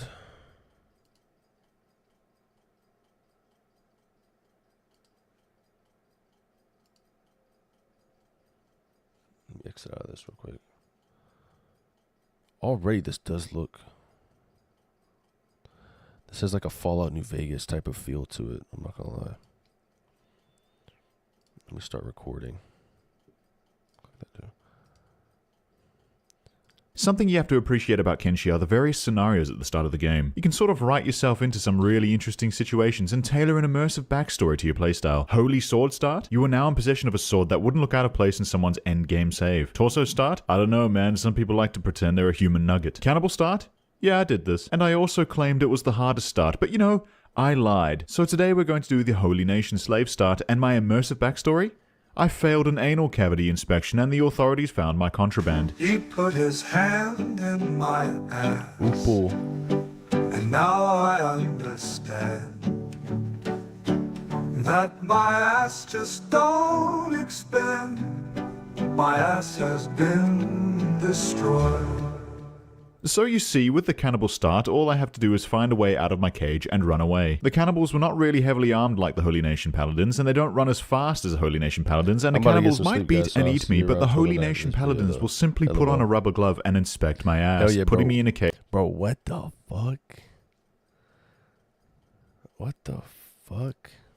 Cannibals were not really heavily armed like the Holy Nation Paladins, and they don't run as fast as the Holy Nation Paladins, and the cannibals might beat and eat me, but the Holy Nation Paladins will simply put on a rubber glove and inspect my ass, putting me in a cage and prolong my suffering. So here we are, standing in the middle of Rebirth, the Holy Nation slave camp, sad that we have been subjected to and failed such a search, with my stupid wife Ogre Greta, who had witnessed the inspection and got arrested purely by association. Now the thing about this particular start in Kenshi is we are warned to get into a cage as soon as we spawn in, which I had obviously forgotten to do.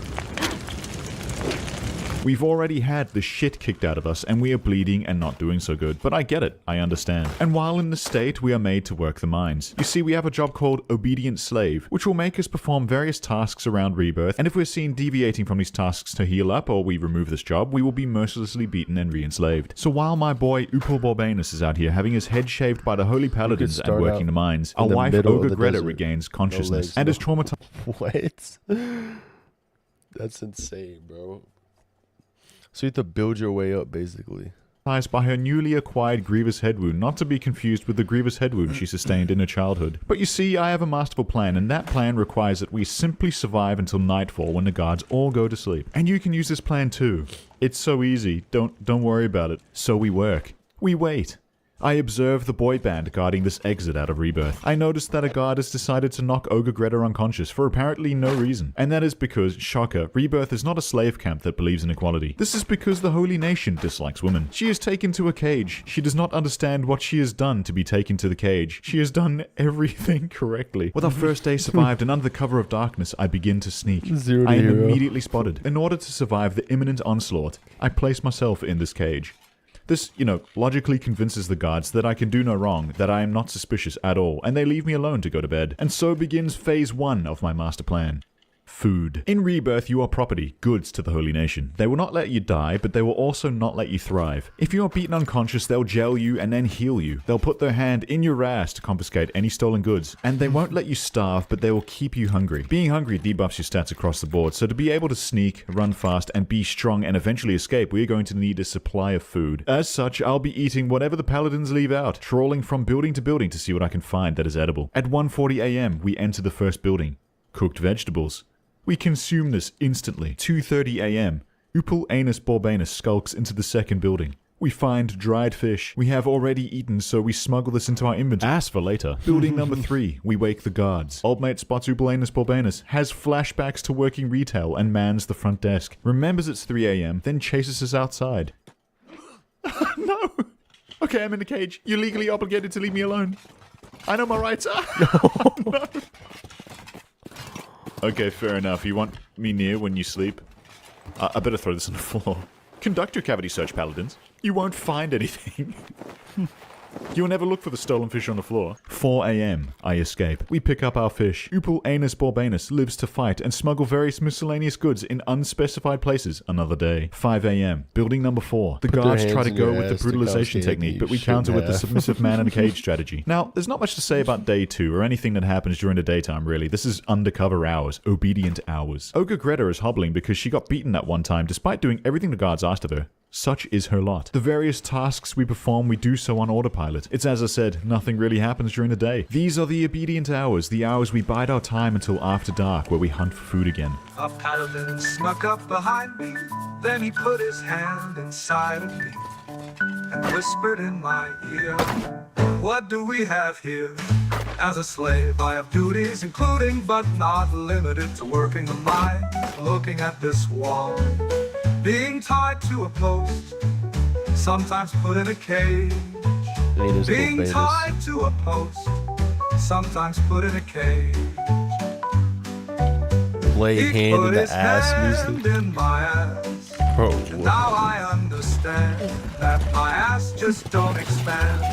My ass has been destroyed. He put his hand in my ass. Over here, they broke it out. That my ass just don't expand. My ass has been destroyed. Well, I got no food, and this guy is standing right outside my cage, and if I remove my prisoner shackles, he homes in on me. Old mate is rapid. Wait, I wonder if I can...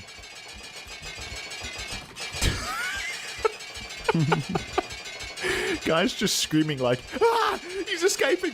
Alright, Ogre Greta, you waste of space, it is your time. We can't get out of our cage without a distraction, so... Oh, what the go give him hell, baby girl. Haha, get the bread, get it!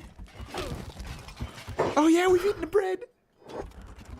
Do what you must with me, Paladin. I've already won. I can actually hear Greta being brutalized upstairs. She's down already. Oh my god. So they put known delinquent Oopal in a cage and give him 5-star medical treatment, but continuously beat on Ogre Greta, who is simply trying to be an obedient slave and go to work. Again, exactly what is expected of her. They don't even heal her, they just search her and she gets up to go to work. God, bro. While Oopal heals from his coma, I just watch as Greta works the mines. Gets beaten again, folded in ways I didn't think humanly possible. She's in a state, let me tell you. The game says she is unconscious, and you can really tell. She just gets up and starts working the stone processor after being beaten unconscious multiple times in one day. With her laboring skill of one. It's no problem. Ogre Greta work. The remainder of the day, nothing happens. We wait patiently. Sometimes I put myself in a cage. That way there is no possibility I'm beaten outside at random for no reason. Like Ogre Greta, who we occasionally spot hobbling past, being berated by the paladins. Promised no dinner tonight. As night falls over Rebirth, so too do our shackles. In building number 1, cooked vegetables in a corner near the sleeping paladins. We eat it and retreat into a cage. They are powerless to stop me. We move through the night looking for our next meal in building number 2. Unfortunately, all we find is like Arnold in the corner looking directly at the front door, only blind to my orange jumpsuit. Fair enough. Building number 3. This is also guarded by a retail staff paladin, but in the corner we spy a food cube. This is enough to sustain us for days if we manage to get our hands on it. I accidentally toggle off sneak and we sprint to the cube, and the paladin doesn't notice. This is what years and years of retail work does to a man. I also take this dried fish from through the roof situated in front of a paladin who is presumably eating it, and with the food cube secured and our hunger dealt with for the time being, we are able to move on to the next step. Rebellion. Nothing of note happens the following day. It mostly just devolves into me watching Ogre Greta, who, you know, can't stop being beaten until she's crippled, hobbling around the camp while we wait for day to turn to night. Now with a full stomach, tonight, this is where the real work begins. I unlock the shackles and some of the other slaves. This increases their demeanor with me. Some of them will follow. Others will run. The ones that run, though, that's okay too. They'll end up absolutely curb-stomped, but this is just the start. And they occupy the guard so that I can continue to work on other things. Some will choose not to leave at all. They'll remain shackled. They're flagged as friendly to us with the yellow cursor, so one would think they would join me, but they do not. I even try straight manhandling some of them, but they simply return to the pole, relocking their own shackles and remain. The most amusing part about this, I think, is that Ogre Greta is the one with the 24/7 guard waiting outside of a cage, as if she's done anything wrong at all. While Oopal is literally up to no good, spotted multiple times every night, completely unsupervised. On the morning of the 5th day, it is our time. Oopal is fully rested, fully fed, all of his stats unrestrained by weakness, and we have a handful of freed slaves with us. We make our way to one of the gates, and no, we do not fight. We simply use the other slaves as distractions while we make a run for it. Put his hand in my ass, and now I understand. But my ass just don't expand. Bro, did he make this music? Destroyed. Oh my. He put his hand in my ass, and now I understand. That my ass just don't Dude, the expand. arch is crazy. My ass has been destroyed.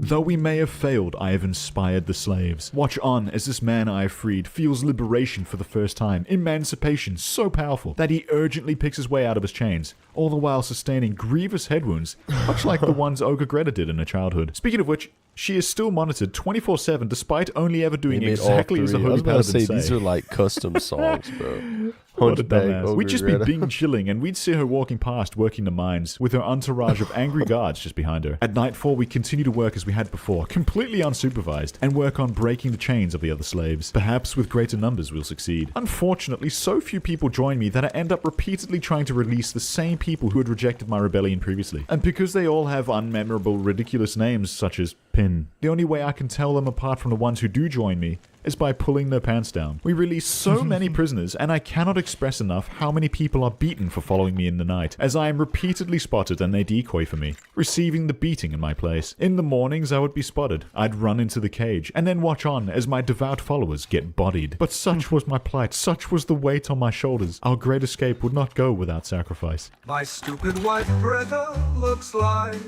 an ogre. She watched as the Holy Paladin pulled out our life savings from deep within. She simply does not understand due to a grievous head wound sustained in her childhood. A grievous head wound sustained in her childhood. He put his hand in my ass, and now I understand that my ass just don't expand. My ass has been destroyed. He put his hand in my ass, and now I understand that my ass just don't expand. My ass has been destroyed. Hey, bro's out here telling me masturbation is wrong. Alright, this is our time. This is when we do it. It's kind of weird. Wait, I know they hate women, but are they really only attacking the woman in my team? Let me just test this real quick. I said the video of the Lord. Okay, I'm out of sight. Watch it after the better. The only ones that are the world. All right. The only ones of us that haven't been attacked. Yeah, it's just the men left in my team. Yeah, they. I can confirm they really don't care that we've escaped. I mean, I still have the tag. I still have the tag escaped slave. They just don't care. Oop, okay, it's time to go. Mission success, I guess. Oh, wait, no, I'm discovered. Masturbation is wrong. Oh, no, they're right behind me. Oh. What? They've got a bull? I might not have gone this way if I knew the holy bull was going to gore my ass. God damn. Oh, I'm bleeding from my asshole. Well, we got close. But it turns out, we were not man enough to escape. Hey, did I accidentally make sad Andrew Tate? I am back. I am disgraced. Placed on the post next to the pantless cowards that rejected the rebellion. For some reason, Ogre Greta is beaten up again, and while the guards patch her up, another guard is straight up severing her spine. A joyous thing to witness, to be sure. Being that Upul Anus Borbanus is unconscious, it's as world-renowned dead celebrity John Lennon once said, "I'm just sitting here watching the wheels go round and round." Only until nighttime, where we'll wake up and enact the third phase of this plan. Yeah, that's right, there's a third phase. All has gone according to plan so far, so bear with me. Because it is apparent that running might not be the option. We are going to divorce our wife, Ogre Greta, by lodging the associated paperwork and deleting her from the party. Once this is done, I'm going to sneak up behind her and repeatedly stealth KO her from behind. Now, this will only knock her out for a couple seconds at a time, because we are only level 1 assassination, but the longer we do this for, the more our assassination skill will grow, and the easier it will become to assassinate stronger targets. My favorite part about this is Upul remains undetected, so Greta has absolutely no idea why it's lights out every few seconds, and because she's tied up, she's unable to investigate or retaliate.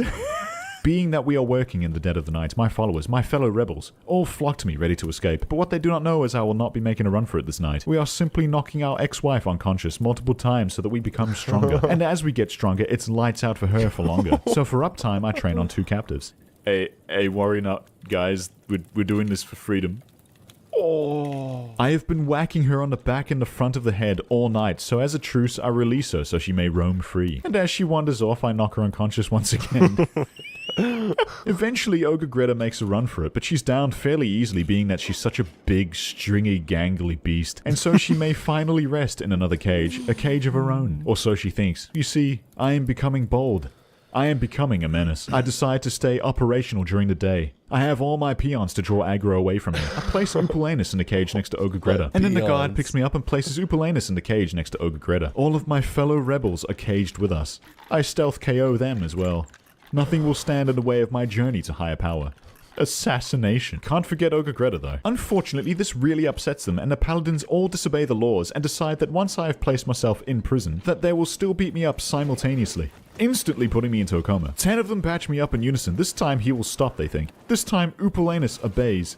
But they are mistaken. In the nights I knock out the pantsless ones. In the day I become more bold. I sneak around Rebirth. I know not where Ogre Greta may be, but I am certain for my transgressions she is being followed around and beaten on occasion. I spot my target. I go in for the kill. Oh god, I failed. But that's alright, because I run into the tower old mate was guarding anyway, and with time paused like the Marvel cinematic deity I am, we repeatedly attempt to steal these cooked vegetables and these Holy Nation rags. These were just what I was looking for. They'll give us a handy 10% boost to stealth. So with the rags in hand, Upulanus Borbanus sprints back to his pole and or cage, like the good pretend slave he is. But if we go into one of these with the stolen goods on our person, the paladins will put their hand in my ass and take the stolen goods back. Being that in the lore we have learned this by now, I throw the stolen goods on the ground while they chain me up. They are legally unable to pick up stolen items off the ground. Oh shit, they've put me next to Greta. Hey Greta. One for the road, baby. In my new robes, on the 11th night, I sprint through the dark like a turbo weeb. Oh yeah! Oh no!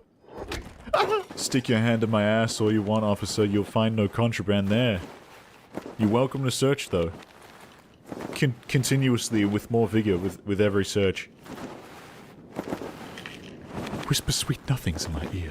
Back in the pits, we called this maneuver playing it fast and loose. He's sitting in the darkness and he can't see. Or you can choose to believe he sees me perfectly. He sees I wear my ass on my sleeve. And he is simply impressed.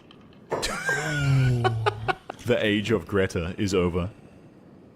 The time of the paladin has come. Oh. Well, it was a good run. We achieved much. We did... Wait. Was that paladin in slave rags?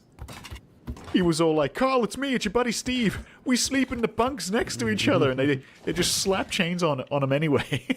By night I train. By day I return and knock out the other paladin. I am starting to grow a collection of unconscious paladins that I place in their own cages for my training and enjoyment. One time I abducted one of the boy band lads from the front gate. One time I alternated Naruto running with sneaking into this one guard tower. Knocked out a sleeping paladin and abducted him, occasionally stopping to train assassination on the imprisoned guards. I would remove their pants as I had done the cowardly slaves outside. A symbol of shame. I was a menace. I'd Naruto run around camp in broad daylight, sometimes be locked in a cage while the paladins would say, Okran is forgiving, and replace the lost pants on the gods I had tormented. Perhaps their god was benevolent after all. And while I grew stronger, my influence over Rebirth would be plain to see. And it is before dawn on the 12th day that I had come to realize I could have left a long time ago, but I did not. I wouldn't need to assassinate anyone around camp. Knock out countless holy paladins, slavers, none of that. For all the running around camp meant I had trained my athletics, and now I could run faster than them. And I hadn't realized this because I'd continued to terrorize Rebirth in ways most unholy, because I'd grown to enjoy it. The chains had become a symbol of control to be broken again and again. Watching Greta fall in and out of unconsciousness in a state of total panic became my own chains that I began to shackle around the camp. Some say he left that day and ran into the sunset, never to be seen again. Others say he returned for Ogre Greta. But one thing everyone agrees on is that paladin that put his hand in his ass looking for contraband that day. What he really found was a monster. He put his hand in my ass, and now I understand that my ass just Well, that was it. don't expand. My ass has been destroyed. He put his hand in my ass, and now I understand that my ass just don't expand. My ass has been destroyed. He put his hand in my ass. That was a good ass video.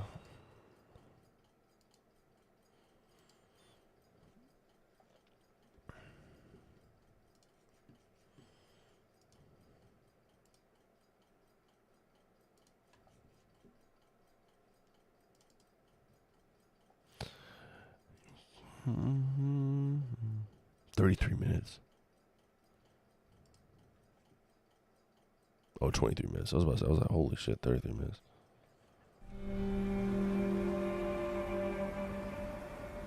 Hey guys, I love y'all.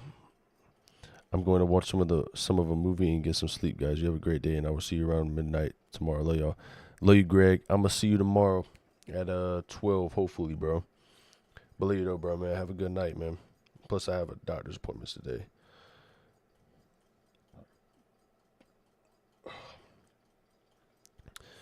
Yeah, I gotta get my ears cleaned out. I'm not gonna lie. I clean them, but I gotta go to the doctor to get those cleaned out because I can't hear sometimes. I definitely enjoyed that video, Eco. Yeah, that shit was funny as hell. I'll see you though, Greg, man. Love you, man. You get some good rest.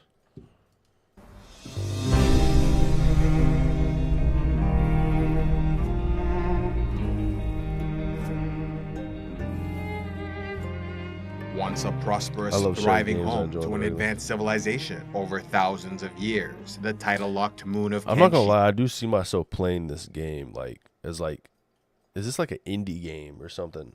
Like it's sort of like it's not like popular at all. Like, I mean, it might be popular, but I think it's more like I don't know. I don't know the word for it. But I love it though. Like, I like the whole idea of it. I think it reminds me of this one game called Ark. I forgot how that game. I think it was called Ark. I've never seen my friend play that game. Devolved into a bleak, post-apocalyptic wasteland where the remnants of second-rate empires battled for scraps while the rest of the continent fell to dangerous wildlife, rebel armies, bandits, slavers, cannibals, and more.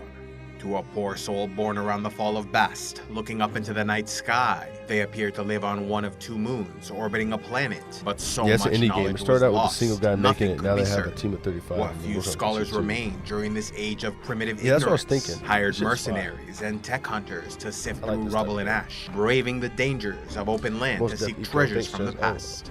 Not only technology, but also books, scrolls, or even bits of parchment, eager to piece together the history of the continent. From what they learned, the First Empire was the oldest known civilization of Kenshi, ruled by highly advanced ancients, with a territory that expanded across the entire landmass.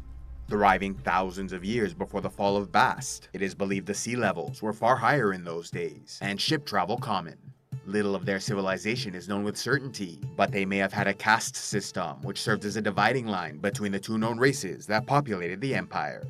Though fully sentient skeleton robots played a large part in their society and culture, with some believing they may have been the dominant masters, there is significant evidence to suggest humans were in fact the ruling power, and it was they who built the robots strong, resilient, and as long as they were properly maintained, could survive indefinitely unless physically destroyed. Other known technologies developed by the First Empire included automated factories, weaponized satellites, genetic engineering, and space elevators. As they were capable of spaceflight, it's possible the humans of the First Empire arrived on Kenshi from another world. And I think at some point, the I First hope Empire I'll went be to on war Friday. with an unknown enemy and built giant. I don't know what time I have to wake up in the morning on Saturday, but I most likely will be on stream on Friday as well. But I know for sure tomorrow I will be. If I will be on Friday, I have to see what time I have to wake up, but I might just be reacting to videos. I actually have to react to 15 videos on Friday, which is going to be really bad, but I have to.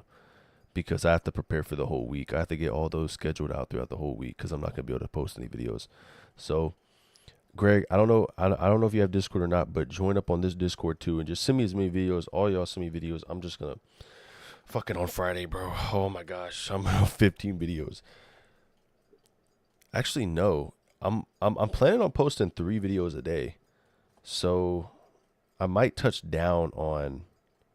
Like, now that I think about it, I might Saturday, Sunday, Monday, Tuesday, Wednesday, Thursday, Friday, Saturday. Okay, 24 videos. I'm gonna react to 24 videos tomorrow. Now that I think about it though, I hope to God none of the videos are like above 20 minutes because like I'm cooked. That's like a lot of that's horrible. I might have to spread out the live stream. All right, I'll probably have to build it up tomorrow. I do have Discord. Go to the link in this. I have the link set up to it, and join up on my Discord and send through. That's how I always get my videos through most of the time. And join up through it, and whatever you want me to watch, I'll react to it. I want to build up my Discord where I'm just like literally Like, I want it to be where it's like at the beginning of every stream, I just hop on Discord and just react to whatever's sent to me. I've been trying to work on it, but ever since I left for 2 months, I've been sort of just dwindled out of it.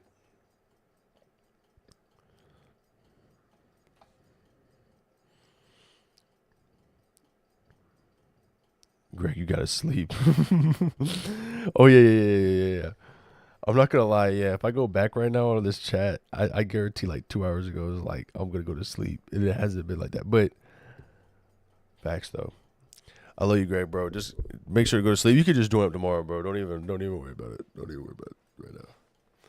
Get ready for the appointment. Oh, man, I need a chiropractor or something. Giant behemoth robots with enormous destructive capabilities. Aided by their creations, the Empire was victorious, leaving the behemoths without a purpose.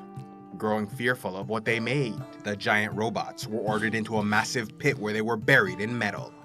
Ironically, it was because the behemoths were so loyal and obedient, they marched toward their own destruction without resistance. Even thousands of years later, one could visit the behemoth graveyard and see the price of obedience. As ever, there were many theories for how the First Empire eventually fell, with evidence scarce and open to interpretation. Among the many possible explanations, one of the more likely scenarios saw the Obedience Massacre as a pivotal point where skeletons turned on their creators for destroying their behemoth kin. Seeking justice or perhaps vengeance, the skeleton race may have started a civil war or some kind of rebel movement which sought the extinction of humanity. Perhaps they used a super weapon, instigated an environmental disaster, or employed biological weapons. But many died, with some few only spared, because an unlikely hero rose to save the human race. Though he had every reason to hate the creators, it may have in fact been Stobe, the last of the behemoth giants, who through unknown means survived the Obedience Massacre. Thousands of years later, many remembered Stobe as a monster who led the skeletons in their bloody campaign of extinction, but evidence actually suggests he fought against the skeletons and sacrificed his life to destroy the weapon or stop the event targeting the last of humanity. Just as Obedience survived for thousands of years, so too did the corpse of Stobe, still found in an area called Stobe's Garden. Not only did Stobe forego vengeance and prevent the completion of the first extinction, but he also served as a model and hero for the skeletons who started to regret their actions. Despite their victory, skeletons were sickened by all the death they witnessed and deeply shamed by the sacrifice of Stobe. Many were unable to live with the guilt, resulting in mass suicides, while others learned to endure the pain, forever plagued by bouts of depression. There are even some who believe the skeleton practice of regularly wiping their memories to avoid insanity may have originated from the madness induced by causing and witnessing the first extinction. Though skeletons became the dominant power of the continent, much First Empire technology was lost in the calamitous events of the war, leading to a chaos age, where surviving humans descended into primitive barbarism, while the robot population drastically decreased, both from mass suicide and their inability to make more of their kind. Unable to keep up production in the factories, located in an area that became floodland. Even after the long years of the Chaos Age, skeletons could not escape the guilt of their past actions, and so a group of heroes banded together to found the Second Empire, led by their greatest warrior, the Emperor Catlon, advised by his friend, the fearsome Tin Fist. Their goal was to seek redemption for skeleton kind, by creating a safe, prosperous society for the remnants of humanity, providing them an environment where they could thrive and advance as a people. Establishing their capital in the southeast, this Second Empire eventually expanded to become a mighty power with a caste system of their own, placing skeletons as the dominant masters. To protect the human population, Catlon and his government established a police force and army, which included the legendary Hydraulic Knights under General Zhang. Though sea levels fell over time, the Second Empire possessed seafaring technology and often sent hydraulic knights to combat piracy, but their fiercest challenge came from battles with northern cannibal tribes.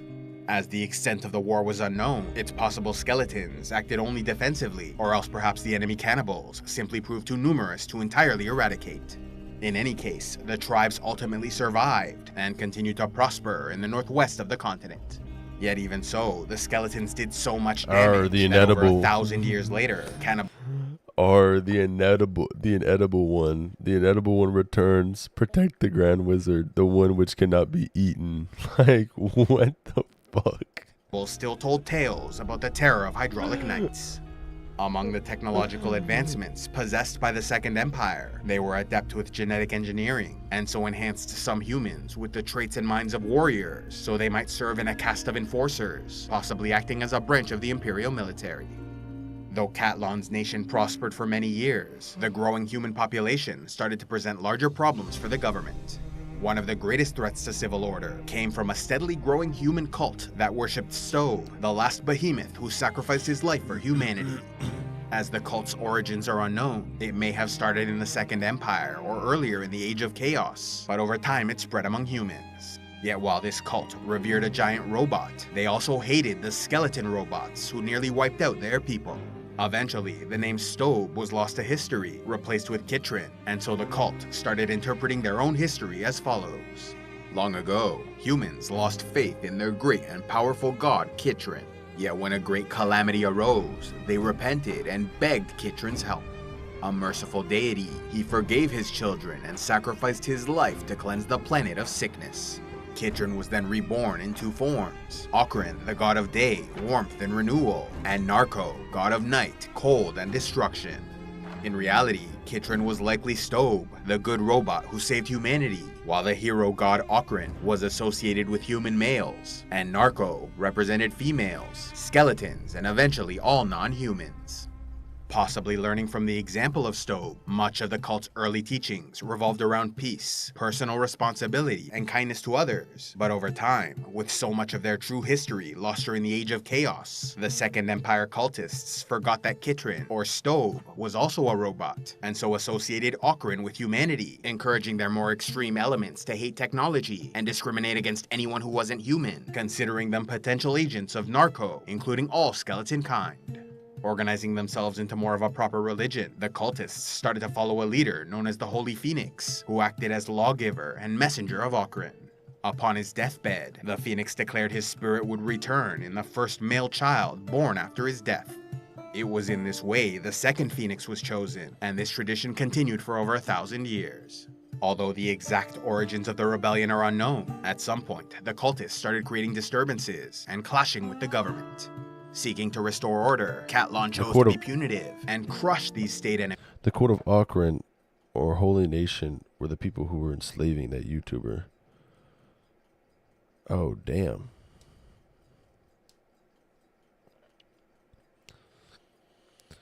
I think the scary part, too, is going up to the north part where the cannibal tribes are.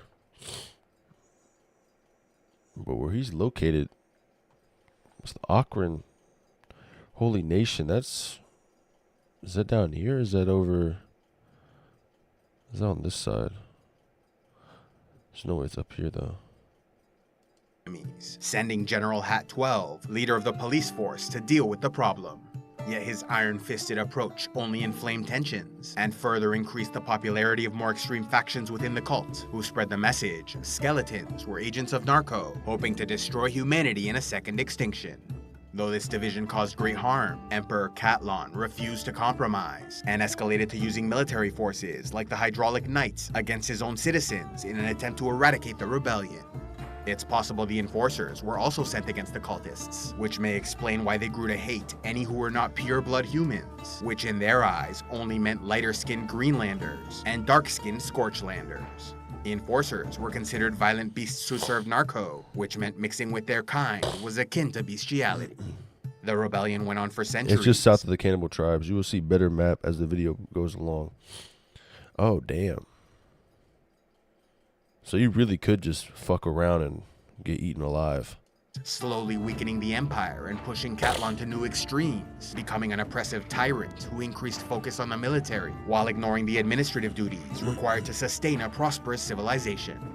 Nevertheless, the decline of the empire was slow, and roughly 937 years before the fall of Bast, the Second Empire still had a large territory, including the thriving market town Catch, where the famous Armor King set up shop, remaining at this location for the next 1,000 years.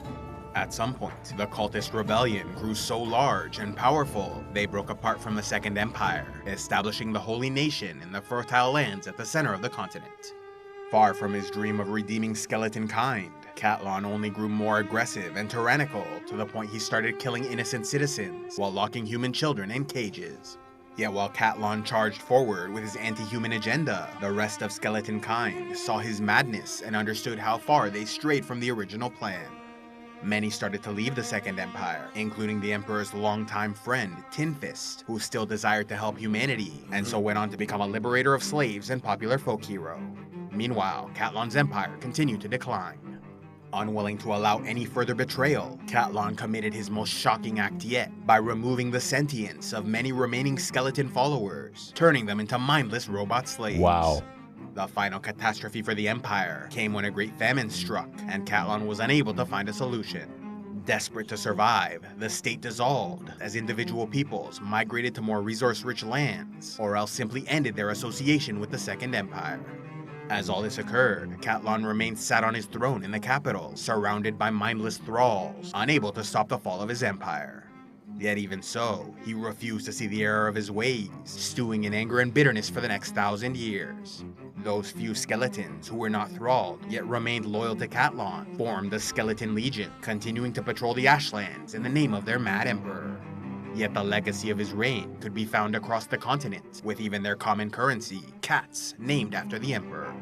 With the ruined remnant of the Second Empire bottled in the southeast, the continent once again entered into an age of conflict, as individuals and peoples joined existing or emerging factions which competed for resources. Scattering in every direction, some humans became nomads or formed gangs, while others founded independent realms and settlements, like Dead Cat in the north, Mongrel in the Foglands, and the tech hunter cities Black Scratch, Flats Lagoon, and World's End. For those who sought larger states, there was the Holy Nation, including the regions of Okran's Gulf, Okran's Pride, the Arm of Okran, Okran's Valley, and Rebirth, as well as the cities of Bad Teeth, Stack, and their capital Blister Hill.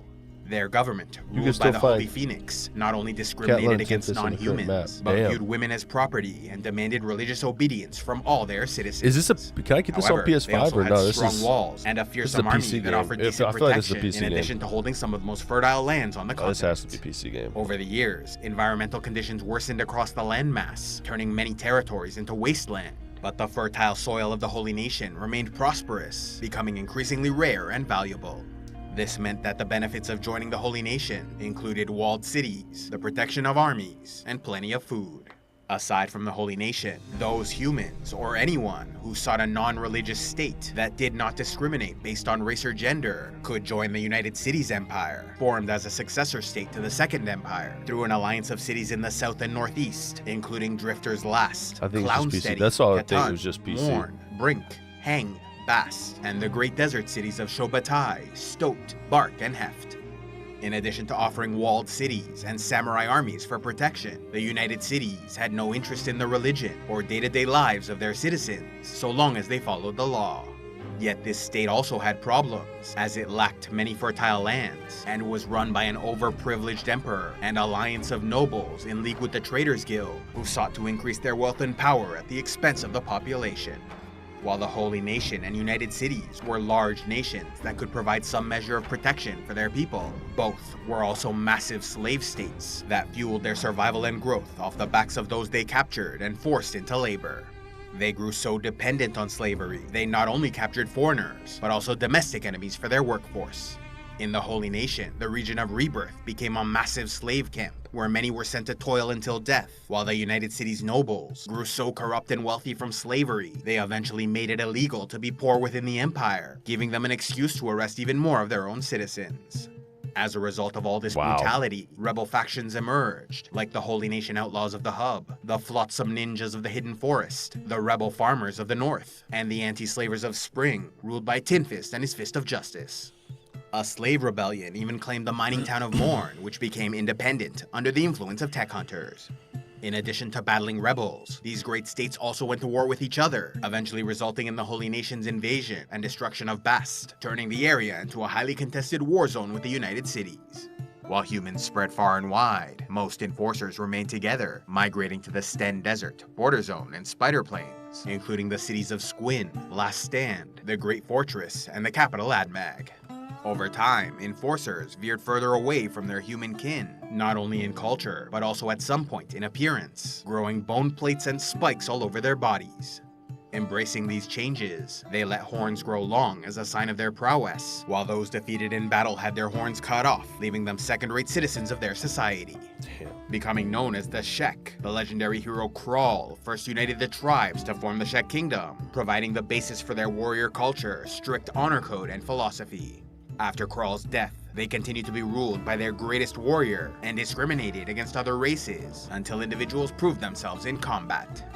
Hated enemies of the Holy Nation, the Shek were often at war with their human neighbors, but also fought among themselves, breaking into factions over disputes of leadership and other conflicts. After parting ways with Catlan's empire, some skeletons went mad, were reprogrammed, went to banditry and cults, or else settled in various areas across the continent, including their own settlements like Black Desert City in the Deadlands, where they were protected from outsiders by harsh environmental conditions, like constant acid rain, which hurt non-skeletons.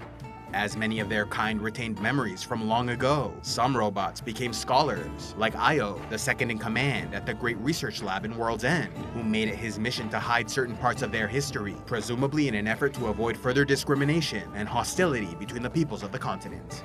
Although Kenshi was littered with smaller factions and bandits, a unique stalemate existed in the swamps, where swampers ran the outlaw city of Shark. Considered neutral territory, the 5 major gangs of the region all had a presence, though the Hounds held the greatest influence after establishing their headquarters in the city. The Black Shifters were the next most powerful as they ran the local casino, followed by the Grey Flayers, Twin Blades, and Stone Rats, which came and went as they pleased. Outside of these larger organizations, Swamp Ninjas and Red Sabers roamed the region as well. Other larger gangs included the Shrieking Bandits of the Northwest, the Dust Bandits, Trade Ninjas, and Black Dragon Ninjas of the Border Zone, the Shinobi Thieves, who occupy towers in many settlements, the Crab Raiders of the East Coast, and the Reavers, a faction of slavers who wish to overthrow the United Cities government. Long outlasting the Second Empire, the cannibal tribes continued to prosper in the north, while beyond their lands, courageous hunters fought massive Leviathan beasts by the coast. As the races of the fallen Second Empire spread throughout the continent, they encountered hivers, insect-like humanoids who functioned as an extension of the larger hive, run by a single all-powerful queen. Living in vain, Dreg, the Fog Islands, Royal Valley, and Grey Shelf, the origins of their people remained a complete mystery, even to scholars, with possibilities that included genetic engineering by rogue elements of the Second Empire, as most skeletons do not recognize them from those ancient days. Or else perhaps they were native to Kenshi, growing larger and more sentient over time. It might be that they migrated from another land, or even came from another world. Individual hivers were fiercely loyal to their hive, but if they remained out of contact for too long, could lose that connection and become hiveless, forever exiled from their home. These hiveless grew more independent, capable of living rich, active lives, yet even so, they often suffered from depression, as they felt purposeless without a hive. Similar to hivers, the Fishmen of Cheater's Run and Fishman Island were a relatively intelligent species which followed a king, and might also be native to Kenshi, genetically engineered, or anything else, with almost no available information about their origins. Many centuries after the fall of the Second Empire, the United Cities continued as a powerful state, yet suffered a catastrophe when famine struck the southern half of the empire. Although the Traders Guild sent food shipments, bandits and raiders blockaded the roads, meaning only a fraction of the help sent actually arrived. Eager to survive this hardship, the nobility of the South fought to hoard the goods brought in, leaving the rest of the population to starve. As a result, the Red Rebellion erupted, and the streets ran red with the blood of UC citizens. Damn. Although the nobility ultimately won the civil war, the Emperor Anzai was killed, leading to the selection of Emperor Tengu as their new leader, a cruel, spoiled, callous dullard who was chosen to act as a puppet for the aristocracy, ruling from the capital of Heft. In addition to battling the farmer rebels, anti-slavers, reavers, and cannibals who constantly waged war on the United Cities, they also faced the wrath of their own citizens pushed too far, like in the rebellion, or else the tale of Luquin, a boy sold into slavery where he was beaten, starved, and watched his family killed or worked to death. After his mother sacrificed her life so he could escape at the age of 15, he was found by a ninja clan and trained as a stealthy assassin. 7 years later, he returned to the Empire and went on a campaign of vengeance to kill a number of nobles until he was finally caught, arrested, and imprisoned in Tengu's vault. In addition to physical punishments, Luquin was forced to write a book in tribute to the Emperor.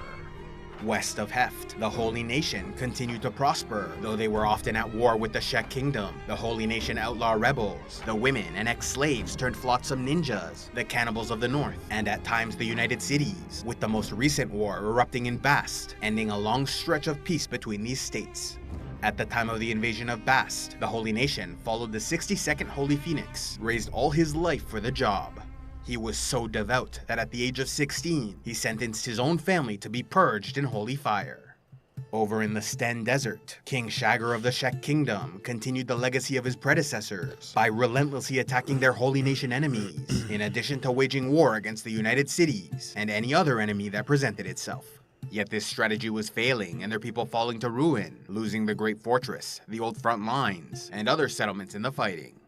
Nevertheless, he refused to change tactics, and in the end ordered a final suicidal death charge into enemy ranks so they might die as true warriors. But not all were willing to throw away their lives so easily, causing the warrior Bayan to publicly object.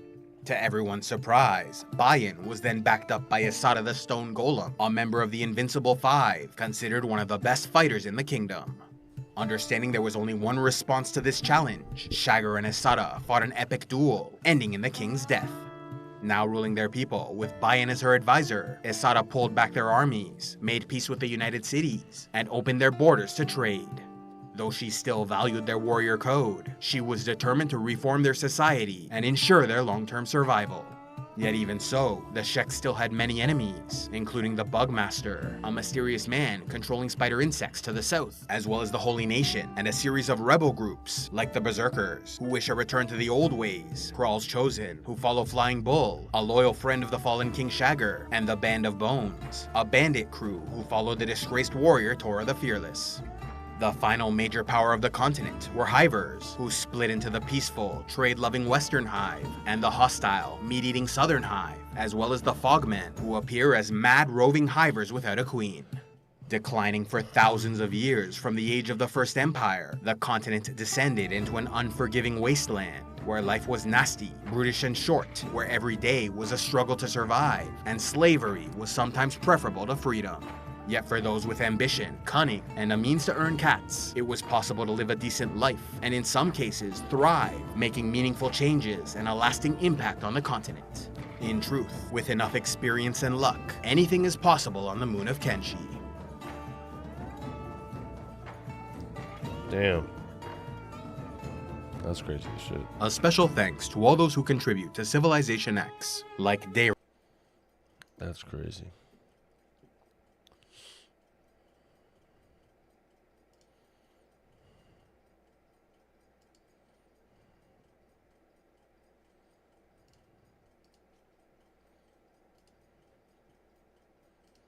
It's still on. Nope, it's not on.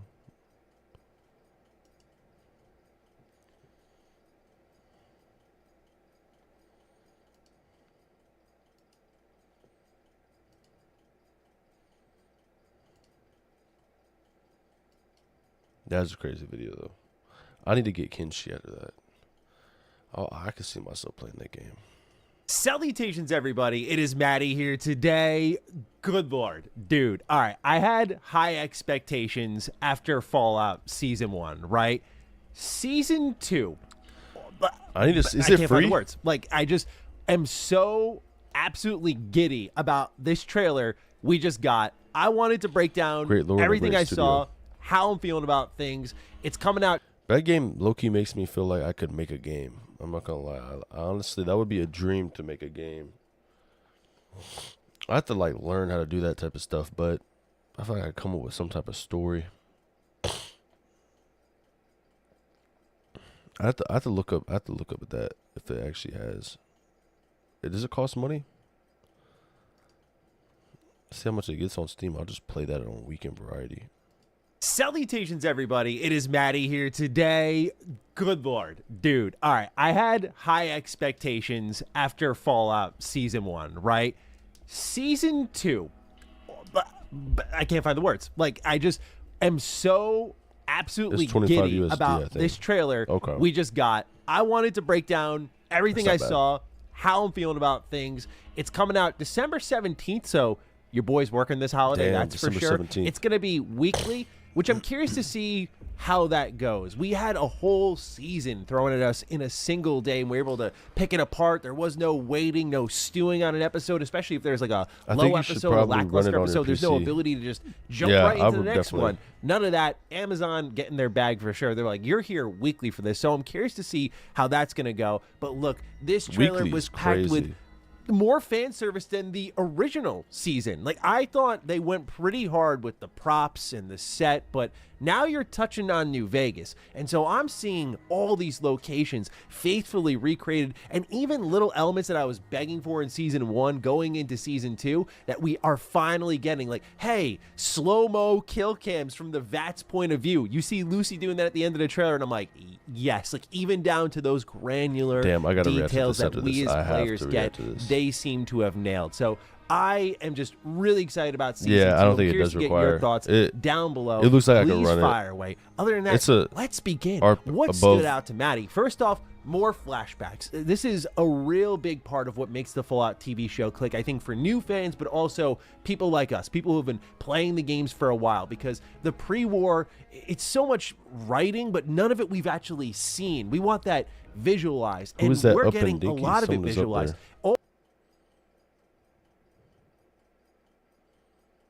Wait, where?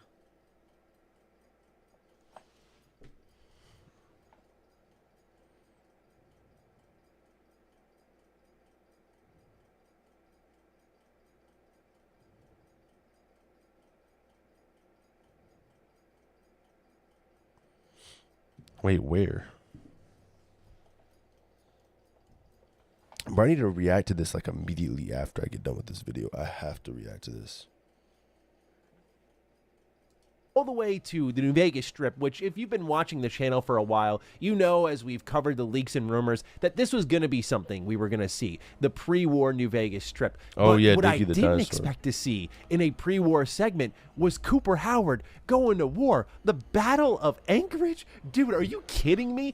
Like, look, I'm not going to sit here and pretend like Operation Anchorage is my favorite DLC or anything like that in the Fallout series, but just the idea that we're getting to explore these elements, like the resource war. We're getting into those crevices.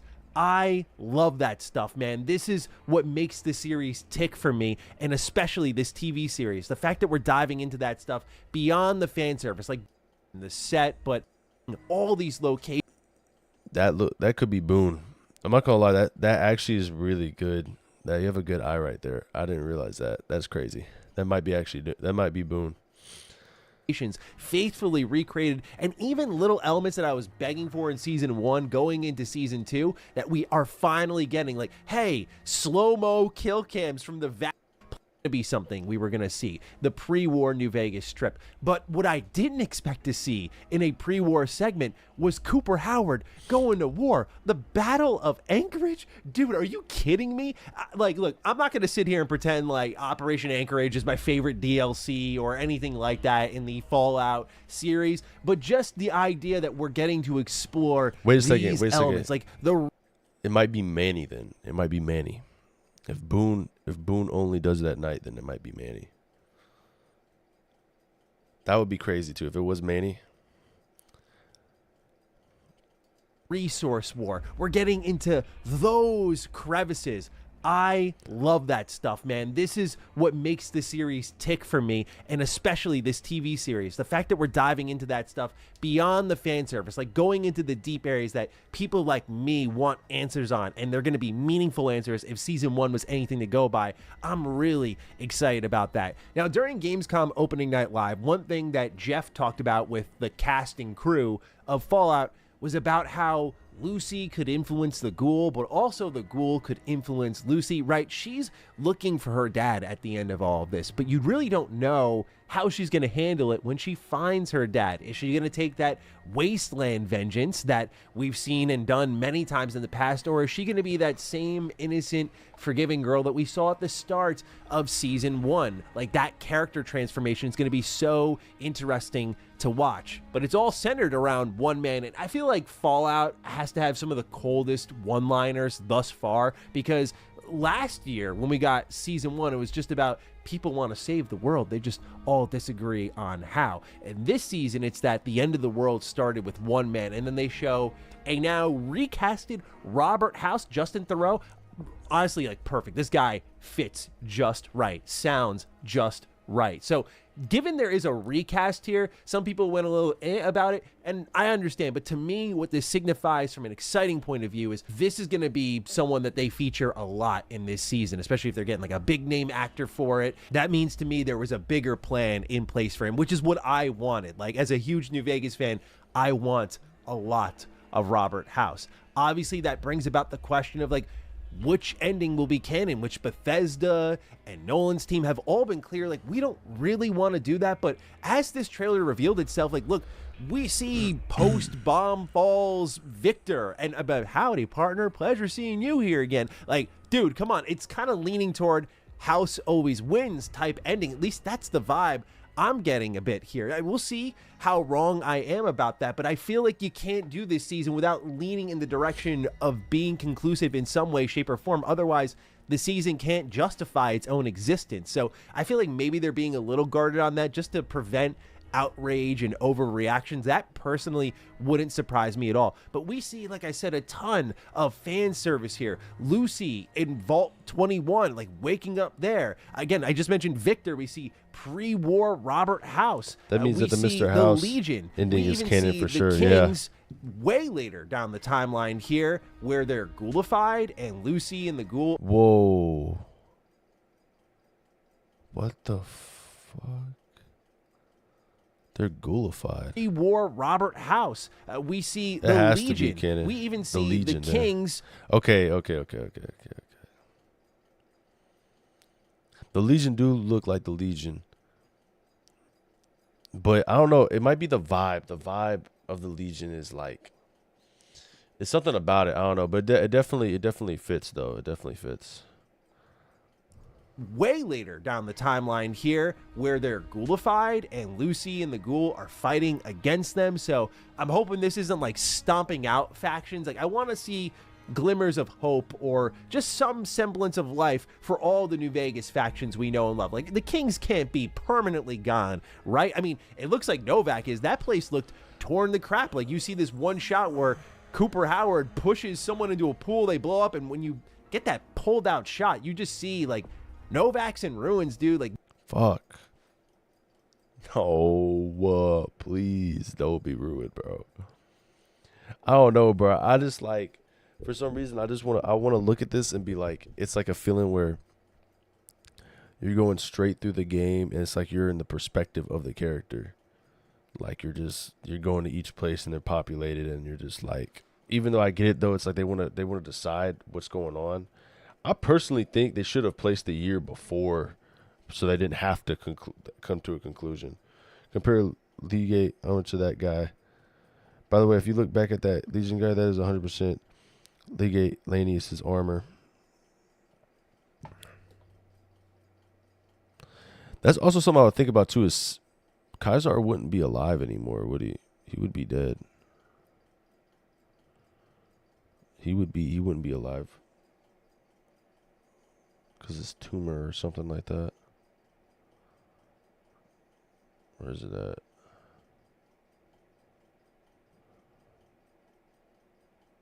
Oh yeah, it's like right here.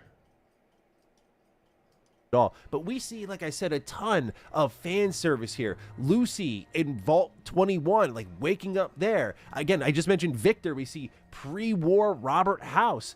We see the Legion.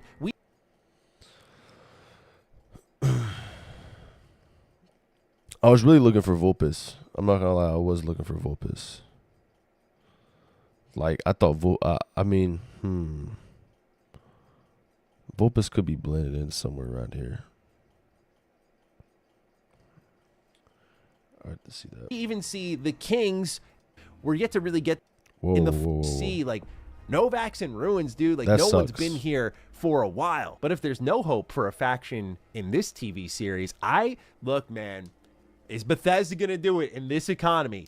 Is the Brotherhood of Steel going into a civil war? Stay tuned to find out, because right now we see multiple airships, which is a pretty significant thing. We've seen murmurs of this in the Fallout lore. Is this the Midwest chapter? Is this the Eastern chapter coming over? Like, who's fighting who on the shoulder here? pads? Go but back his nonetheless, armor. they might be Go look fighting his armor amongst from the game. themselves. Legate Lanius.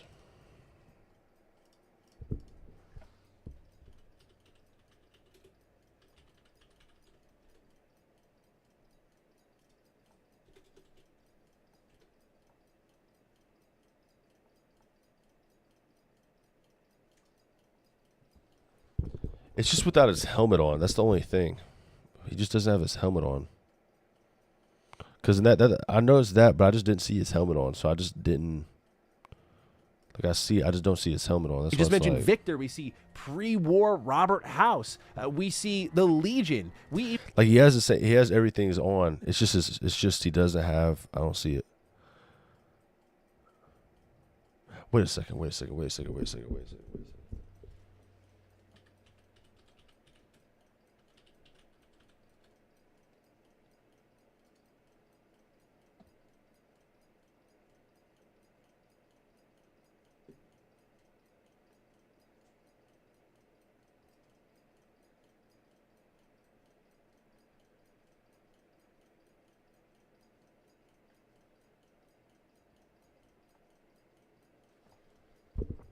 I feel like for a second there, I was like, the thing on the top of his head. I'm like, okay, what if he took the place of Kaiser? But I don't know. I know Kaiser. I feel like Kaiser is dead. I feel like I can come to the conclusion that he's dead because there's no way he's alive with the tumor. But that's also the thing too. Is like the Legion being alive is not. That should be already canon. It doesn't matter if the whole area that they had on the west. On the southeast of the map was taken out. They still were past the bridge. I think they were what's next to Nevada? They were in Colorado or something like that. Like I know they were deep. They were on the west coast for sure. So they're still there. Like regardless of if they lost or not, they're still there. Even see the Kings way later down the timeline here. Find out, because right now we see multiple airships, which is a pretty significant thing. We've seen murmurs of this in the Fallout lore. Is this the Midwest chapter? Is this the Eastern chapter coming over? Like, who's fighting who here? But nonetheless, they might be fighting amongst themselves, it looks like. And so we're seeing a airship go down. Is this the Pridwin? Is this the Caswin? Like, we got interview answers on which airship this is, but in the terms of like within the TV show, we're yet to really get that official answer by name, verbalized. Like, it is. He had cancer. Undoubtedly, anyone healed him. Yeah, that's what I'm saying. I don't think he survived, and that's why I think honestly, if it was Legate Lanius, he's probably the leader of them now. That's why the thing I thought he had on his head. I swear I saw Kaiser with that on the top of his head, and it's like. It just symbolifies like, but he also doesn't have his mask on either, so it's like I don't know. Is this thing, but this would be, I think, insane because a lot of people. But he is bald though. That he is bald, which also is sort of weird. Like it's like an in between where it's like he does have a shaved head like Kaiser, so it is like, I don't know. Went after Bethesda and Nolan's team for season 1, like, oh my god, they're doing it. They're destroying New Vegas finally. They're changing the lore and the. Yo, is that Pacer Golified? That is Pacer's outfit. Pacer's the only one in the game that had that specific outfit.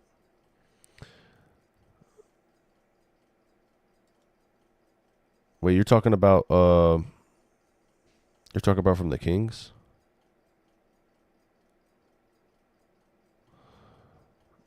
Who was Golified?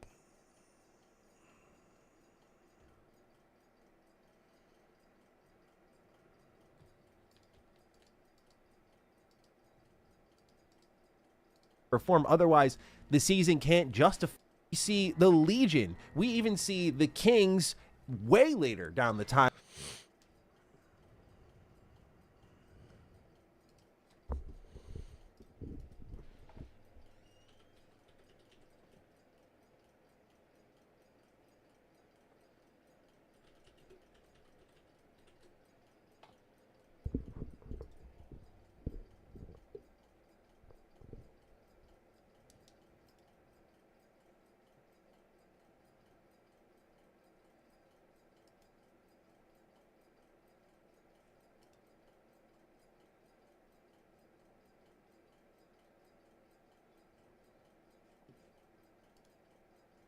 Oh shit.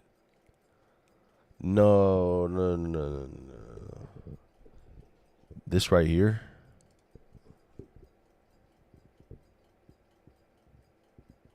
Yeah, it's the same fucking. Damn. But that would actually be a nightmare to see someone that would suck. Like if I saw Boone Golified, I would be pissed off. Like I would deadass be pissed. I'm not even gonna lie, it would sell the season for me. Like automatically, if I see Boone Golified, I'm pissed. I'm off rip. Like yeah, this is bullshit. They're doing it. They're destroying New Vegas finally. They're changing the lore, and the NCR is no more, even though the NCR is like rebuilding throughout the entire storyline of Season 1. And I agree with the sense that Bethesda does have a favorite child, and that is the Brotherhood of Steel. You could tell by the marketing material for everything That Fallout shit's crazy. since Bethesda got their hands on it. You could also tell by the treatment of that faction. Like, yeah, they love the Brotherhood of Steel. So to make them fight and start pulling each other apart, like a grand reset potentially coming, this is going to be very interesting for what it means for the faction in the entirety of the series to me. This is also interesting to find out what this means for Maximus, right? He gets very cold by the end of Season 1. Like, he is trying to make a difference in this world too, and he's on a really different path from everyone else. Like, he's in a position as a leader now. Like, he's not a follower, he's a leader. And so with the Brotherhood going to war, what does this mean for the Wasteland at large? And usually the Brotherhood of Steel is very technologically motivated. So what is it they could be fighting over as well? And what does that MacGuffin, if you will, mean to other people in the Wasteland beyond the Brotherhood of Steel? Like, who's going after maybe what they're fighting about as this faction is literally tearing themselves apart? Like, to me, this was the one that I felt I could pull at. Yeah, it will be pretty interesting to see them evolve. I think the small factions I want to see also like the Boomers. I want to see Good Springs. I want to see the Fiends. I think generally speaking, they wouldn't even have to, bro. I know this like, oh, they have to come up to a conclusion. They have to do that. But it's like, generally speaking, they don't have to do that, though. They could have placed it in years prior. Like fuck. They didn't have to do it. But I mean, I understand it, though. It's like a whole new story, part of it and stuff. But it's just not canon. Like, if it just, I don't know. This doesn't make sense because if we could have picked anything, I picked the house anyway. But I picked myself out of the house. But the most and really think about deeply. I mean, because there's a lot of fan service here. Of course, as I've said a million times, you see all these different locations. They all look beautiful. I mean, the leaked set photos, just like with Season 1 of Fallout, did the job. Like, I already knew this was going to be sick. But since there's been speculation that by the end of Season 2, we could be heading like to the East Coast. Again, you're seeing a lot of Brotherhood Steel presence here. Is it a different chapter? Does that serve as the conduit to Season 3 on the East Coast? I don't know. But I feel like once you hit New Vegas and you kind of did original Fallout in Season 1, like, what's the next Fallout you lean into? I feel like we got to set up some East Coast vibes. So that's what I'm pulling at here. Of course, there were other teases. We got to see iconic Fallout creatures like the Rad Scorpion, but famously so, the first season didn't have it, but we saw the skull in the credit scene. We knew it had to be here in Season 2, and that was the Death Claw. The Death Claw is here, and I really hope they nail this. Bro, they're done. Bro, there's no way they're making it out, bro. New Vegas Death Claws, bro.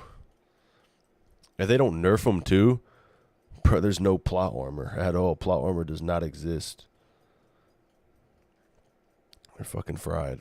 Because they gotta just do it one time really well and replicate the player experience in this very cheeky way that also fits the plot like they did so many times with Season 1. Like, I always think of that encounter with the Yao Guai where it was both like funny and kind of relatable. I want to see them do something along those lines here with Season 2 and the Death Claw, and I have no doubt that they'll deliver on that. I went through the trailer a couple of times. I haven't done like my frame by frame breakdown. I just want to give like the raw reaction here, but I didn't see Cazadors. I didn't see anyone talking about Cazadors. Maybe that's like a later reveal. You know, the Cazadors are going to be that moment we all go, like, that's another one that if they do, they got to nail, because to me, I know the Deathclaw are the terrifying creature, but nothing scares the living shit out of me in a New Vegas playthrough more than the Cazadors. They ruined me day one, and even as someone who's played these games multiple times, when I run into them, if I just forget or I run into them at the wrong time, they ruin my day with that damage over time, and especially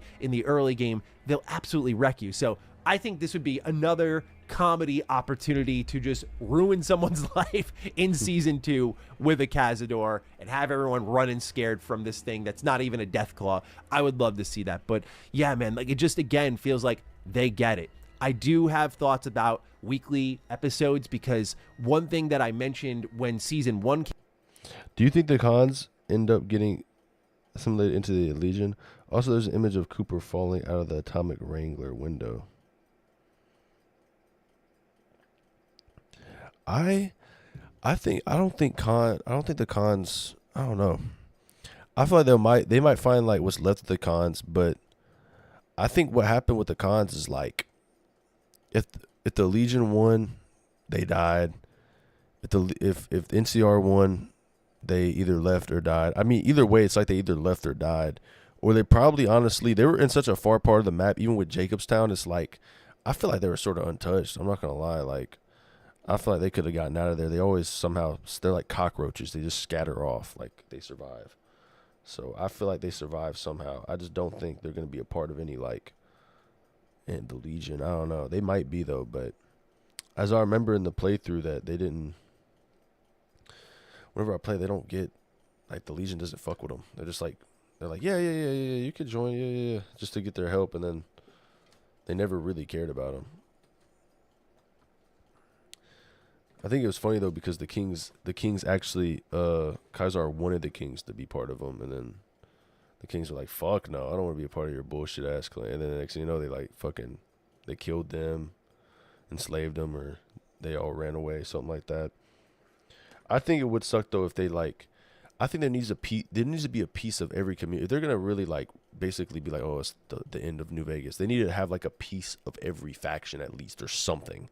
Like they need to have like someone there who's like, oh yeah, oh my God, Boone's there, or oh my God, like Pacer though would be that actually would suck if that's him, but I'm pretty sure that's him.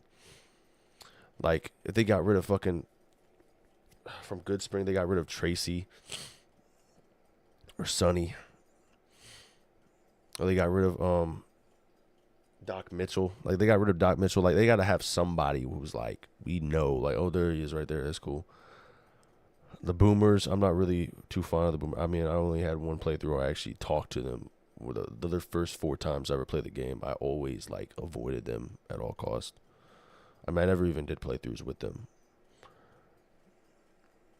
I don't know. I just think that they better not kill off majority of these people. Came out and we reviewed it on Retro Rewind. We talked about it extensively here on this channel afterwards, was that you kind of didn't have that opportunity to pick apart every episode, marinate on it. Are you disappointed? Are you happy with it? You got the full story immediately. So going to weekly, I'm curious if there is like a moment where we have a question mark, like what happened in 2282, or like who got nuked at this point in time, right? Like remember with season 1, like there was that whole controversy around potential retconning. So I just view like there will no doubt be a situation in season 2 where Bethesda and Nolan's team as a collective make a choice that implies potentially scary things for the lore that we might not get a definitive answer on until the end of the season. And because of that, concern will fester week after week. And while I'm excited, I feel like I've seen this a million times where that snowballs real quickly. I mean, we saw it snowball with a full season being out. So I feel, again, pretty confident with what we're going to get with season 2 just by fan service alone. And it looks like the story's building in a very natural way while accomplishing that, which is what the first season did. I think the other impressive feat is just being able to look at this and go, wow, it looks really good. And with how quickly we're getting our hands on a season 2, like this is how it used to be. And it's wonderful that the wait isn't an eternity. And yeah, we'll be doing weekly reviews of these episodes starting December 17th. I cannot wait. No doubt December will be a full-fledged Fallout month for your boy, and we're going to have an absolute blast doing that. So ladies and gentlemen, those are my thoughts on the season 2 trailer. I'm keen to get your thoughts, so fire away. Other than that, take excellent care of yourselves, and I will see you in the next one. Stay sexy, stay active. I love you all. Peace. He never used to fade out. Now he's fading out. That was a smart play, though.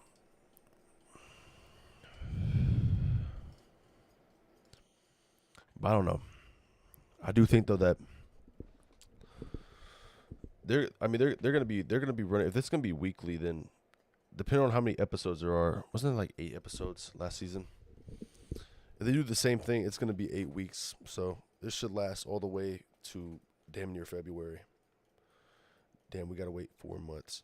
The good news is, I think them doing it weekly is smart, and it also anticipates if they really. I feel like, bro, they gotta release it once. They gotta release it once a year. They should be releasing it once a year. Like, they release it once a year. Or like, honestly, the way they released it right now was sort of perfect, because they were able to drop, like, we already had season 1 in April or March of 2024, and in a year and a half they've come up with there's season 2. I mean, a year and a half they've done it, and it's just like, I think it's perfect, to be honest. Like, the way they set it up, I'm tired of waiting 2 years for a show, and I think that's a good selling mark where it's like, bro, you want your show to, like, of course though, some shows they just pop off because of that, the hype. I'm looking forward to The Boys too. The Boys is the next thing I'm gonna look forward to, which is funny to me because The Boys didn't drop like 2024. Like, I think, no, it was like, yeah, it was 2024. Now I think about it, yeah, okay, that was 2 years. Okay, I thought it was the end of 2023. That would be horrible. I'm gonna post these last videos, but I gotta get back to being consistent on live, bro. Every day I'm gonna be on it, but it sucks because I have to take a week break. I'm gonna still be on live during the day randomly, just to be on live, to be honest, because I need to be on live. Bro, it says Macaulay Culkin is going to be League 8. Bro, what? Whoa, it says that in the cast? I'm gonna have to react to the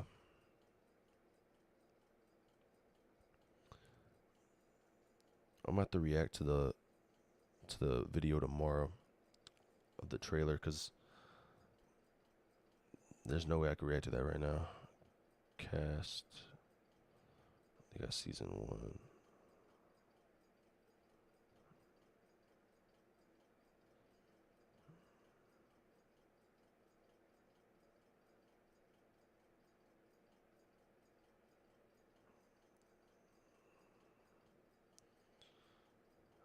Yeah, let me look up season 2 cast.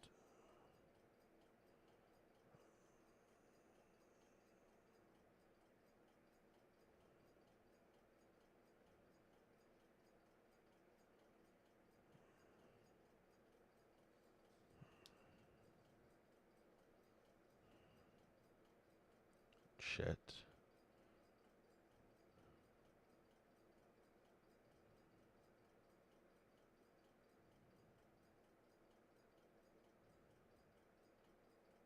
Oh my God, you're right. Macaulay Culkin is an undisclosed role. Kumo. I could. Okay, possible returning characters. Mr. House. Yeah, Mr. House is. Imagine his Home Alone looking ass.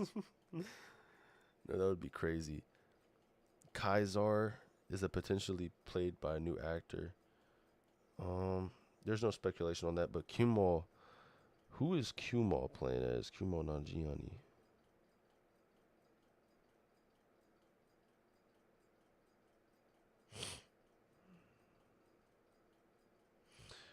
Kumo, low key. If he's a new character, I could see Kumo playing Manny. I'm not gonna lie, I could see him playing Manny.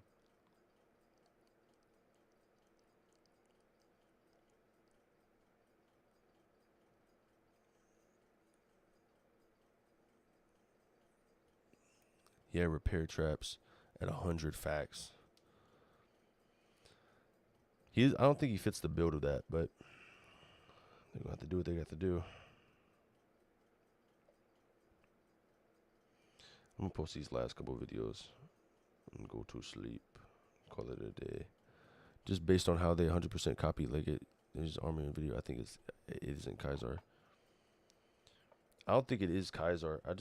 I think that it's that he's in control now. I don't think Kaisar's alive anymore. So it has to be. The only thing is always he has a shaved head, and he's like in front of them, like he's leading them. And he has a shit on his head where he is like it's like weird. I don't know. It's like some transition. I don't think he is Kaiser though, but even the same gear shape, shoulder spike, yeah. I think what sucked though is the fact if Pacer is Gullified, but I'm not gonna lie, they're probably, if they do that, bro, if they have the balls to do shit like that, I'm not gonna lie, bro, like they're probably gonna do it to a lot of other characters, which sucks. Like if they have the balls to do that shit, this is my hot take. But they have the balls to do that, yeah, they definitely. That's probably what's gonna happen. 8/21. It's been 2 days. Change. I think League of Legends is going to reunite with Joshua Graham, and they are going to be running the Legion together. That would be a crazy take, but that would be pretty cool, though. I'm not gonna lie. I don't mind this Fallout season being like a recap, but at the same time, I don't want it to be a recap. I want it to sort of like it's not even like fully recap. It's the way they use it, like the way they're taking it right now. Is like what they need to do is they need to bring back some of these characters. I feel like they're gonna cut them out and they're gonna make them Gullified, or they're gonna do like they're gonna just mention them or something. And I swear the one character, if they have Boone in there, I'll be happy regardless. Every playthrough I always do Boone is my sidekick, and they have him out of there, I'm cooked. I do think though that I don't think that's a crazy hot take. I do think Joshua Graham probably will be like Joshua Graham, like he has to sort of like his his lore is too fucking important for him not to be a part of it. And honestly speaking, he's a DLC, so I don't think that they're gonna. I wonder if they're gonna talk about the courier. That would also be crazy. Yeah, some fucking courier came over here. Because honestly, bro, that's like he like changed the whole entire like spectrum of the whole game, bro. His decision mattered so much. They're like, damn, I thought I had plot armor. It's like, nah, bro, you do not have enough plot. You do not have the same amount of plot armor as the motherfucker who's on this shit. Also, since they are going to the Atomic Wrangler, Fisto needs to be there.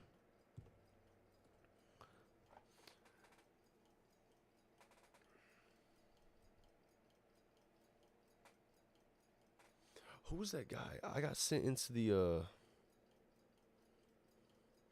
what was it? Was it the White Glove Society?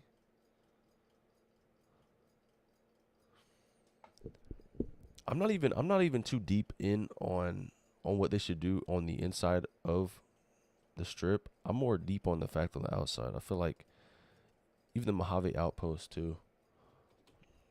Like they sort of gotta pay homage to those people, bro. They can't just run through them. Downloads.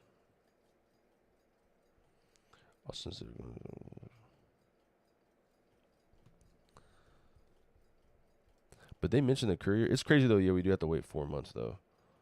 I'm not gonna lie though. I'll probably make videos as well talking about it every episode because I can't watch it. I would literally react to it live. Like if I had the ability to do that, I would do that because I'd love to watch it on stream, like enjoy that shit. But I guarantee that I'd probably get.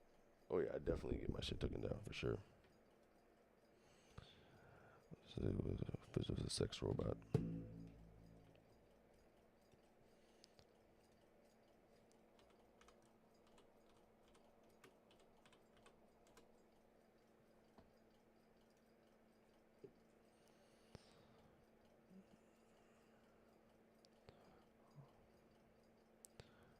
I don't remember Fisto.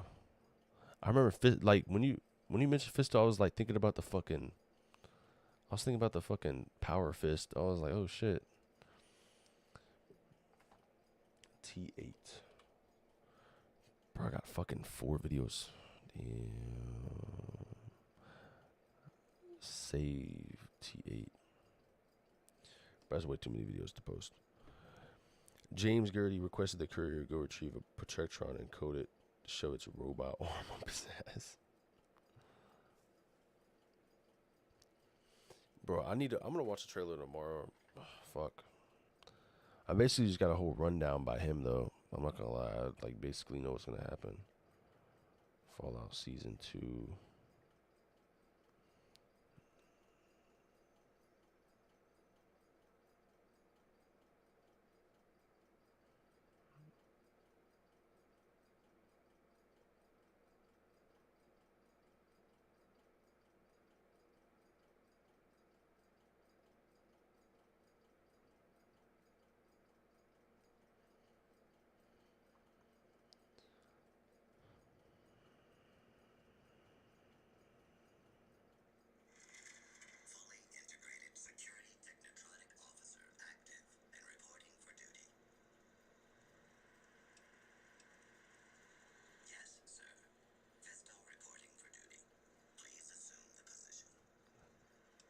What the fuck?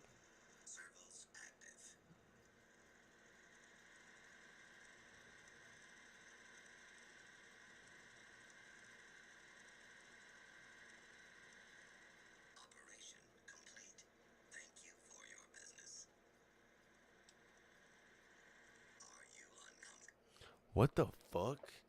Bro, I never even... I don't... Oh my god. Fucking dehydration added? Dude, that's sick. That's funny as shit. Like, once you're done, it's like, you're now minorly sick with dehydration. You're like, oh, my legs hurt. Fuck. Like, what did he do to you? Fucking, what can that robot even do other than a hand job? And maybe fuck you. Think about it. There's no way you're fucking the robot.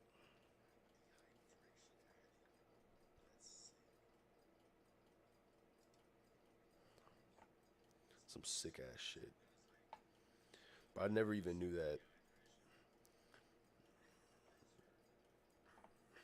That's the cool part too, though, is I'm actually probably, by the time I get done with Fallout 4 Game of the Year, because I'm gonna be playing this for another 6 months. No, but I'll probably be playing this for like, I have no idea how long, but it's gonna be definitely a long ass time.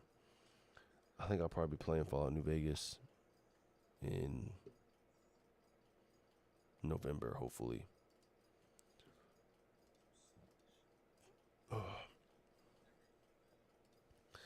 Alright, time to post 4 videos. Yay!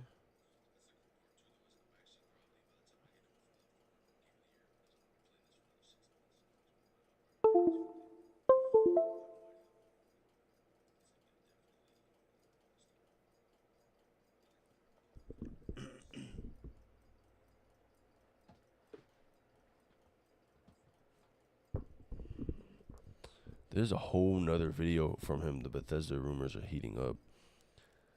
I could deadass react to his videos like every day. He's like literally a personal news channel. He gives me all the information I need to know. What about Adam RTBG? Also check your poll.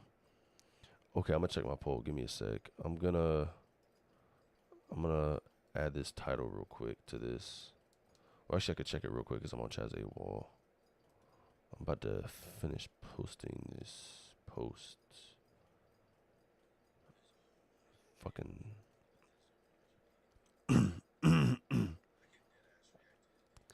fucking Adam RPG Outer Worlds. Damn. Okay. I'll have to see how that works. By the time I get back from the beach, I'll have to see where that's at. I'll hype up the fuck out of the poll too. But I'll have to see where that's at once I come back. I'm definitely playing Cyberpunk though, so I don't even know why I added that even in the poll. I should have added more games because I'm definitely gonna be adding that regardless. That's a dead one right there, just immediately.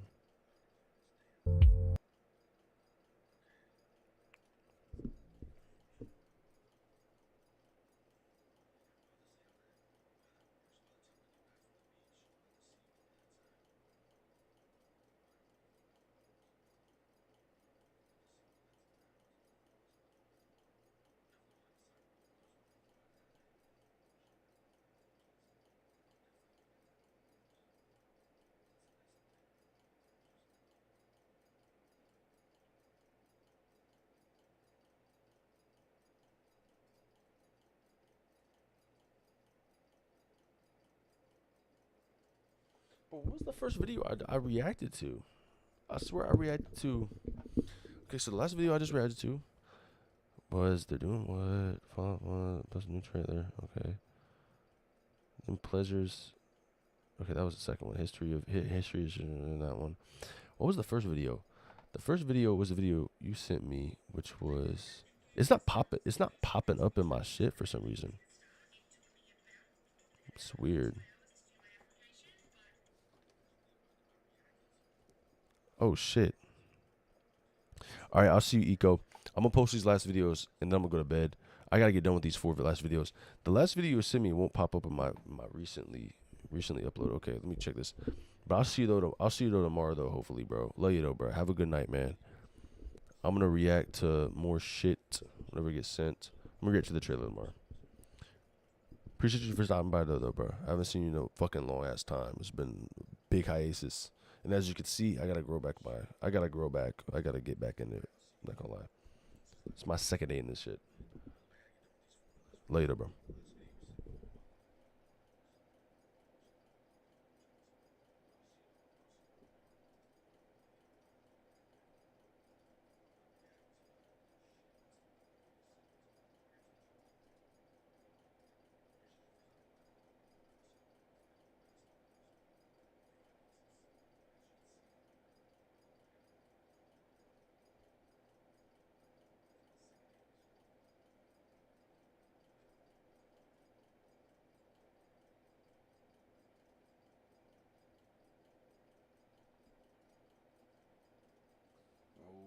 Why is this shit not saved?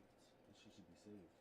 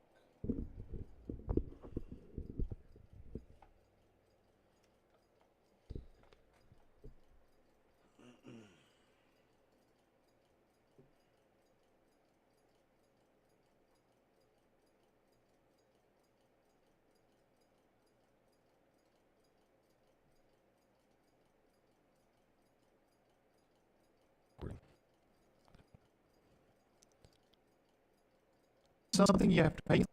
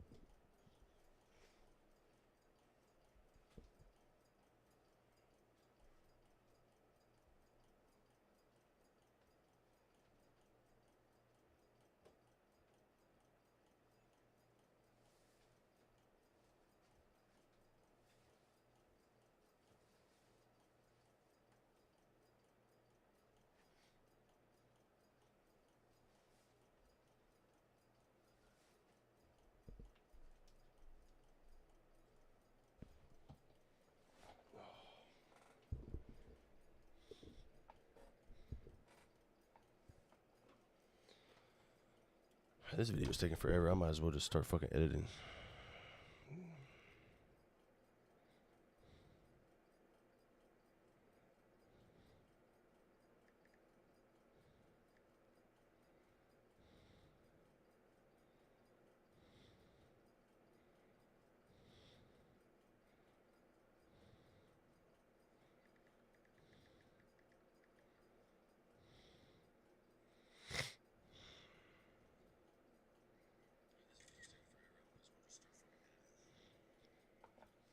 Oh yeah, that's right.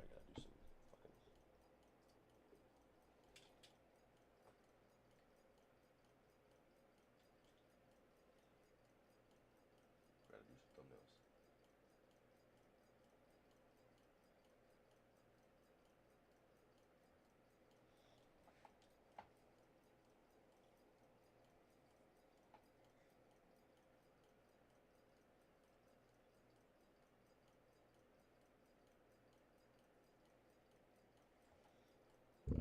Alright,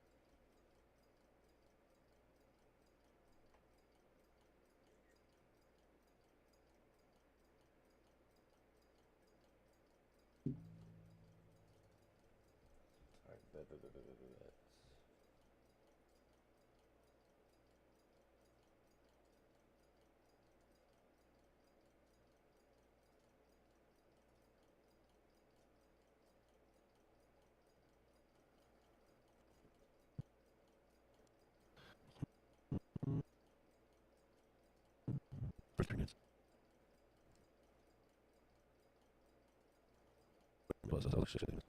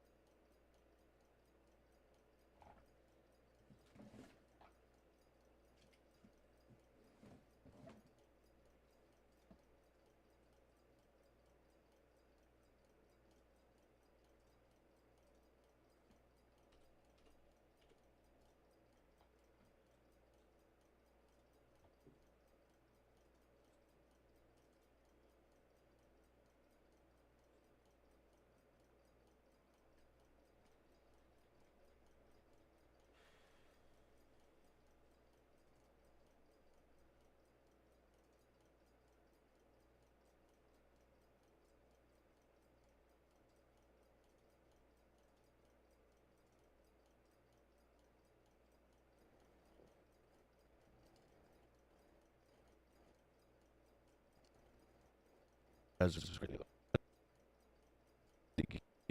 Oh, I so